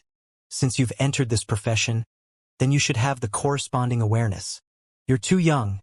Don't do such acts again in your next life. Next life? Sha Yong jolted, his eyes full of terror. But before he could do anything else, Ji Yao had already struck out with her palm, turning him into meat paste. The cultivators nearby all shuddered. They stared at the icy woman, who possessed peerless beauty but killed humans like they were nothing but flies. Every one of them was terrified, fearing that she was in the mood for murder and would wreak havoc upon the place. Yang Kai reached out and took the 2 space rings, without looking to see what was within. The space rings of 2 third-order Dao Source Realm cultivators were nothing to him. After all, he was quite wealthy now. He then turned to Ji Yao and said impassively, Let's go. Ji Yao nodded, and the 2 of them flew away. As they left Black Armor City, Yang Kai pointed in a direction and said, Yaoer, the Northern Territory should be that way. Do you know the way back to Ice Heart Valley? Ji Yao nodded her head. I do. Then you lead the way, I need to cultivate for a while. Yang Kai instructed. He tossed out his ship artifact and landed upon it, calling Ji Yao to join him. However, Ji Yao eyed the ship and said rather apologetically, Honored Master, let's use my flight-type artifact instead. Yours is not suitable. Yang Kai grimaced. This ship was a casual gift from Jiufeng years ago, and it was a Dao Source-grade high-rank artifact. Yang Kai used to think it was pretty good to use, but now that his cultivation had reached the Emperor realm, it was rather unfitting of his status. Ji Yao had clearly noticed the quality of the ship, which was why she had said those words. Since she had a better one, Yang Kai didn't object and put away his ship with a nod, not wanting to be embarrassed. Ji Yao smiled, as though she had perceived Yang Kai's thoughts. She waved her hand, and a small, elegant ship appeared before Yang Kai. This ship was not large, only about 10 meters in length, but it was exquisitely built. One could tell with one glance that it was made by a master, and the ship emanated dense waves of spirit chi. It was undoubtedly an impressive emperor artifact. Yang Kai had not expected that, with Ji Yao being so unhinged with her wealth all these years, she could still possess such a treasure. Please go ahead, honored master. Ji Yao gestured towards it. Yang Kai cleared his throat solemnly, then stepped upon the ship. Honored master, please find a room to rest, and leave the rest of the journey to Yaoer, Ji Yao offered. Very well. Yang Kai nodded, striding into the cabin with his hands behind his back. He found a room and entered, and before he could even sit down, he felt the ship shake slightly and start flying off as swift as the wind. The speed far outclassed that of his wooden boat. Speed was one thing, but more importantly, this ship was very comfortable inside, nothing like his own flight-type artifact. When Yang Kai sat on his ship, if he didn't activate the protective barrier, then the force of the wind in his face would practically blow it out of shape. It seemed like he really did need to find a better flight-type artifact, or he wouldn't even have anything to travel with in the future. Yang Kai gathered his thoughts and entered the sealed world bead to look around. His embodiment had been in a deep sleep ever since he was forcibly stuffed with Shi Hua's source by Ruoxi. It sat there, cross-legged and unmoving. Who knew how long it would be before he could truly assimilate Shi Hua's source? Yang Kai went over to look at the medicine garden next and found that the spirit medicines in the garden were all growing well, and the medicinal efficacy of the thousands of emperor-grade spirit medicines was no longer being lost. The entire small sealed world was so quiet that it made Yang Kai rather despondent. When he came here in the past, he would find Ruoxi, Lu Yan, Sister Hua, but now there was only the embodiment, all alone and in a deep slumber, with no one to even welcome his arrival. Yang Kai shook his head with a sigh, then exited the sealed world bead. Sitting upright in the cabin, Yang Kai took out a large amount of high-rank source crystals. Then he took out and consumed some of the emperor-grade spirit pills he had refined last time to supplement his cultivation. He silently channeled his secret art and began cultivating. The experiences he had in the ancient land, especially the powerlessness he had felt against divine spirit Shi Hua, made Yang Kai's desire for power grow far stronger. Now that he finally had a bit of spare time, he was naturally eager to go into retreat and cultivate. In just a moment, spirit chi so dense that it was almost tangible filled up the whole cabin room, and it could even be seen with the naked eye that Yang Kai was absorbing it into his body. Even though the spirit chi stored within high-rank source crystals was tremendous, the amount which Yang Kai used up was terrifyingly huge. Piles and piles of source crystals were reduced to dust, and numerous emperor-grade spirit pills were consumed as the power within Yang Kai's body kept increasing. Sometime later, the ship suddenly shuddered, and even came to a stop. Yang Kai was jolted out of his cultivation by the disturbance and frowned, not knowing what was going on. Before he could extend his divine sense to investigate, he heard Ji Yao's icy voice coming from outside. "Make way!" Just as she spoke those words, the voice of an old man sounded. "Young lady, we'd like to ask a favor. Young lady Xueman seems to really like your ship. Can I persuade you to part with it? Of course. The price we offer will not disappoint you." "Move," Ji Yao replied coldly, ignoring the request. The old man's tone became a little angry. "Young lady, is there a need to be so standoffish? Young lady Xueman, wanting your boat is also for your own good. The Northern Territory has not been peaceful these past few years, and if you ostentatiously steer such a beautiful ship through the city, I'm afraid you will easily attract unwanted attention. If you were to encounter any evildoers, your fate would be most worrying indeed." "That's right, young lady. You'd be doing us a favor as well as yourself. We'll definitely offer a price that won't disappoint you." A younger voice spoke this time. "What's going on?" Yang Kai asked as he stepped out of the cabin and onto the deck, standing by Ji Yao's side. Looking up, he saw their path blocked by a group of three. A man, a woman, and an old man. The man and woman appeared to be a couple, as they seemed quite close. The man was handsome and the woman was pretty, making them quite an attractive pair. It was only the expressions in their eyes that ruined the impression they gave off. The man was looking at Ji Yao as though he thought he'd laid eyes upon a goddess, and his gaze was absolutely glued to her as he spoke. It was clear that he was struck by her beauty. The woman's gaze, on the other hand, bore a trace of jealousy as her wide eyes looked Ji Yao up and down. She found that no matter how she tried to compare them, her looks were vastly inferior to the others, turning her mood even sourer. Noticing the smitten expression on her partner's face, the woman gave him a hard pinch and a twist, drawing a yelp of pain from his lips. Yang Kai turned to Ji Yao and asked, "What happened?" "Honored master, these three people have stopped us for some reason, and they're blocking the path forward," Ji Yao answered. "Honored master?" The three people before them all looked utterly astonished to hear this. After all, Yang Kai and Ji Yao looked to be about the same age. Yet this man was the icy woman's honored master? As the ship was guarded by a protective barrier, even the old man could not check Yang Kai and Ji Yao's cultivations. Even so, since the young man was good enough to be someone's honored master, his cultivation must be quite high. The old man guessed that Yang Kai had to be an Emperor Realm Master at least. After all, the exquisitely built ship was an Emperor artifact, something that would be impossible for an ordinary Dao source realm cultivator to obtain. At that thought, the old man smiled slightly at Yang Kai and said, "Now then, young man, there's no need to be nervous. We bear no ill will." "Oh, do I appear nervous?" Yang Kai smiled, thinking to himself that the old man had quite the level of confidence.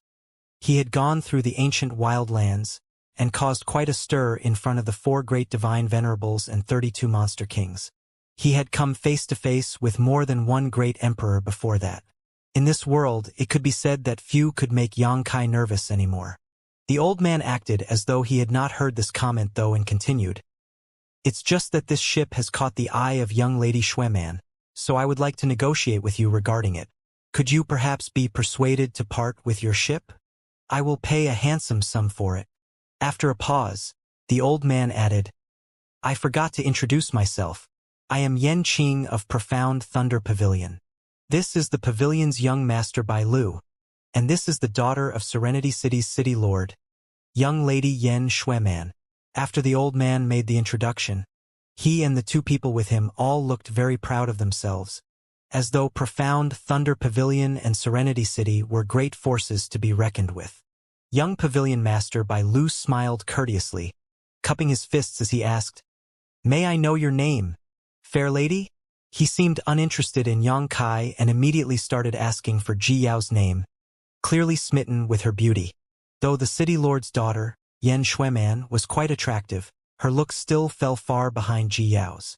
Bai Lu's question caused him to receive a hard kick from Yen Xueman beside him. She glared at him and huffed, "Why are you asking her that? Are you interested in her? You bastard! You already have me. Why are you still going after other women? You want me to beat you up?" As she spoke, she started pummeling Bai Lu with kicks and punches, but her fists and feet were dainty and light. Not only did she not hurt him at all, but it was more like she was just throwing a coquettish tantrum, causing Bai Lu to laugh. He reached out and pulled her into his arms, looking like he thought of himself as the ultimate winner in life. Yen Qing did not even glance at the 2 as he said, "Young Master and young Lady Xueman are accustomed to such mischief. Please do not mind." Ji Yao answered coldly, "Your matters have nothing to do with us. My honored master and I need to be on our way, now make way." "Young lady," Yen Qing repeated, "this old master only wishes to purchase your ship. I already said that I wasn't selling it." Ji Yao's expression grew colder. Bai Lu smiled pleasantly. "Now, young lady, don't be so cold. As the saying goes, the more friends one has, the more paths open up. It's only a ship. Just name your price and I'll pay up." "Sure." Yang Kai stood forward, smiling as he spoke to Bai Lu. "I like people like young Master Bai, who have both wealth and ability. Such people are refined, generous, and high class. Since young Master Bai is so ready to make his offer, then we'll sell this ship. What do you think, Yaoer?" A frown appeared on Ji Yao's forehead, but she nodded. "If honored master wishes to sell it, then it's fine." "Many thanks to the young lady," said Bai Lu, cupping his fists. He had only spoken to Ji Yao from start to finish, as though he had not seen Yang Kai at all. But now he turned to look at Yang Kai. "May I know what your asking price is, Your Excellency?" 100 million. Yang Kai said lightly, "If young Master Bai can pay 100 million, then this ship will be yours." Bai Lu's expression did not even change as he nodded lightly. 100 million. For a flight-type Emperor artifact, it isn't costly. Not only that, but it was extremely cheap. He thought Yang Kai had the intent of showing goodwill in order to befriend him. After all, not just anybody could become the friend of the young Pavilion Master of Profound Thunder Pavilion, which was a significant power in the Northern Territory. He smiled slightly. "Old Yen. Pay them?" "Yes." Yen Qing nodded, and after some rummaging, tossed a space ring to Yang Kai. Yang Kai caught it, checked it with his divine sense, and smiled faintly. As he put the space ring away, he said, "Young Master Bai, the amount of source crystals doesn't seem quite right." "How so?" Bai Lu frowned, and turned to look at Yen Qing. "Old Yen, did you count carefully?" "There were exactly 100 million source crystals," Yen Qing answered. "I could not possibly have miscounted." "Indeed, It does have 100 million source crystals, Yang Kai said, nodding, but then his tone suddenly changed. But these are only low-rank source crystals. Yan Qing's expression changed. Didn't you want low-rank source crystals? Or did you actually mean mid-rank? What? Bai Lu was similarly shocked. 100 million mid-rank source crystals, that was the same as 10 billion low-rank source crystals. It was an outrageous demand. No, no, no. Yang Kai waved a finger at them. Not 100 million mid-rank source crystals. What I want is 100 million high-rank source crystals. You're insane. Bai Lu's entire body shook. 100 million high-rank source crystals was a sum Bai Lu did not even dare think about. He had no idea how this person could bring up such a preposterous demand. Though Profound Thunder Pavilion was a first-class sect, they could never afford so many high-rank source crystals even if they piled together everything they owned. An Emperor-grade ship may be rare, but it could not possibly be worth this much. A murderous light flashed across Old Yan's eyes. Yang Kai smiled. Young Master Bai, you just said that you would pay any price, but are you now trying to back out? A man's word should be as firm as metal. It seems like young Master Bai's not very trustworthy. Beside him, Ji Yao smiled. She was not very willing when Yang Kai agreed to sell the ship earlier, but she had to obey her honored master. Only now did she realize that Yang Kai had no actual intention of selling her ship, and was simply teasing these people. When did honored master gain such a sense of humor? In her recollections, her honored master was always cold and calm, only showing warmth when alone with her and her sisters. She had never acted like she was doing right now. As she thought further, Ji Yao began to feel that something was not quite right, and a frown appeared on her brow as Yang Kai coldly snorted. Now, why would you say that, young Master Bai?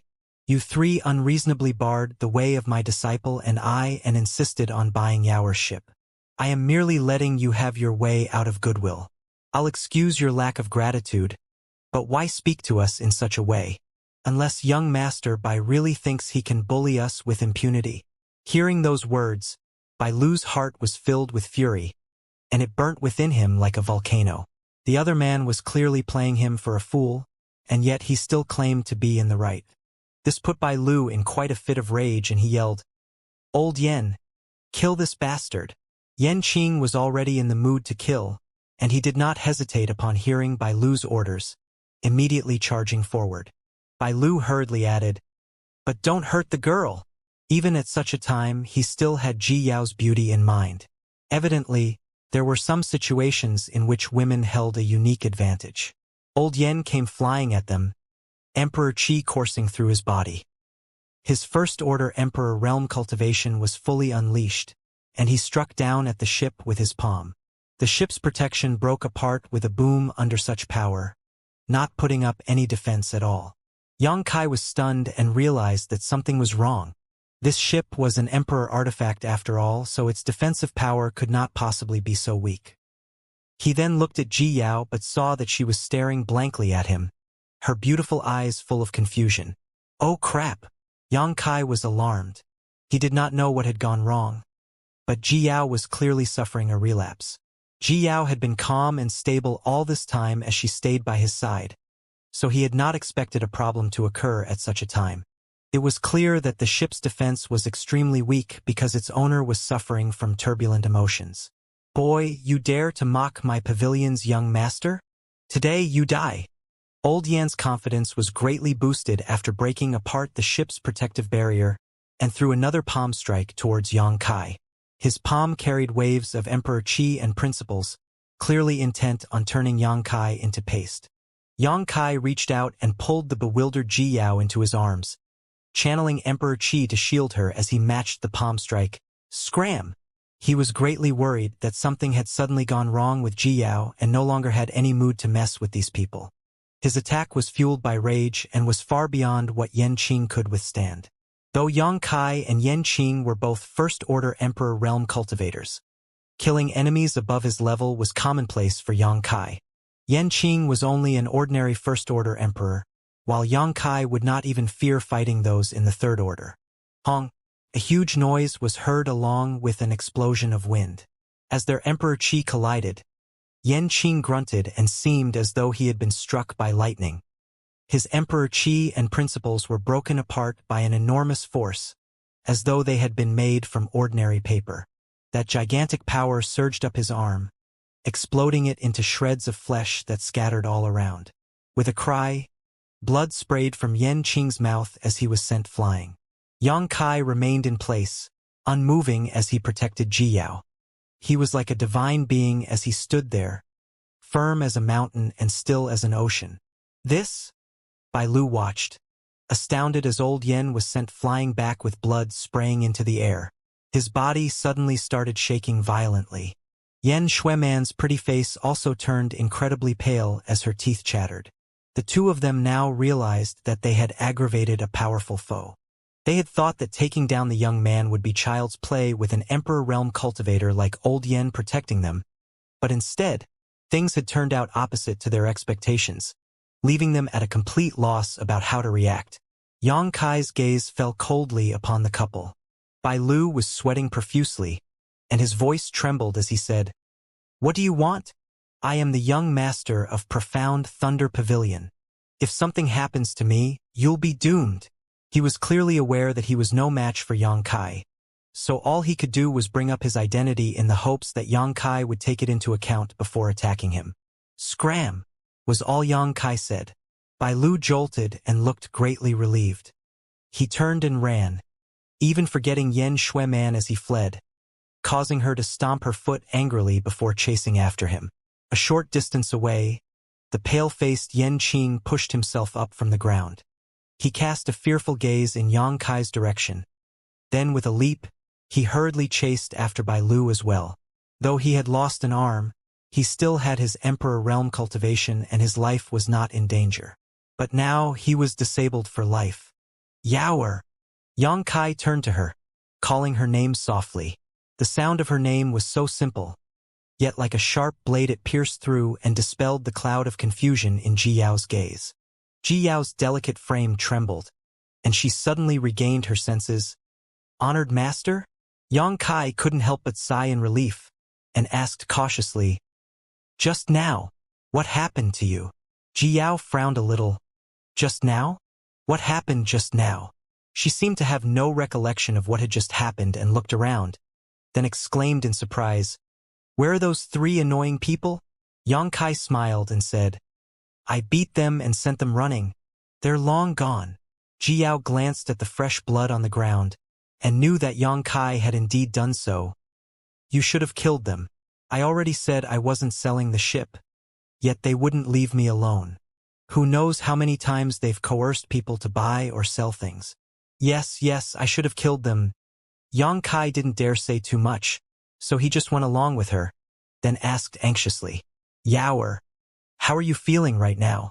Ji Yao looked at him curiously. "Why? I'm feeling fine. You should go inside and rest, honored master. We'll be able to return to the valley in just a few more days." "I think you should put away the ship for now," said Yang Kai.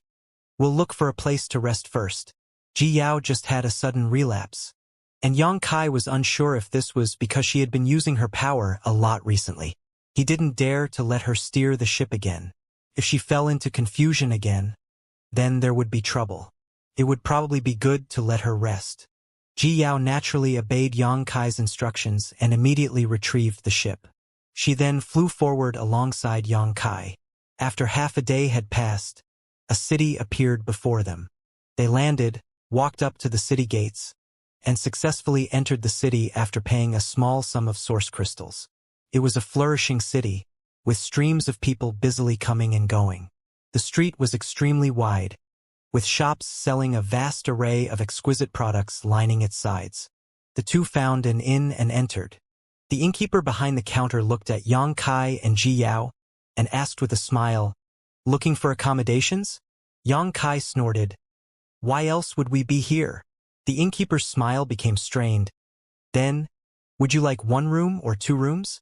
Yang Kai frowned and cast Ji Yao a glance, then said, "1 premium room." He did not quite dare to let Ji Yao out of his sight right now, as it would also be easier to observe her if they stayed together. He did not have other intentions in mind. Ji Yao naturally had no objections either. To her, it was only natural that she would stay in the same room as her honored master. The innkeeper, however, cast a meaningful look at Yang Kai and gave him a knowing smile. He took out a room tag and handed it over respectfully, saying, "Fifth floor, room A3. Please rest assured, dear guest, that this humble inn has had great masters place spirit arrays in every room to guarantee that your privacy would be protected. No matter what kind of noise is made, it cannot be heard from outside." As he said the last part, his eyebrows waggled, and he looked salacious. "Haha." Yang Kai gave him a fake smile as he took the room tag. "Price, 10,000 low-rank source crystals." The innkeeper answered smilingly. Yang Kai retrieved the sum with a wave of the hand and tossed them onto the counter, then led Ji Yao upstairs. They reached the 5th floor and found room A3, opened the seal on the room with the room tag, then entered. At a brief glance, though the room was not very spacious, it had all the necessary furnishings. The large red rug on the floor and the bedspread made from golden threads gave off a feeling of luxury. For 10,000 low-rank source crystals, it was a good deal. Yang Kai sat down after looking around a little, and Ji Yao retrieved a tea set from her space ring with the ease of long practice.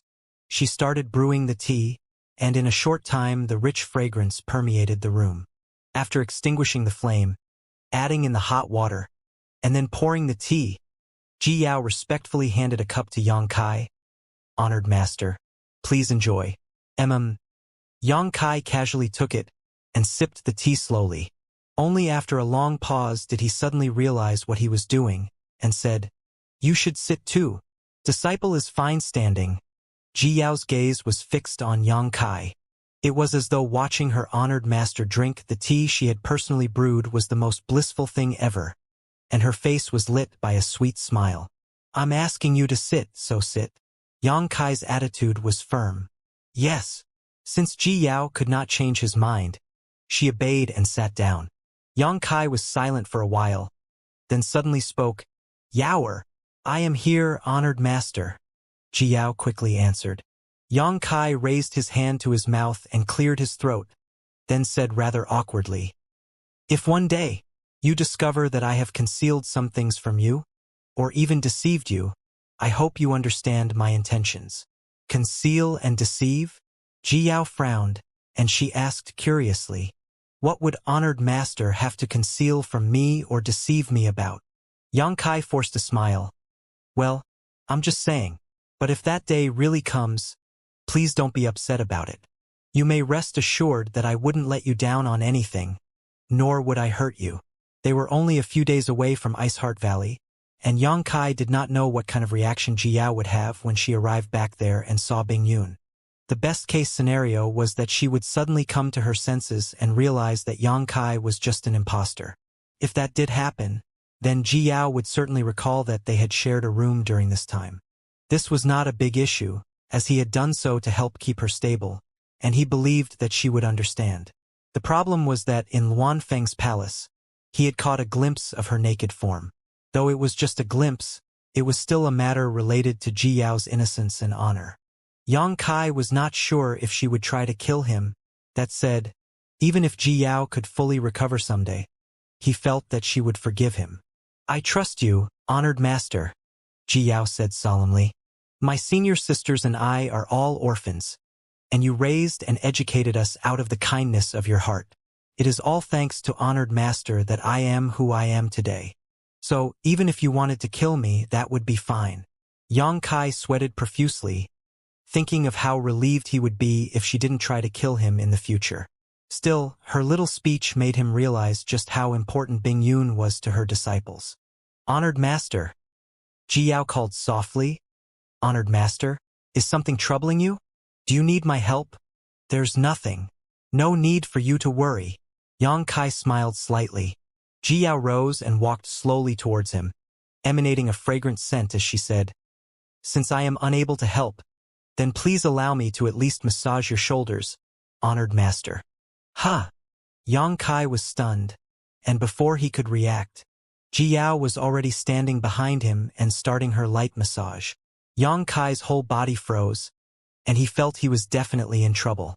Ever since he had arrived from the star field, he had kept his mind clear and without desire, entirely focusing on growing stronger, but he was still a man and naturally had desires. Last time, he nearly had a nosebleed when he accidentally saw Ji Yao's body. Now, they were alone together in one room, and Ji Yao was even voluntarily giving him a shoulder rub. Not only that, but the warmth of her body leaning against his back and the light fragrance that wafted from her body were making Yang Kai extremely flustered and his throat dry. Ji Yao laughed lightly behind him. "Honored master, your shoulders are so stiff. Have you been working too hard lately? How can the body of a man like me compare to Bing Yun's soft and delicate body?" Of course they would feel different, thought Yang Kai. Though he wanted to stop Ji Yao, he was worried that she would overthink things, which would also affect her current situation. In order to maintain the charade, he answered, "Yes, a little." Ji Yao laughed. "Just relax, honored master. I have not served you for many years. I wonder if my skills have deteriorated." From those words, Yang Kai realized that Ji Yao used to do this often for Bing Yun when they were in Ice Heart Valley, which was why she was so skilled. Since Yang Kai could not stop her nor turn her down, all he could do was to calm himself and enjoy the process, his body gradually relaxing. As Ji Yao's jade-white hands applied varying amounts of force, it was such a heavenly comfort that he groaned. Ji Yao blushed to her ears upon hearing that, wondering why her honored master would make such strange noises, but feeling too embarrassed to ask. After the shoulders were done, she moved on to the arms, then the head and even the thighs. After that service, Yang Kai was greatly relaxed. He had many words of praise for Ji Yao's skills, which made her smile in delight. The only problem was that the sight of Ji Yao kneeling before him, massaging his thighs, was too thrilling and alluring. After the painful enjoyment was over, Yang Kai's face fell again. He realized that when Ji Yao fully regained her senses, she would find yet another offense he had committed against her. The thought filled him with sadness and regret. The night was tranquil as Yang Kai and Ji Yao meditated and slept separately, on the bed and the floor. Ji Yao did not show any chaotic signs, which made Yang Kai feel much more at ease. Only at noon the next day did they leave the room and head down to the counter on the first floor to check out. Seeing Yang Kai look fresh as a spring breeze, the innkeeper was incredibly envious. Still, he wore a knowing smile as he asked, "Dear guests, did you rest well last night?" "Very well." Yang Kai nodded. How could he not know what perverted thoughts were going through that fellow's head? But he did not say any more, as he could not be bothered. "Since you had such a good rest, do visit us again the next time you come to Serenity City." The shopkeeper nodded and bowed to Yang Kai and Ji Yao as they left.